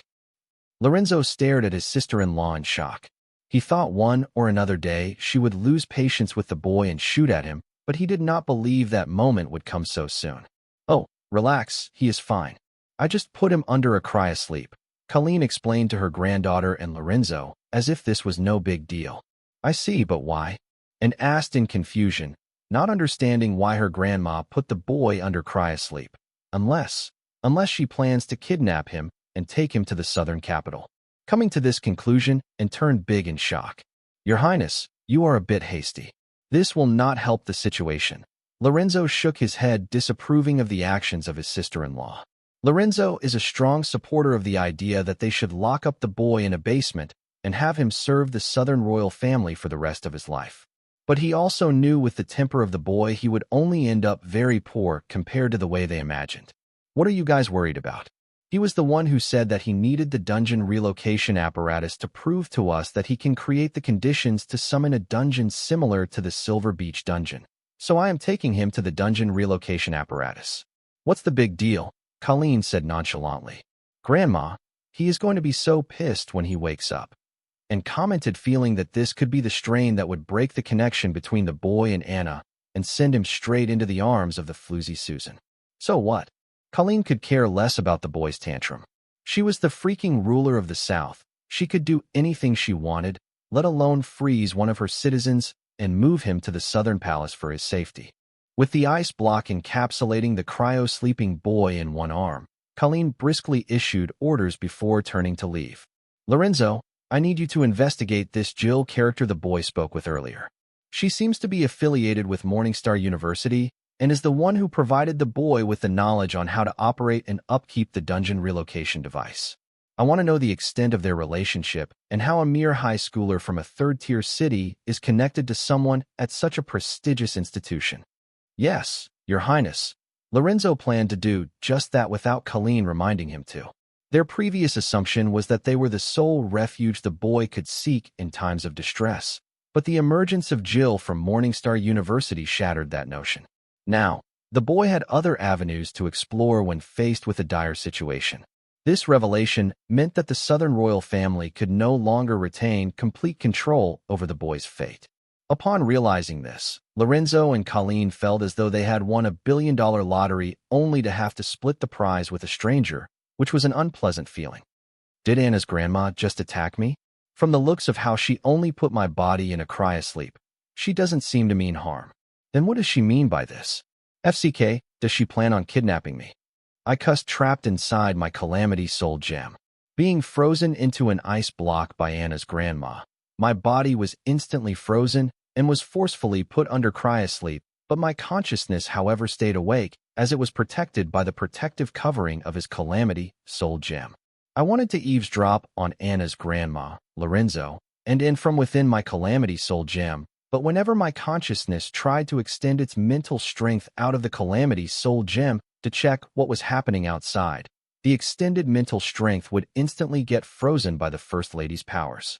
Since Anna's grandma's deadly rule power could freeze mental strength, I did not dare to rashly try and shift my consciousness from my current calamity soul gem to one of the pseudo-calamity soul gems that I hid in the outskirts of the Sky Blossom City, fearing that my consciousness would be instantly frozen as soon as it leaves the confines of the calamity soul gem. As a result, I was trapped in my calamity soul gem even if I had managed to keep my consciousness awake. Date: April 7th, 2321. Time: 3:47. Location: Southern Region, Southern Capital, Southern Royal Palace, Guest Palace. Where the heck am I? I couldn't help but exclaim as my eyes fluttered open once the power keeping my body under deep cryosleep vanished, and it bore witness to an extravagantly adorned bedroom that left me in awe. Soon a cold voice answered me. You are inside the guest palace of the Southern royal family. I did not have to search hard for the source of those words because they came from my bedside. It was a lady dressed in a man's attire. Gauging her negligent 3 sizes, I asked, "Who are you? Where's it?" "I am Arya Art, your personal bodyguard. Her Highness and is helping Her Majesty, the Empress, with the affairs of the royal court." Arya, answered the boy. Her cold demeanor seemed to intensify upon hearing the boy addressing Her Highness and casually. Arya Art, I exclaimed, hearing the girl's name, because she was not just anybody, but one of the most famous Southern royal children with the purest royal unparalleled bloodline after Anna. Arya was considered to be the next Anna in terms of exceptional talent, but not in terms of her party tendencies. Arya was 17 years old this year, and already a peak card lord. In the vision seen by Clown Mask, Arya earned herself a reputation in the war between the Southern royal family and the Northern royal family, which was secretly being instigated by Matron and the Paw clan. If I am not wrong, Arya was Lorenzo's other granddaughter born to his daughter, who was married to a prominent family in the southern capital. Arya happens to take more after Lorenzo's wife, unlike Luna, who happens to take after him. Since they did not have much in common, Lorenzo was not so close with Arya. Not to mention, Arya did not belong to the Lorne family, but belonged to the Art family. What was Lorenzo thinking by making his granddaughter my personal bodyguard? What the FCK is he up to? I am undefeated under the Card Overlord realm. What use could I possibly have for a Card Lord realm bodyguard? Was this a honey trap set up by him? That old man couldn't possibly use his granddaughter as bait, right? Well, it was Lorenzo I am talking about here. Besides, for a 17-year-old, Arya's figure was underdeveloped. She could not possibly serve as a honey trap. Then was it because we were of the same age group, and he hoped we could get along? Do you know me? Arya asked, seeing the boy's reaction. Yes, I do. I did not bother to lie or go into details about how I knew Arya. Instead, I asked her, where is Anna? Her Highness Anna is being trained by the Field Marshal. Arya's expression turned frosty, seeing the boy continue to be rude and casually address the Southern Emperor. Then what about Lorenzo? I asked Arya in frustration, unable to find anyone to vent the anger buried in my heart for being moved to the Southern Royal Palace without my consent. Minster Lorenzo has retreated to his lab. It is unclear when he will be free in the foreseeable future. Arya addressed Lorenzo and his wife as Minster and Field Marshal, showing how distant she was from them despite being their granddaughter, making it clear that Arya was considered to be part of the Art family than the Lorne family. FCK. I cussed aloud, understanding that everyone involved in my abduction was avoiding me on purpose, so that they did not have to give me an explanation for why they moved me to the Southern Royal Palace without my consent. This also meant that I would not get to vent my anger on them, so I could only shout in frustration. Master Wyatt, please watch your language. Arya frowned, hearing the boy brazenly cuss out loud. Summon Monster Orb. Ignoring Arya, I summoned the Monster Orb and then activated it. Come out, Stone Viltronian. If Anna's grandma, Lorenzo, and then think that they can get away with what they did by avoiding me, they have another thing coming. Seeing the boy summon an A-rank monster, Arya observed the boy and his monster on high alert. She tried to deduce what the boy was up to by summoning an A-rank monster, and what happened next only confused her further. Arya, tell, and that if she wants to meet me, she can find me at my warehouse in the Sky Blossom City. I asked Arya to deliver a message, and without waiting for her reply, I ordered Stone Viltronian. Use Stone Rule, Stone Coffin. The target of the attack was not Arya, but myself. Soon the Stone Viltronian's body glowed with a brown hue before morphing into a huge stone coffin and enclosing me within it. Inside the stone coffin, leaving my intact body in the coffin, I transferred my mutated soul to one of my pseudo-calamity soul gems that I hid on the outskirts of the Sky Blossom City. This way I could return to my body in the stone coffin at the guest palace of the Southern Royal Palace anytime I wanted to. I planned to use my pseudo-calamity soul gems as a replacement for the lack of teleportation cards in my arsenal. WTF, seeing the boy enclose himself inside a stone coffin, Arya freaked out, unclear if the boy was trying to harm himself. But soon she felt the life force within the stone coffin vanish. She was supposed to be the boy's bodyguard. What the FCK was she supposed to do in this situation? As Arya was freaking out, 3 figures appeared in the bedroom. Seeing them, Arya hurriedly knelt and greeted, Your Highness. The boy was correct about Lorenzo and his grandma, and in not being busy with their affairs but avoiding him. If they do not see the boy, they would not have to be in the awkward situation of explaining to him why they did what they did. And once the boy calms down, then they plan to meet him. But they never guessed that he would do something drastic. What kind of ability is this? I can feel his presence inside the stone coffin, but it doesn't have a life force. Lorenzo mumbled in confusion, ignoring Arya as he approached the stone coffin to take a closer look. Seeing Lorenzo stare at the stone coffin for 10 minutes, yet reach no conclusion, Colleen's patience waned, and she declared, Step aside. I will break open the stone coffin. No, Your Highness. If you do that, you might end up killing the boy. That is if he is still in there. Lorenzo hurriedly announced before his sister-in-law did some irreversible damage to the stone coffin. What do you mean? Colleen asked Lorenzo, not understanding what he meant. I don't know how, but I feel the boy's presence in the stone coffin, but not his life force. It is as if the stone coffin is really carrying the boy's corpse. Another intriguing thing is that somehow the boy's body appears to be fused with the stone coffin. This means if you try to break open the stone coffin, you risk harming the boy. Lorenzo patiently explained such that his sister-in-law understands what he was trying to say. What are you trying to say?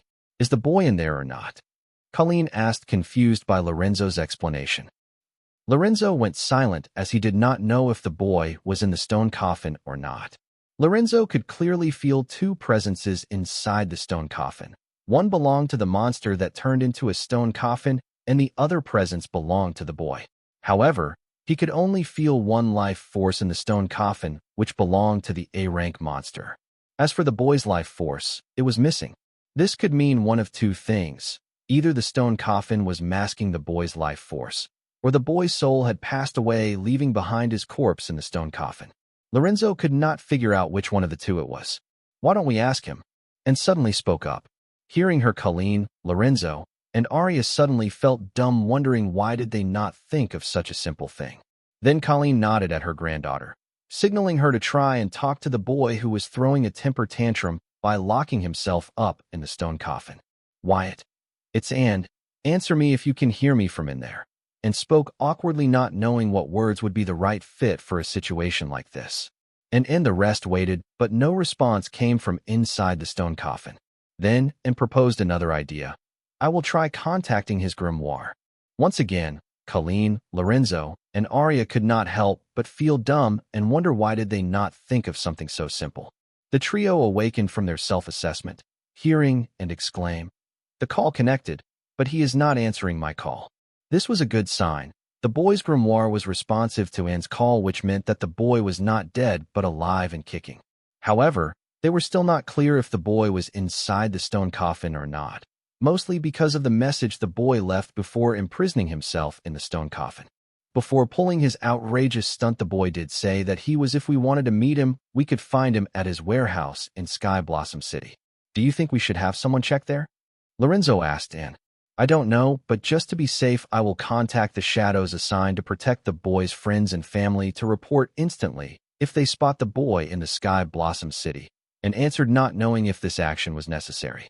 It was impossible for the boy to escape their detection and use a teleportation card to leave the southern capital and move to Sky Blossom City. "Wait, you guys believe he teleported back to Sky Blossom City? That's impossible," Colleen blurted. They were all monitoring the space surrounding the guest palace the whole time, and there was no spatial fluctuation to indicate that the boy teleported back to Sky Blossom City. The evidence right in front of them. It was obvious the boy did not use any form of space or teleportation card. Yet her brother-in-law and granddaughter choose to prepare against the obvious. Aren't they overestimating the boy a bit? Thinking of this, Colleen could not help but shake her head considering the situation they were in. While Colleen, Anne, and Lorenzo were out of ideas, Arya, who was silent so far, suddenly spoke up. "Your Highness, if I may." "Speak," Colleen said, seeing how Anne and Lorenzo were out of ideas. "Your Highness, as Master Wyatt's bodyguard, I took the liberty to collect a lock of his hair to track him using a curse card in case someone managed to kidnap him. I think we can use it to track Master Wyatt now, in real time." When Arya learned that she was assigned to be the bodyguard of a card soldier, she came prepared for every possible scenario to ensure that her first-ever assignment would not just be a success, but a record-breaking achievement. However, on the mission, she realized that she was still too tender, as she never considered the possibility that the target of her mission would lock himself in a stone coffin or would be a potential risk to himself. As a result, she failed her mission as soon as it started. Nonetheless, Arya was not the one to give up. She was the proud daughter of the Art family with royal, unparalleled blood coursing through her veins. So thought of a way to salvage her mission. "Great, Arya. Get started, what are you waiting for?" And praised Arya, even though a bodyguard using a curse card to keep track of their client was unheard of. It appears her little cousin was not only talented, but a smart individual. "Thank you, Your Highness, and please give me a second. I will triangulate Master Wyatt's location," being praised by, and Arya enthusiastically began to use her curse card to track the target of her mission. "Where is he?" Colleen asked impatiently. The boy was proving to be a lot more difficult than she gave him credit for. "I got his location coordinates. Let me compare with the map. Master Wyatt is in the Blossom District, Sky Blossom City." Arya announced the results of her search in disbelief. And Lorenzo and Colleen simultaneously exclaimed, "How is this possible? He has the dummy ring. It should be impossible to track him using ordinary curse cards. This could only mean he is purposefully letting us track his location. He is freaking taunting us," Colleen yelled at top of her lungs. It was not that, and Lorenzo and Colleen did not think of using curses to track the boy. They just skipped over it, because he had the dummy ring, which made it impossible to use standard curse cards to track him. As for why Anne encouraged Arya to track the boy using a curse card, it was because she knew that it took a lot of courage on Arya's part to speak her mind in front of her grandma and Lorenzo out of her initiative. Therefore, Anne could not bring herself to shoot the little girl down, and instead complimented her for thinking out of the box for a simple bodyguard job and for showing initiative in her job. This meant that she took her job seriously. Anne's encouragement had led to Arya being able to track the location of the boy, but what if Arya had failed to track the location of the boy? That didn't matter, because what mattered here was the fact that Arya took initiative and was able to see it through. Especially when Colleen, Lorenzo, and Anne did not bother to consider it, thinking that it was an obvious dead end. "I had warned that the boy has successfully faked his death twice. It would not be impossible for him to do it the third time." Lorenzo immediately related the trick boy used to escape the southern capital to the trick he used to fake his death twice, and then continued to add, "Fortunately, The boy did not go into hiding, otherwise this incident would become the third time he successfully managed to fake his death, and not to mention, without Anna's help we would not be able to trace his location. This also means that there is still room to negotiate. Negotiate? What the FCK is there to negotiate? We did nothing wrong here. All we are trying to do is nurture and protect a budding talent of the southern region. If anything, it is that boy who is at fault for being stubborn and unreasonable. He is an enemy of his own life. That is it. I had enough. I am going to the Sky Blossom City this instant and haul that boy's ass over here. Colleen raised her brows listening to Lorenzo's words. Colleen did not seem to like the sound of the idea that the Southern royal family would have to negotiate with a stubborn high schooler who did not know anything better. Since when did the Southern royal family start to negotiate to do what was right for its region and its citizens? Colleen did not think like this because of her bruised pride, but because this was not the way the Southern royal family had operated since it was established. And she was not going to change how it operated now just to accommodate the stubbornness of an unreasonable teenager. Enough was enough. Your Highness, please don't act impulsively. First, listen to me. Then you can do as you see fit. Lorenzo begged Colleen to listen to what he had to say first before acting rashly. Speak, Colleen said, suppressing her rage. If the boy was here, she would whoop his ass until their shape turned from convex to concave. Let me first completely analyze the boy's trick, which allows him to escape mortal situations outside of his realm, because even if you manage to drag him back to the Southern Royal Palace, what is stopping him from escaping again? Lorenzo did not try to persuade Colleen not to use force against the boy because she would not listen to it. Instead, he asked her to face the boy fully prepared. With Colleen's strength, it would not be hard for her to kill the boy even before he can react, but the same could not be said about capturing him while bringing him no harm, especially when the boy seemed to have a miraculous ability that allowed him to escape circumstances that were impossible to escape for someone in his realm. So asking Colleen to capture the boy without harming him was like asking a mortal to capture a housefly without harming it. Fine, I will give you 2 days, saying that Colleen turned to leave. Seeing her leave and hurriedly asked in concern, Grandma, where are you headed? Where else do you think? To Sky Blossom City. I can't trust others to protect the boy, Colleen said, having learned the lesson from the freedom fighter incident. I will come too, and decided to tag along with her grandma, and finally make some time to get quality alone time with the boy she desperately craved. However, she was immediately shot down by her grandma. No. You stay here and take over the affairs of the royal court since sister-in-law is busy beating some discipline into Anna. Your Highness, if I may, can I join you? After all, I am Master Wyatt's bodyguard. Arya immediately knelt in front of Colleen and begged. Arya, this little girl felt like the entire sky was crashing down on her.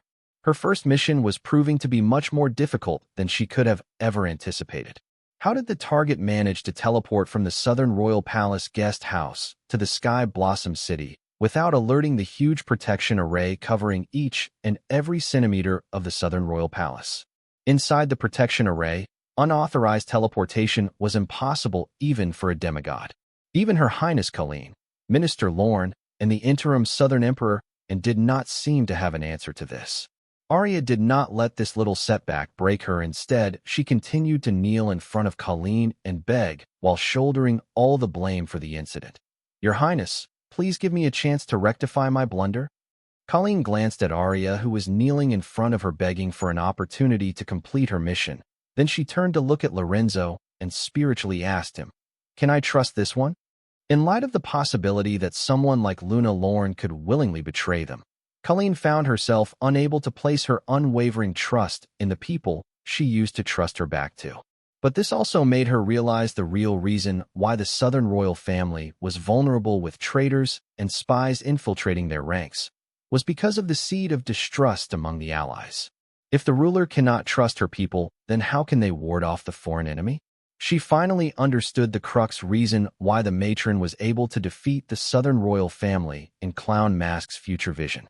Realizing the mistake in her ways, before Lorenzo could respond to her, Colleen immediately corrected her mistake. Forget I ever said that. Then, she addressed Arya asking, Child, don't you know those with the royal unparalleled bloodline are pardoned from the custom of kneeling to the royal family? Your Highness, I am aware.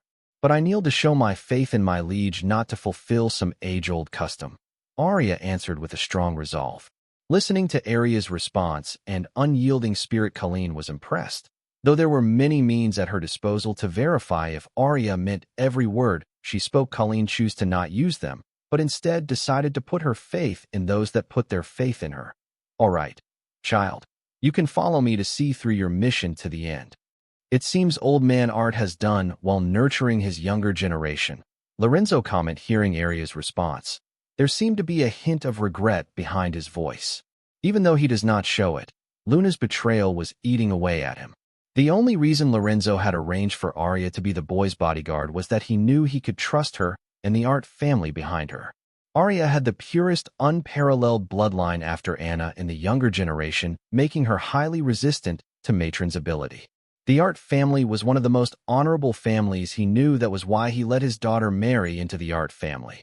Their loyalty to the Heatsend royal family was undeniable.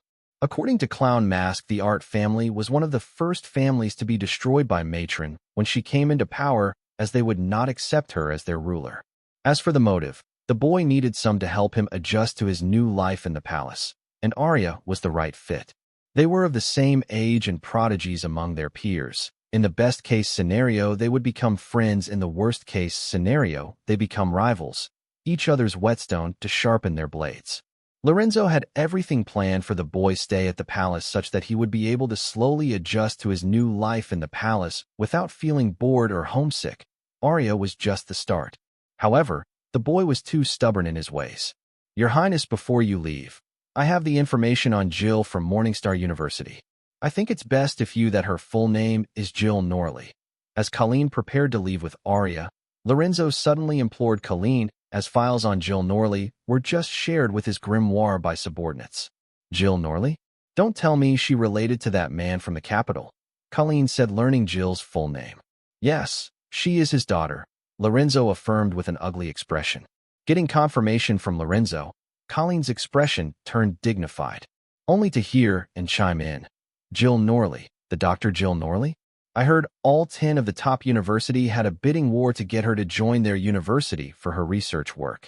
She is one of the up-and-coming young researchers in the Central Academic Region. If I am not wrong, she was Luna's rival.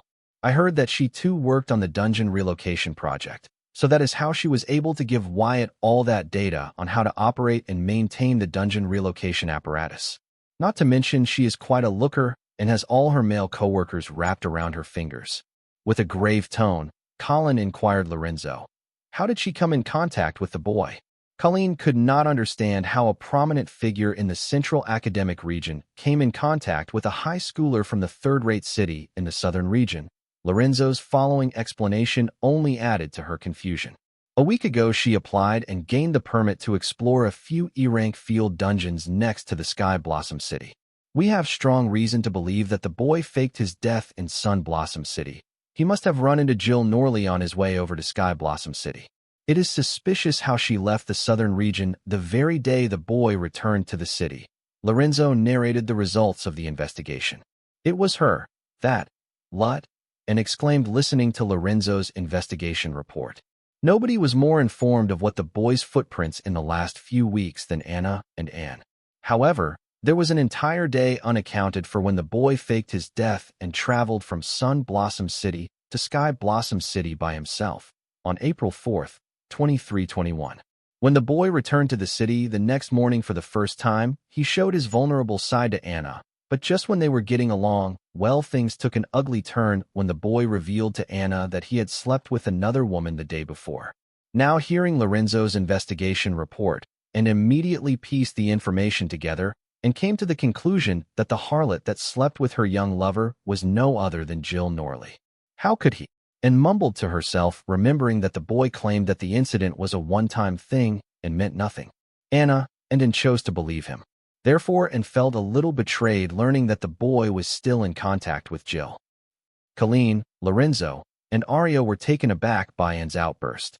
But before either of them could ask her about it, and declared, "We have to do something about that woman.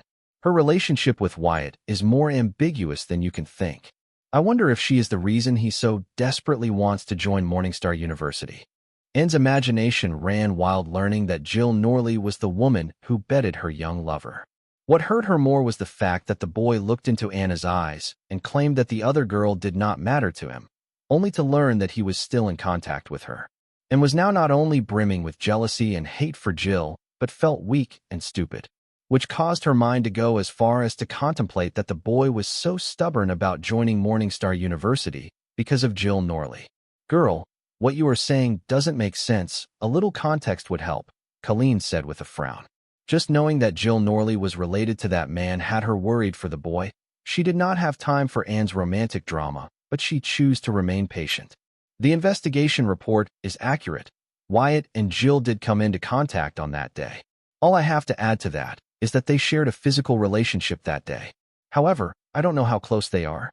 But considering that Jill is an attractive woman and Wyatt is still young, I can see why he is so stubborn about attending Morningstar University," and doubled down on the notion that the boy was so adamant about attending Morningstar University at the risk of his life, all because of his physical relationship with Jill.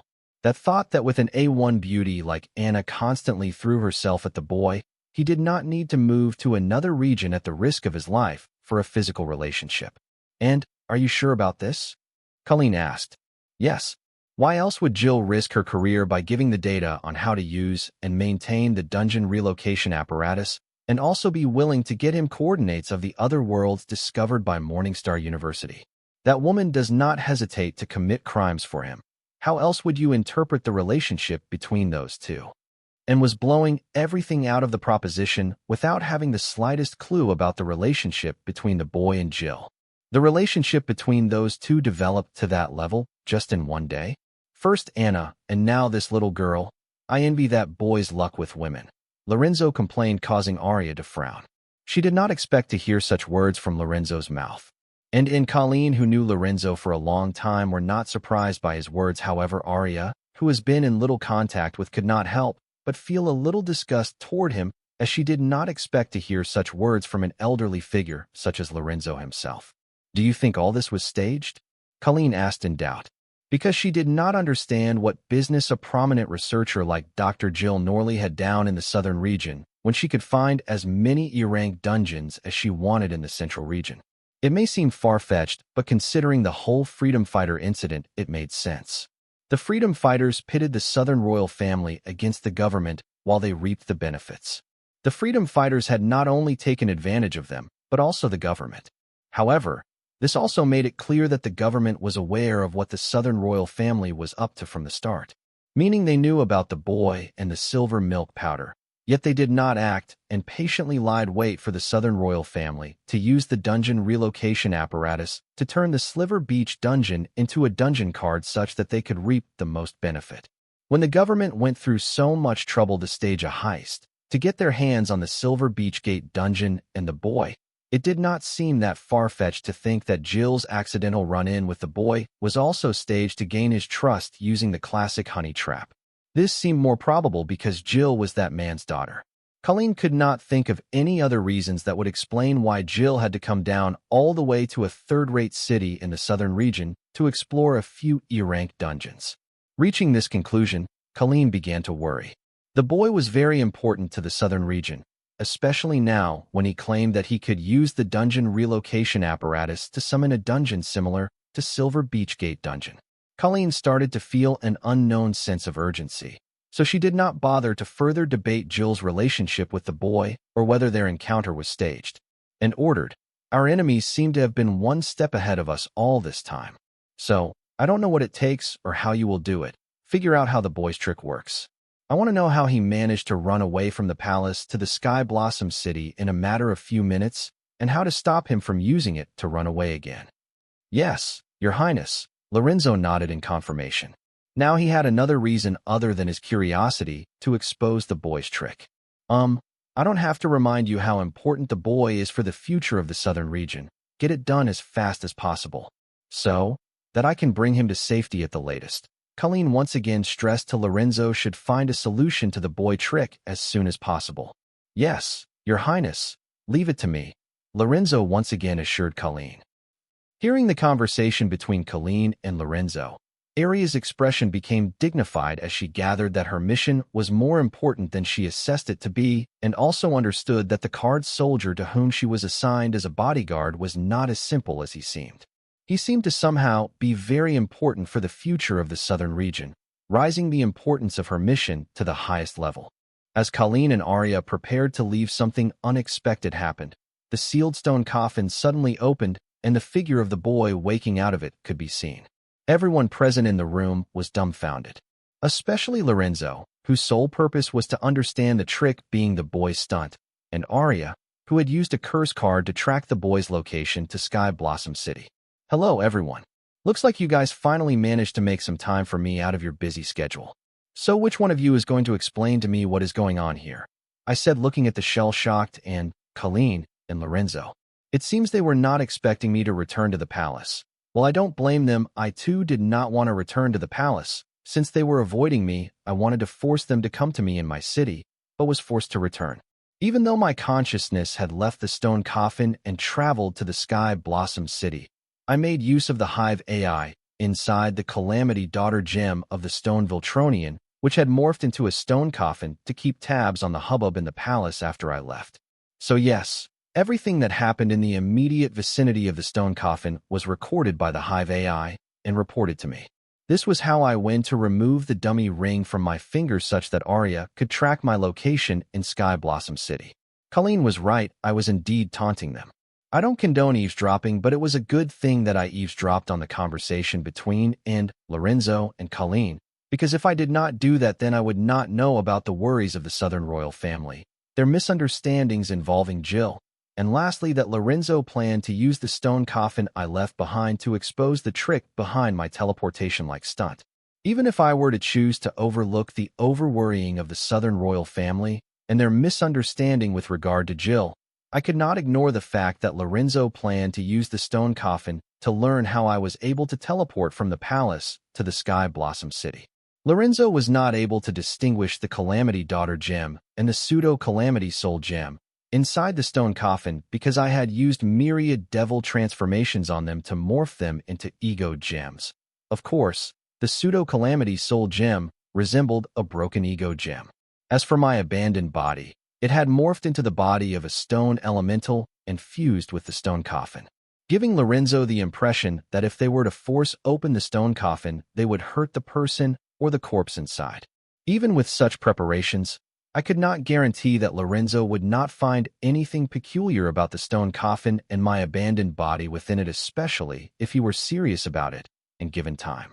Yes, there were limits to the reaches of a diamond rank card creationist and array master, but they had other sophisticated tools at their disposal to help with situations like this. If given time, Lorenzo could have uncovered the Calamity Daughter gem, Pseudo-Calamity Soul gem, and their secret. When I first learned that Lorenzo planned to study the stone coffin to uncover the trick behind my teleportation-like ability, I wanted to have the Pseudo-Calamity Soul gem and the Stone Viltronian's Calamity Daughter gem to self-destruct, but I could not bring myself to do that the Stone Viltronian. Because over time, with the help of their Calamity Daughter gems, the 5 Stone Viltronians stored in my monster orb not only have begun to comprehend rules, but their consciousness have developed to form individuality and grow smarter. According to the myriad realm race records, the elemental race growing individuality and growing smarter takes nearly a millennium. The point I was trying to make here was that the Stone Viltronian was not just a pet monster anymore, it had grown into a capable subordinate, and I did not want to abandon it for my convenience. Stone Viltronian was different from the criminals I recruited using Calamity Daughter gems. I could not bring myself to dispose of it. If I were to sacrifice the Stone Viltronian, I would be in the same group as the 3 mischiefs who would kill their subordinates in a heartbeat if it meant keeping their secrets from being exposed. This was how I ended up returning to the royal palace. While I am here, I decided to make sure that the Southern royal family doesn't do something stupid to jeopardize the relationship between us. The Southern royal family was my backing, so yes, there was a lot at stake here. Especially for me, since I could not afford to lose their backing. I had a list of enemies that would work to eliminate me or force me into slavery as soon as I step out of the Southern royal family shadow. Therefore, it was really assuring to know that the Southern royal family wanted to protect me and was acting out in my best interest. However, Their actions were starting to become unreasonable by the day and were getting on my nerve.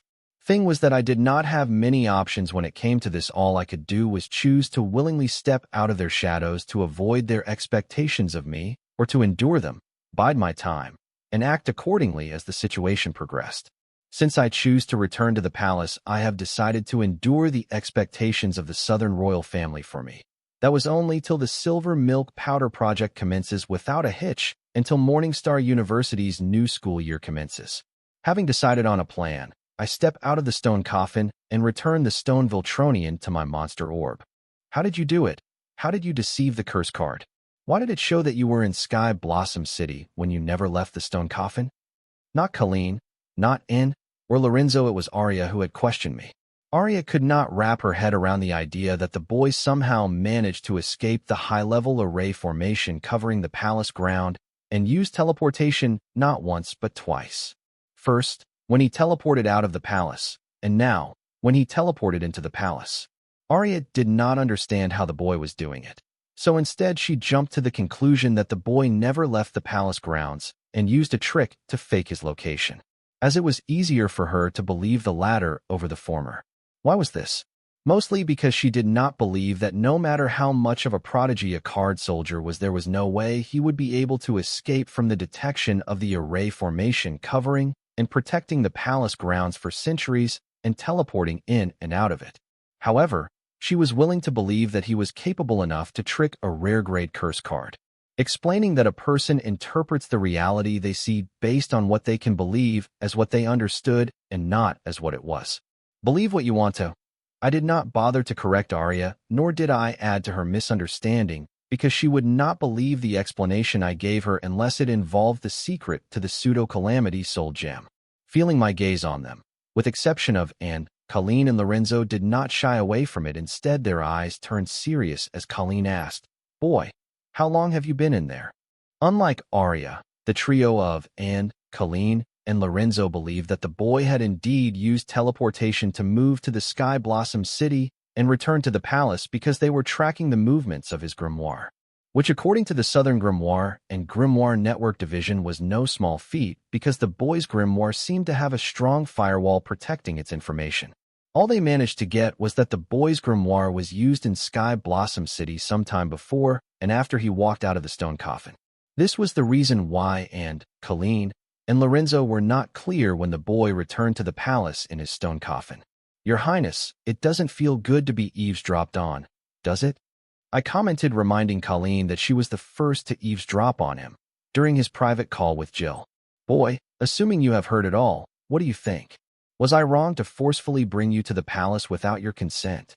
Instead of giving the boy a silly explanation as to why she brought him to the Southern Palace without his consent, Colleen decided to let the boy decide for himself if what she did was right or wrong. "Nope, don't use that trick on me. The question here is not whether what you did was right or wrong, but why you did it." Colleen wanted to use the phrase, "The end justifies the means," to defend her actions and avoid giving me an explanation for them. However, I did not plan to let her off that easily. Yes, I had chosen to endure her expectations of me, but that did not mean that I would docilely do everything she asks of me. Listening to the boy rudely confront Colleen and Lorenzo, Arya's brows frowned. The rage she felt for the boy and his actions was unexplainable. She wanted to grab the boy by his hair and smash his head on the floor while asking him to atone for his sins. However, Arya controlled herself and endured the boy's rude behavior as she had gathered from the conversation between Colleen and Lorenzo that this boy was important for the future development of the southern region. "Fine, I did that because you asked me to." Seeing that acting as if she did all for the boy's good would not be enough to keep the boy from complaining about it, she decided to be shameless. "When exactly did I do that? I don't remember asking you to put me in a cryo-sleep and take me to the southern capital," I asked. "Well, you didn't exactly use those words, but were you not the one who said that you will prove that you are capable of delivering on what you promised if you had the appropriate tools? Well, the tools you needed were of sensitive nature. You should know that better than me, so I cannot bring them to you. Instead, I chose to bring you to them. As it happens that the tools you asked for are being produced and assembled. Until then, the royal family is happy to have you as our guest. Colleen explained in coded words such that she would not end up revealing a single hint of the top secret information to Arya, who was also in the room, but did not have the clearance for it. Listening to Colleen's smart-ass argument, I frowned, as it was not what I was expecting her to say. What was I expecting her to say? I was expecting her to apologize for her actions. An apology, that was all I was asking of her. However, what I got was far from an apology, but a smart-ass counter. Yes, I did say that if I had the dungeon relocation apparatus, I would prove to her that I could create conditions to summon a dungeon similar to Silver Beach Dungeon. This by no means meant that I gave her permission to freeze me in an ice block and abduct me. I don't care for her argument that due to the sensitive nature of the dungeon relocation apparatus, making it impossible for her to bring it to me. So, instead, she chose to freeze me in an ice block and bring me to it. That doesn't cut it. Wyatt, savor your stay at the Southern Palace. If you require any assistance, Arya will be at your service. Once the essential resources for your mission are ready and organized, I'll get in touch with you. Colleen conveyed as she got ready to depart. I knew that I couldn't expect an apology from her, and had to endure her overprotection for the sake of the Silver Milk Powder Project. So, I expressed my frustration to Colleen. What exactly do I do here till? With the Supreme Leader and Matron hunting me, and Silver Milk Powder patent and shares in my hands being eyed by the world, right now I was in such a position that I could only trust my back to the Southern royal family thanks to the soul contract Anna, and I entered with the world's will as the witness. This was why, despite my numerous complaints about their overprotectiveness, I continued to stick with them. Because the day Anna and I entered a soul contract with the world's will as a witness, thanks to the terms mentioned in it unknowingly, I had chosen a side in this world struggle. One could also say that the Southern royal family was the family that I choose, or at least that was what it looked like in the eyes of the foreign forces. Hence, in order to ensure my survival, I must not only rely on the success of the Silver Milk Project for financial gain, but also on the support and prosperity of the Southern royal family. To accomplish both objectives, there was only one path I could pursue: creating a dungeon akin to the renowned Silver Beach Gate dungeon. Once this task was accomplished, I planned to relocate to Morningstar University. What do I know? Just do what typical youngsters do. Colleen retorted indifferently. With a straight face, I asked Colleen, "You mean underage drinking, experimenting with drugs, and sexual activities?" Colleen gave the boy a long, hard stare and vanished from the room after saying, "Do as you see fit. As long as you are within the palace grounds, I won't care." Arya's complexion turned into a shade of crimson in response to the boy's words. Even though they were completely uncalled for and discourteous, she couldn't deny the truth behind them. Many of her acquaintances indulged in such activities, and had it not been for her family's strict principles and her aspirations to serve her hometown, Arya may have dabbled in illicit substances and promiscuity as well. But her present standpoint was far removed from such recklessness. Arya was left astounded upon hearing Colleen grant the boy the freedom to conduct himself as he pleased within the palace grounds, a privilege exclusive only to the members of the royal family. Arya couldn't help but wonder what made the boy so significant that he would be granted such treatment, equivalent to that of a royal family member, especially within the sanctuary of the royal family. Arya had heard rumors of the boy's significance in the future development of the southern region, but the specifics of his role remained a mystery to her. However, her envy for the boy had clouded her judgment, causing her to belittle his abilities and underestimate his potential impact. Even though Arya harbored discontent towards the boy, she chose to maintain her composure and fade into the background of the room. As the boy's appointed bodyguard, she felt it was her duty to make him feel at ease, and she didn't want her presence to cause any discomfort. Arya made a conscious effort to keep her distance, as if she were not even there, while still ensuring the safety and protection of the boy remained her top priority. "I have come to a decision regarding my stay here," I declared, turning my gaze towards Lorenzo. "As a form of compromise, I request that you grant my people clearance to leave the southern region and relocate to the central academic region." My statement held an air of authority, as I made my demands known without any hesitation. Lorenzo's response would determine the course of action, and I was prepared to stand my ground and negotiate until a mutually beneficial solution was reached. Lorenzo's gazed at me with a hint of skepticism as if stating that I already knew the answer, so why bother with this question? So, you still haven't abandoned the notion of enrolling in Morningstar University? He inquired, his tone implying that my request would not even be considered. Despite his dismissive response, I refused to back down and remained firm in my stance. I was determined to pursue my aspirations, and nothing would deter me from achieving my goals. Lorenzo's response did not sit well with me, and I could feel the frustration building within me. That is not the question, I retorted firmly, my brows furrowing with displeasure. I refused to let him divert the conversation away from my request, and I made it clear that I would not tolerate any further attempts to dismiss my demands.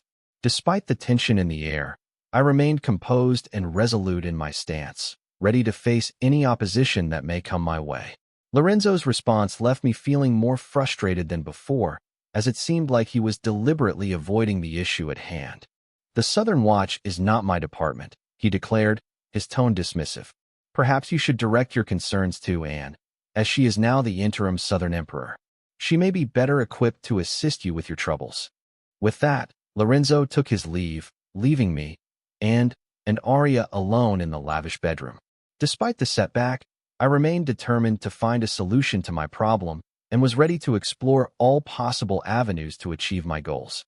I turned to, and with a glimmer of hope in my eyes, but her response dashed any expectations I had. Wyatt, don't look at me, she said firmly. I cannot do anything regarding this matter. Just because we know each other does not mean I am willing to bend the rules for you. Her words were straightforward, leaving no room for negotiation or persuasion. It was clear that Anne was not going to compromise her principles, and I respected her for it.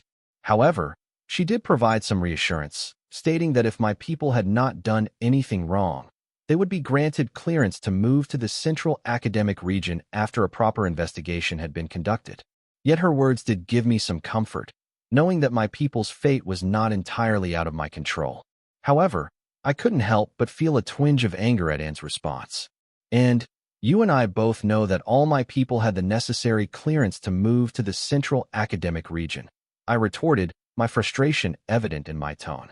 This investigation is nothing but a flimsy excuse your family has conjured up to prevent my people from leaving the southern region.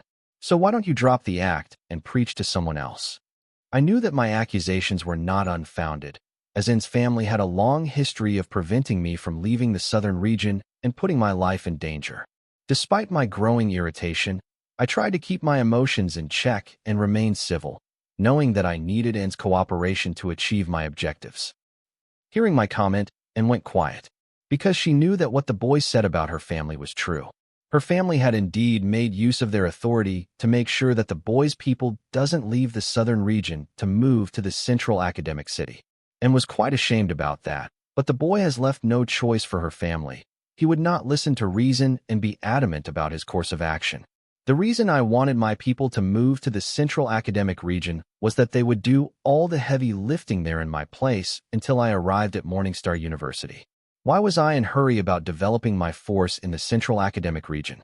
It was because at the start of the year at the university, the freshmen will start pouring in, and it will be very difficult for them to start setting up the groundwork for my business while competing with them.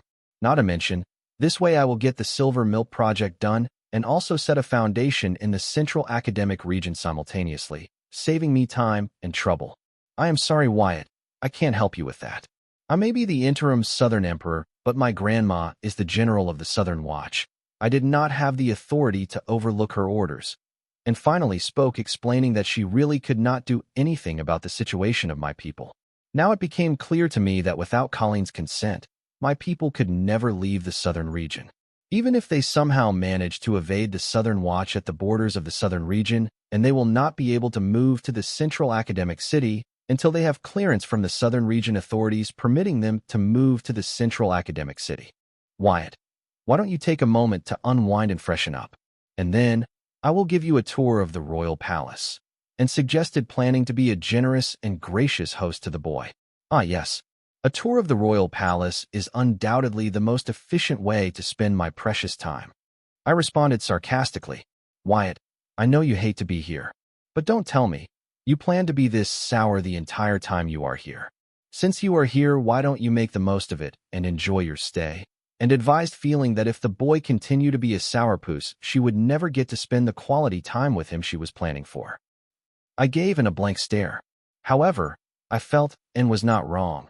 I should not waste my time complaining about what cannot do and instead have a more positive outlook on my current situation and embrace it to explore the opportunities that I could not have come across in Sky Blossom City.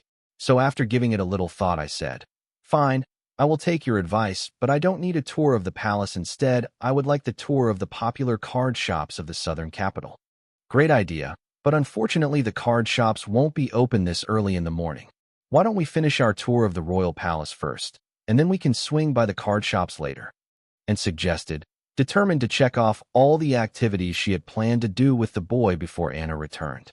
The tour of the palace was particularly important to her, and she wanted to make sure they had enough time to explore it thoroughly even if the boy was not particularly interested in it. "All right, I'll go along with that," I acquiesced, picking up on Anne's eagerness to show me around the palace. I supposed it wouldn't hurt to become more familiar with the palace's layout and the guards, especially since I'd be here for a while. Who knows, maybe I'll even learn something interesting along the way. "Very well, I'll be back in an hour to collect you," Anne exclaimed with great excitement and enthusiasm.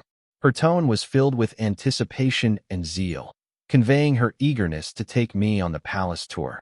After Anne left, I surveyed the opulent bedroom in search of the luxurious bathroom. It had been some time since I had cleansed myself conventionally, having relied on my self-created cleansing array formation. But today, I was determined to indulge in a much-needed shower, followed by a leisurely soak in the tub. The thought of the elaborate bathroom in the guest palace filled me with anticipation and excitement. Utilizing the power of my soul pupils, I easily navigated my way to the largest bath in the guest palace. However, my efforts proved to be unnecessary as I was immediately greeted by a distinguished elderly butler upon exiting my bedroom. "Greetings, sir. I am Colton Haynes, the head butler of the guest palace. How may I be of service to you today?" Colton introduced himself with a polite and professional demeanor, offering his assistance. "Excuse me, but is the main bath available for use? I would like to utilize it," I asked in a courteous tone, seeking information from the butler. "Certainly, sir. The main bath is at your disposal. I shall have the maids prepare it for you. Please follow me, and I shall escort you to the main bath." The butler promptly retrieved his grimoire and made the necessary arrangements, all while guiding me towards the guest palace main bath. Following the butler, I soon arrived at the main bath where I was awestruck by the magnificent sight that greeted me. A truly opulent bathroom unlike any I had ever seen before. In fact, it hardly seemed appropriate to refer to it simply as a bathroom. Its splendor was akin to the luxurious bathhouses found in the most prestigious resorts in Japan. "Is the bath prepared for the esteemed guest?" the butler asked the maids. "Yes, sir." The maids nodded in unison, indicating all the arrangements were made as per the head butler's instructions. "Excellent." Colton acknowledged the maids with a nod of his head. He then turned to me and said, "Sir, please enjoy your bath." With that, he exited the bathroom, leaving me to luxuriate in the opulent surroundings. As I examined the magnificent bath, I waited for the maids to depart, but they lingered without any indication of leaving. My mind began to race to wonder if they were waiting to be tipped for their service. However, before I could reach a conclusion, one of the maids approached and spoke. "Sir, let us assist you with your clothes." As the maid offered to assist me with my dress, I realized why they were lingering in the room and promptly declined their offer, saying, "Thank you for your kind offer, but I prefer to bathe alone. Please, leave me to it." The maids nodded in understanding and left the bathroom. As I prepared to undress and enjoy the luxurious bath, I couldn't help but marvel at the stark contrast between the lifestyles of the royal family and us commoners, evident in their Card King realm butlers and maids. However, my thoughts were interrupted as my soul pupils caught sight of Arya, the bodyguard assigned to me by the southern royal family, hiding in a corner of the bathroom. I had momentarily forgotten about her existence until I actively searched for another presence in the room. This may be because Arya was using a unique card that granted her such exceptional stealth ability. It not only allowed her to blend in with her surroundings, but also completely erased her presence. Her ability was reminiscent of the saying, "out of sight," out of mind. Didn't you hear what I said to the maids? I prefer to bathe privately, I stated, glancing towards the corner where Arya was concealed. As the boy spoke and cast his gaze in her direction, Arya pivoted to glance over her shoulder, wondering who the boy was talking to. Arya wasn't playing the fool. Rather, she possessed unwavering confidence in her stealth tactics. Its ability was not discernible by a mere card soldier. Yet, upon discovering no one but the four walls of the room behind her, Arya came to the realization that the boy was, in fact, addressing her. Overcome with surprise, she cast a stunned gaze in his direction. Arya had employed her stealth card to outwit the senses of her enemies in the Card King realm. Thus, she couldn't help but ponder how the card soldier in front of her had managed to locate her. Could he be bluffing? It wasn't until she recalled reading about the boy's aura sight, a vision-related origin card listed in his dossier, that the puzzle pieces fell into place. Despite the clear indication that she was underestimating the boy, Arya chose to turn a blind eye to the obvious warning. "Make no mistake, I know you heard me. Now get the hell out." I bellowed, frustrated by Arya's lack of response, demanding that she vacate the premises immediately. Despite my repeated entreaties, Arya persisted in concealing herself in the corner of the room. "I cannot comply with your request," she explained. "As your bodyguard, it's my duty to remain in close proximity to ensure your safety. Thus, I must remain in the same room as you. Enough already. This is the royal guest palace, for heaven's sake. Who in their right mind would dare plot an assassination of a royal guest on the royal palace grounds? If you're so concerned about your duty as my bodyguard, go stand guard outside the door," I said, managing to control my anger as I understood Arya was only doing her job and not going out of her way to make things difficult for me. "Master Wyatt, I implore you to consider your safety by cooperating. Kindly disregard my presence." Arya graciously declined my request once more. "Arya, I understand that you are fulfilling what your duties require of you. However, my privacy is also important to me, and I hope you can respect that. Can we find a compromise that works for both of us?" I attempted to reason with Arya. Out of frustration, I hoped that Arya was deliberately trying to make things difficult for me so that I could resort to force to remove her from the room. "Got it. I'll face the wall. Don't worry, I will not peek," Arya replied. While she seemed to understand my concerns, her proposed compromise fell short. With her presence in the room, I couldn't fully relax or be alone with my thoughts. It wasn't about my masculinity. It was simply a matter of personal space. "Fine, have it your way," saying that I arrange a big enough isolation array to separate me and the rest of the bathroom from the corner of the room where Arya stood guard. However, within the confines of the isolation array, an unsettling sensation washed over me. It was as if a pair of eyes were fixed upon me, silently watching my every move. Without a moment's hesitation, I activated my Gigamite physique, calling upon its remarkable ability. "If you see me, I see you," to track down the source of my unease.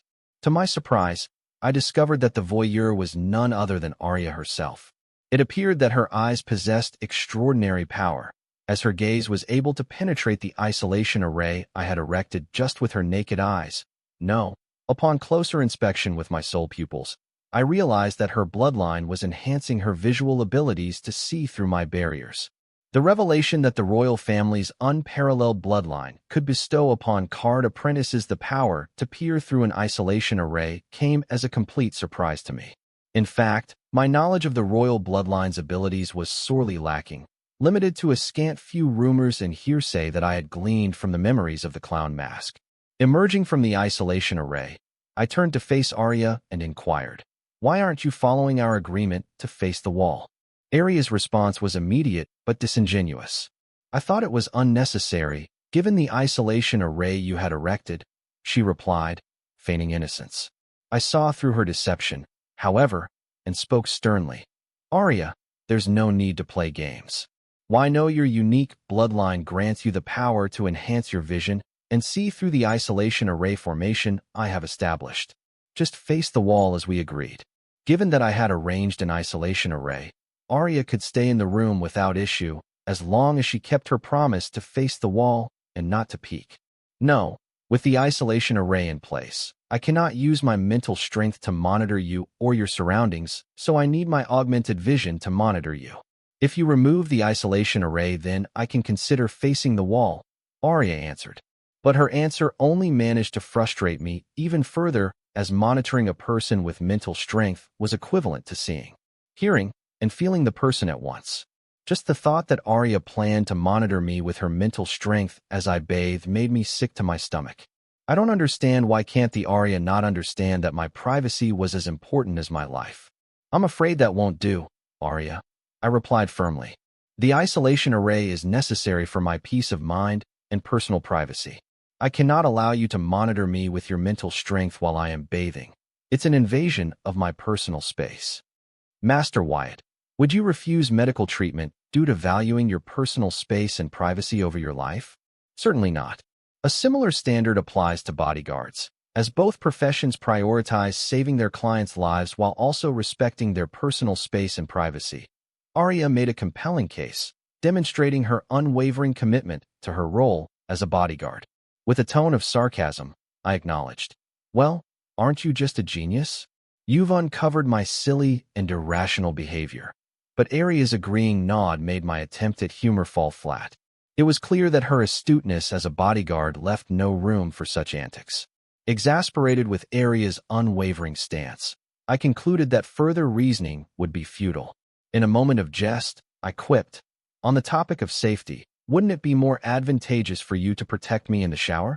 Perhaps we should both disrobe, and you can join me." Master Wyatt, I did consider that option, but I must admit, I am not well versed in the art of fighting in the nude. So, for your safety, I believe it would be best if I stick to my areas of expertise. Arya's response was candid and genuine.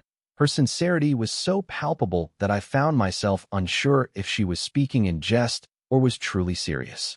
In a teasing manner, I remarked, "Have no fear, Arya. I shall instruct you in the art of fighting in the nude. Why don't you join me in the shower so we can begin our training? As my bodyguard, I trust you understand your duty to ensure my safety and security at all times." I said this with a hint of amusement, curious to see how long Arya could maintain her guise of a single-minded protector. Arya politely declined my suggestion. "Master Wyatt, I am currently on duty, and it would not be appropriate for me to engage in such activities with you at this time. Perhaps we can schedule a different time for our lesson." Her smile was friendly enough, but the expression in her eyes was a clear indication of her thoughts. Pervert. FCK it. Frustrated, I cursed under my breath. Why should I have to sacrifice the simple pleasure of taking an unnerving shower and bath because of Arya's stubbornness? This was the Southern royal family's guest palace, after all. If an assassination attempt were to occur here, a mere bodyguard from the Card Lord realm would be powerless to stop it. In an instant, 3 floating heads materialized behind Arya. Their sudden appearance alerted her. As she planned to react to them, 3 pairs of big arms emerged out of thin air aiming at her, one pair covering her eyes while the other 2 pairs restrained her arms and legs. Despite being bound, Arya remained composed. She was aware of the boy's strange powers, as she had read about them in his dossier. Remaining calm, she asked, "Master Wyatt, may I ask the reason for this? I tried to reason with you and asked politely, but you refused to compromise. You left me no choice but to resort to force. Now, be patient and endure the vision deprivation until I finish my bath," I declared with a sense of triumph. With a smug smile on my face, I walked back into the isolation array formation that I had prepared. Alas, my victory was short-lived as I sensed that my floating arms were struggling to keep Arya restrained. I turned to check on her, only to discover that the unique blend of unparalleled bloodline and soul energy that was surging through Arya's body was augmenting her physical strength to a point where it was rapidly approaching the level of my gigamite physique. Having struggled for some time to break free from the spectral arms, Arya eventually ceased her attempts and spoke up, saying, "Master Wyatt, I must admit that I had seriously underestimated you. Your strength is quite impressive, especially for someone in the card soldier realm." "Thank you, Arya," I responded with a slight smile as I deactivated my floating arms and heads, allowing her to be free from their grasp. Although I must say, if you were to fully utilize the power of your bloodline, you would have easily been able to break free from my restraints. I could sense through my soul pupils that Arya had only partially blended her bloodline with soul energy, causing her powers to be diminished. Had she fully merged the two completely, her physical strength would have exploded by a few folds, allowing her to easily break free of my restraints. It was unclear why she had not done so, but it was ultimately my loss. Master Wyatt. Arya spoke with a hint of surprise in her voice.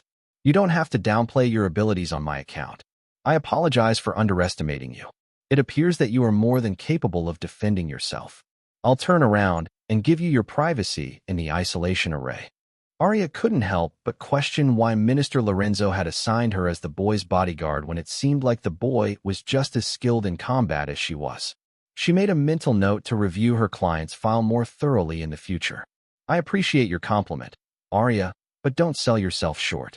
If you had fully blended your bloodline with your soul energy, you could have easily broken free from my restraints. I spoke with a hint of remorse, realizing that I had to resort to force to achieve my goal. Master Wyatt, what do you mean? I had diligently integrated my bloodline with my soul energy, but unfortunately, the resulting physical prowess was inadequate to extricate myself from your constraints without resorting to my cards, Arya replied. She couldn't comprehend how the boy was knowledgeable about her bloodline fusion methodology and why he implied that she had not executed it flawlessly, when in fact, she had. Arya, give me a moment. As I heard Arya insistently proclaiming that she had flawlessly fused her bloodline with her soul energy, despite my soul pupils bearing witness to the contrary, I couldn't help but feel baffled and suspect that something wasn't quite right. To get to the bottom of things, I instructed the Hive AI to retrieve the footage of Arya utilizing her bloodline to augment her physical prowess, ultimately unraveling the truth of the matter. As it transpired, Arya wasn't deliberately deceiving us, but instead sharing what she genuinely believed to be the truth.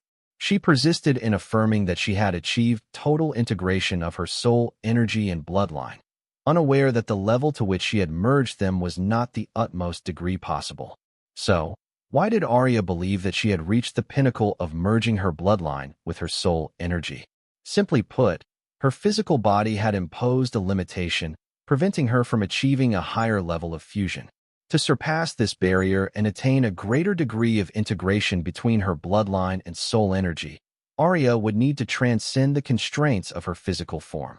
Exceeding the physical limitations of the body was a daunting task, particularly when one was unaware of the existence of such boundaries. This was precisely the predicament that Arya found herself in. Although her bloodline was unmatched in purity compared to even Luna Lawrence's unparalleled bloodline, her body was not on par due to being influenced by external factors, such as the genes she inherited from her father were not that compatible with genes she inherited from her mother. In contrast, both Anna and possessed untainted, unparalleled bloodlines, and their bodies were robust enough to fully manifest their innate potential. Comprehending this, I once again experienced a surge of triumph, for I had not been defeated by Arya. It wasn't a matter of her choosing not to break free from my constraints. Rather, her power simply wasn't sufficient to overcome them. Although she possessed a formidable bloodline and a physique that could rival my own, she lacked the adeptness to fully utilize them. Regardless of the cause, the bottom line was that I emerged victorious. Nevertheless, it did not absolve me of the responsibility for resorting to the use of force. In an attempt to make amends, I resolved to inform Arya of what I had learned. Arya, the extent to which you have merged your soul energy with your bloodline is not the maximum level of fusion achievable. When compared to the level of fusion that Anna and can attain between their bloodline and soul energy, your current utilization of your bloodline and soul energy is merely a fraction of what they can do. As the boy spoke, Arya's brows furrowed in confusion. She found it perplexing that a mere card soldier from a third-rate city had such a deep understanding of the royal, unparalleled bloodline, when even she, the descendant of the same bloodline, did not possess such knowledge. Nevertheless, she could not deny the truth in the boy's words, as she, herself, was aware of the vast discrepancy between her utilization of her bloodline and that of the Southern Emperor or any other member of the royal family. Throughout her upbringing, Arya was constantly told that her bloodline was second only to Anna's in terms of purity and distinction. Yet, upon observing her cousins and peers with similarly distinguished bloodlines, she couldn't help but feel that the enhancements they gained from their lineage were not all that different from her own. It begged the question. If her bloodline was truly the purest of them all, shouldn't it grant her greater abilities and advantages than her relatives? The question of whether her bloodline fell short in some way wasn't Arya's greatest worry, as she was already at the forefront of her generation with the abilities she possessed. Her success wasn't solely attributed to her pure bloodline, but rather because of her tireless work ethic and tenacious disposition. Despite being born into the prestigious art family with the royal bloodline, Arya learned from a young age that she wasn't inherently exceptional and had to earn her place through hard work and perseverance. Regardless of her achievements, Arya felt a constant weight on her shoulders to uphold the reputation of the art family and their royal bloodline. Society had unrealistic expectations of those born with the royal bloodline, assuming they would excel in all areas just as their renowned ancestors did. Anything short, they would be considered to be tarnishing the royal bloodline's legacy. Falling short of perfection was simply not an option, and any perceived failure reflected not only on the individual, but the entire family. So, if Arya failed to live up to society's expectations of her, then the art family would be blamed for degrading the royal bloodline with their blood. Given the unattainable expectations set by society, Arya had no option but to be relentlessly diligent and hardworking to meet their ludicrous standards. While her pure bloodline was undoubtedly a factor in her success, it was her tireless efforts that propelled her forward. Without her unwavering determination and hard work, her pure bloodline alone would not have been sufficient to satisfy society's insatiable demands. Arya's life was incredibly hectic, as she achieved the rank of Card Lord at the remarkably young age of 17. She was so busy that she never had the opportunity to ponder whether her pure bloodline was lacking in any way. It wasn't until her clients, whom she was tasked with protecting, pointed out the potential deficiencies in her bloodline that Arya began to question its completeness. "Master Wyatt, what are you trying to say?" Arya asked the boy with caution, as she did not want to jump to any rash assumptions, as she was aware that her royal bloodline, whether she wished it or not, was a more significant part of her identity than even the esteemed art family she was born and raised in. So, if there was any problem with the royal bloodline within her, then figures will be pointed at the art family, blaming them for degrading the royal bloodline. The art family was one of the oldest allies of the Southern royal family. They took pride in her loyalty to the Southern royal family, and for them to be blamed for degrading the royal bloodline would be their worst nightmare. "Sir, young Mrs. Body is not strong enough to display the full potential of the royal bloodline regardless of its purity. This news stays between us. Sir, the world will know one day.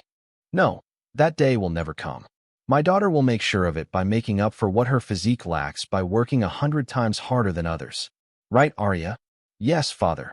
In a sudden epiphany, Arya recollected that she and her family had always been aware of the fact that her physical constitution was not robust enough to showcase the complete potential of the royal bloodline.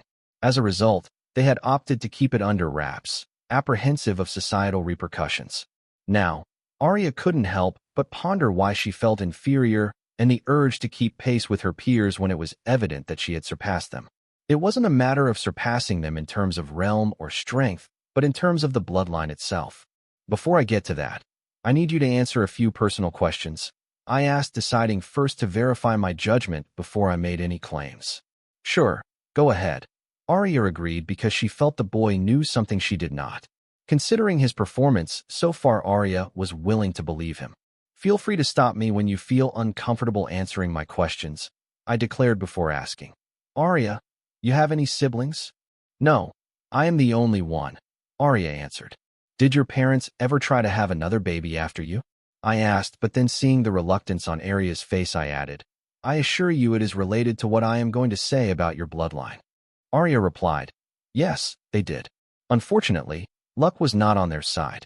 However, she didn't disclose the entire truth that she was privy to, that her mother had suffered a total of 6 miscarriages, 5 before Arya's birth and 1 after.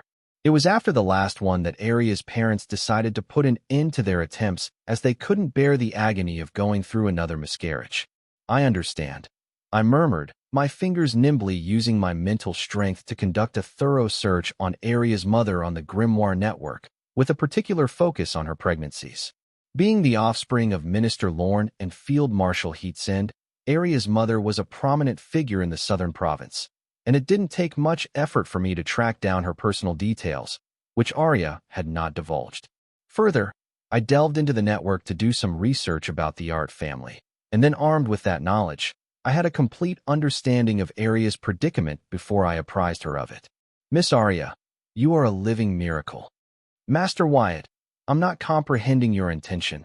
Arya expressed her bewilderment, puzzled by the young boy's remark about her as a living miracle. Deep inside, she couldn't help but wonder if the boy was attempting to flirt with her. Arya, I am aware of the circumstances surrounding your mother's pregnancy, and I presume that your parents have reiterated to you time and again that your birth is nothing short of a miracle. I spoke gently, knowing the delicate nature of the subject. During your birth, there were several complications, but you surpassed all the odds and came into this world as a healthy baby. Arya's forehead creased with a frown, and she gazed at the boy in silence, pondering how he knew so much about her and her family, despite being raised thousands of miles away from her. The moment he awakened from cryosleep, he had recognized her, despite it being their first encounter. However, he never disclosed how or why. Now, he seemed to be an expert on her bloodline and family history, raising Arya's suspicions that all of this was planned by the boy. However, she swiftly realized the notion was absurd, yet the thought left her feeling wary of him. Arya, please understand that what I am about to say is in no way meant to disrespect your family. I must also emphasize that soul pathway compatibility does not reflect how much people love each other.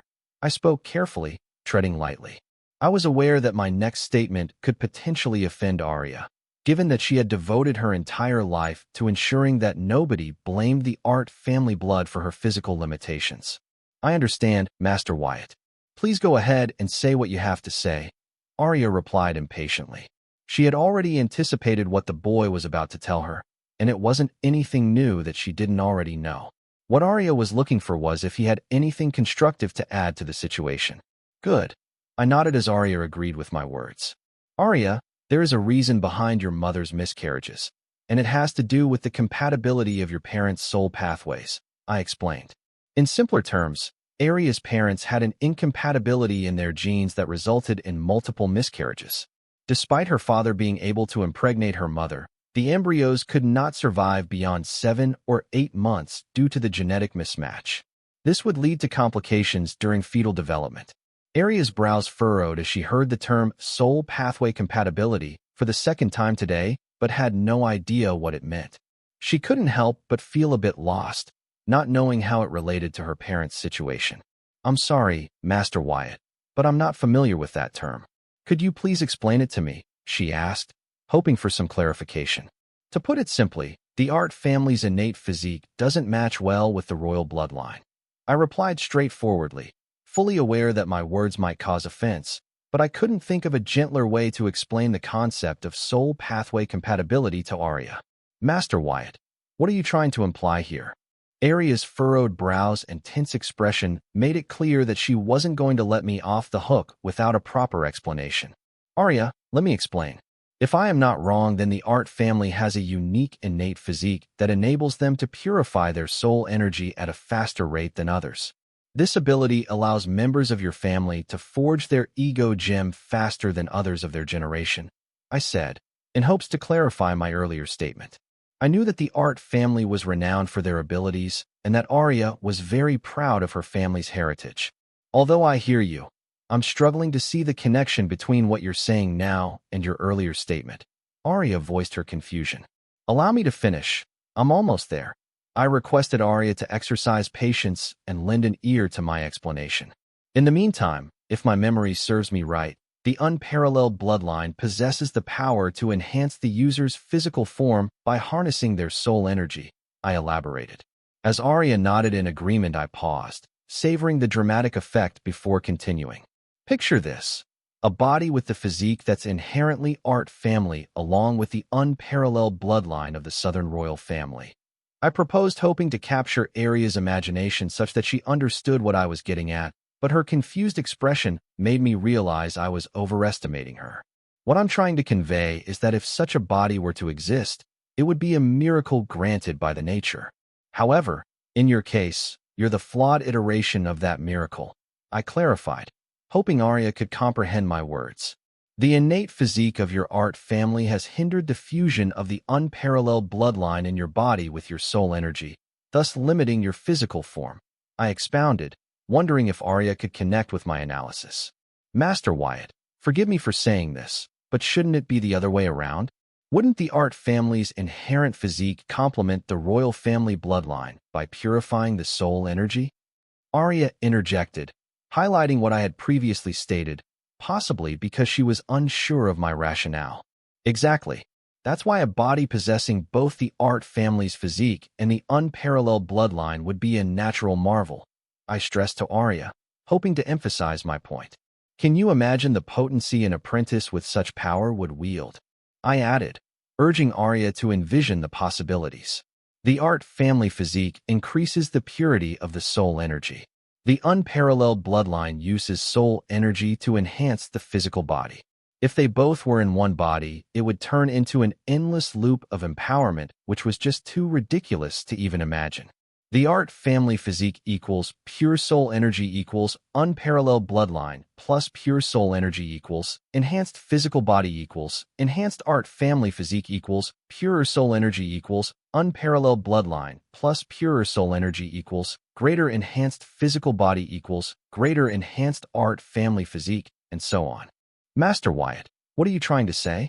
On the one hand, you say that my parents' soul pathways are not compatible, but on the other hand you say that the innate abilities of both my parents together are an unstoppable force and a miracle. I understood the latter, but I don't understand the former. Why are my parents' soul pathways not compatible? Arya patiently listened to what the boy had to offer, and thinking them through, she felt a part of what the boy said made sense, and the other part, she did not quite get it. So, she did not hesitate to voice her doubts to the boy. Here's the thing, the bloodline of the Heatsend family and the innate physique of your art family are totally opposite to each other.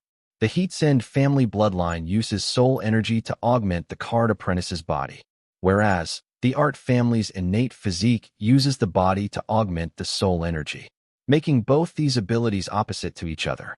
Yes, as a whole abilities, the Heatsend family bloodline and the art family physique should complement each other, but as soul pathways that result in these abilities, they do not go hand in hand. If both abilities use the soul energy to enhance the physique or use the physique to enhance the soul energy, then soul pathways that resulted in these abilities would be compatible. Heck, they could even mutate into a new ability never seen before. During the fetal stage of the baby, the soul pathways of the unborn child are beginning to form and align to give it the bloodline of the Heatsend family and the innate physique of the art family. However, because of the compatibility issue of the soul pathways of these two abilities, the soul pathway arrangement of the unborn baby starts to fall apart, resulting in miscarriage. However, in your case, your body was able to accommodate the soul pathways of both the Heatsend family bloodline and the art family's innate physique. And that was only possible because of a mutation in your body that became the limitation of both the unparalleled bloodline and the art physique that you possess, making you the jack of both abilities but the master of none. This was why I called your existence a miracle and a failure. I patiently explained to Arya how her parents' soul pathways were not compatible despite their abilities complementing each other, and how her birth was a miracle and a failure at the same time. No matter how pure Arya's unparalleled bloodline was, because of the limitation in her body, it could not merge with her soul energy completely. Thus, Arya could use the unparalleled bloodline to its maximum potential. The same was true for the innate art physique she inherited from her father's family. Arya could try to remove this limitation on her body such that she will be freely able to use the unparalleled bloodline and the innate art physique, maybe even use them together to achieve a power never seen before, but without the limitation on her body, her soul pathways would start to collapse, and she would die. Master Wyatt, is there a way for me to overcome the limitation of my body? Arya asked the boy after understanding the crux of the boy's detailed explanation of her body and her innate abilities. I am sorry, Arya, the limitation of your body is not something that you can overcome. Honestly, that limitation is what keeps you alive. Without it, your soul pathways would collapse, and you would die a horrible death. That limitation is the reason why you were born as a healthy child, but your siblings died in your mother's womb. My words to Arya were grim because I wanted to stress the gravity of the natural limiter in her body to Arya. I did not want her to do something stupid in pursuit of power which would inevitably lead her to a horrible death. I see that natural limiter on my body is what keeps me alive while also making me inadequate despite inheriting two of the most powerful abilities in the southern region, the unparalleled bloodline and the innate art physique. I guess I should be happy to be alive. Arya said this, but a tinge of regret could be heard in her voice as she could not come to terms with her situation, so she soon declared, I don't want to be mediocre when I could be the best there is. Girl, did you not hear what I just say? You only have two choices: keep the natural limiter or die a horrible death. I stressed, feeling that Arya did not understand how gruesome and grave death by soul pathways collapsing was. Master Wyatt, since you can clearly understand my situation, then you should have some way to rectify it, right? Arya was not reconciled with her situation. And she was right. If I could not rectify her problem, why even bother to bring it up in the first place? Arya, I hope you come to terms with your situation, but if you insist, I can think of something. However, it will not be easy. I advised Arya not to try and change something that was keeping her alive, but come to terms with it and move on, because I did not want to solve a problem that actually did not need solving. However, thinking of numerous possibilities of Arya's bloodline and physique, I could not help but get excited. So, there is a way? Arya asked in anticipation. She did not even consider coming to terms with her situation and moving on. Clearly, Arya, like other royal children, would not hesitate to risk her life for power, as they knew their life's value was directly proportional to their strength. That was what they have been taught since their birth. Arya, take your time. I am not going anywhere. I did not agree with Arya and instead asked her to take her time weighing her options, because just with her current development, Arya was able to create huge waves in the future vision of the clown mask, so I did not think it was wise for her to risk all it over a possibility that she could overcome the natural limiter on her body. Master Wyatt, no need, I have already decided. So, please guide me. Arya said decisively, and it appeared she was not going to change her mind no matter what the boy said. First of, let me take shower in peace. Then we can talk about your situation. It is not something you or I can address on a whim, I said, walking back in my isolation array formation. Then, seeing Arya face the wall, I undressed and proceeded to enjoy the shower, followed by a soak in the tub. I had already thought of various ways around the natural limiter placed on Arya's body, which would allow her to use both her bloodline and physique to their maximum potential. However, all of them were temporary measures. The different ways I came up with all used the same principle of suppressing Arya's natural limiter for a certain duration for which her body will continue to be stable without the presence of the limiter. Now, to find out how long and how much I can suppress the natural limiter placed on Arya's body without affecting the stability of her body, I would have to conduct numerous trial and error experiments, but there was only one Arya. Fortunately, I had Hive AI, which could conduct accurate simulations when provided with the necessary data and real-time parameters. However, before going through the course of action I came up with, I thought it would be best if I visited the Infinity Library to brush up on similar cases. As that thought crossed my mind, I could not help but wonder if Arya was worth the trouble of me wasting my precious free reading time in the Infinity Library. Well, I like to use everything at my disposal to help provide the best solution I can to my client, only if they were willing to pay the appropriate price. So, having enjoyed a long soak in the luxurious bathtub, I dressed up and lifted the isolation array. Feeling the isolation array being lifted, Arya turned to look at me with anticipation. Glancing into her eyes, I said, "It seems you did not change your mind." "No, I did not. If anything, I am more certain about it than before." Arya's eyes shone with a firm resolve as she spoke these words. "Good, that you are certain about this, because my services are not cheap. My help to you will depend on what you are willing to offer me," I said as I walked out of the main bath, only to find that the head butler Colton and the maids waiting for me outside. "Master Wyatt, Miss ABA Windsor, and her friends are waiting for you in the hall," Colton reported as I walked out of the main bath and paused in front of him. "ABA is here too," I blurted in surprise. Considering that the demigod Windsor had left ABA in Anna's custody, it would only make sense that ABA would follow Anna back to the royal palace. And what was this about ABA's friends?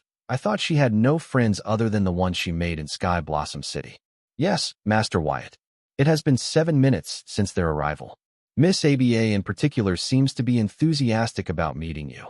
Will you be greeting them with your presence, or should I send them away? The head butler asked. No.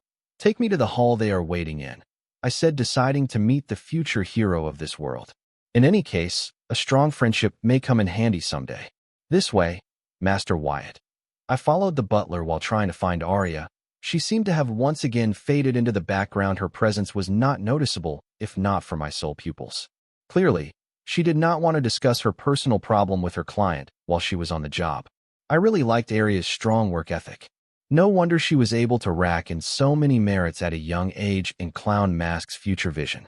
Arya was 17 years old now, and during the war between the South and North region seen in Clown Mask's future vision, she would be in her mid-20s, which was very young for card apprentices who could live a very long time compared to the mortals. Date: April 7th, 2321.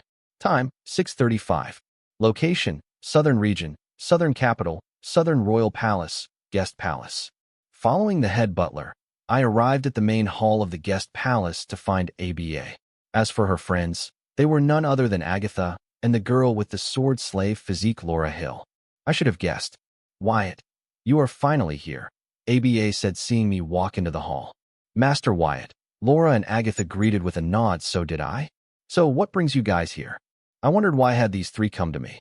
I heard you were finally awake from your cryosleep, so I came to check on you on Big Sis Susan's behalf, ABA said with a mischievous smile. As a teenager, her mind was riddled with romance and other nonsense when she should be trying her best to cultivate her active soul energy. Honestly, for a daughter of a renowned demigod, ABA's strength was a joke, but somehow she becomes the hero of this world according to Clown Mask's future vision. I really did not understand how that worked. Why did you not bring her to the palace with you? I asked. Wait, I could do that. Why did I not think of that? Is it too late to bring Big Sis Susan to the southern capital now? ABA said, turning to Agatha, hoping that she would go back to the Sky Blossom City and bring Susan to the southern capital. Princess, I cannot do that. As someone who raised ABA, Agatha knew what ABA was thinking and immediately rejected her. They were in the southern capital, though the relations between the southern royal family and her master were good. The same could not be said about the spies of the other forces stationed in the southern capital. So she could not be casual about her duties like she did back in Sky Blossom City. I'd love to hear from you. Thanks so much for watching. Did you enjoy this video? If you did, make sure to hit that notification bell so you never miss an update. And don't forget to subscribe and give this video a big thumbs up. Your support means the world to me, and I can't wait to see you in the next one. Thank you.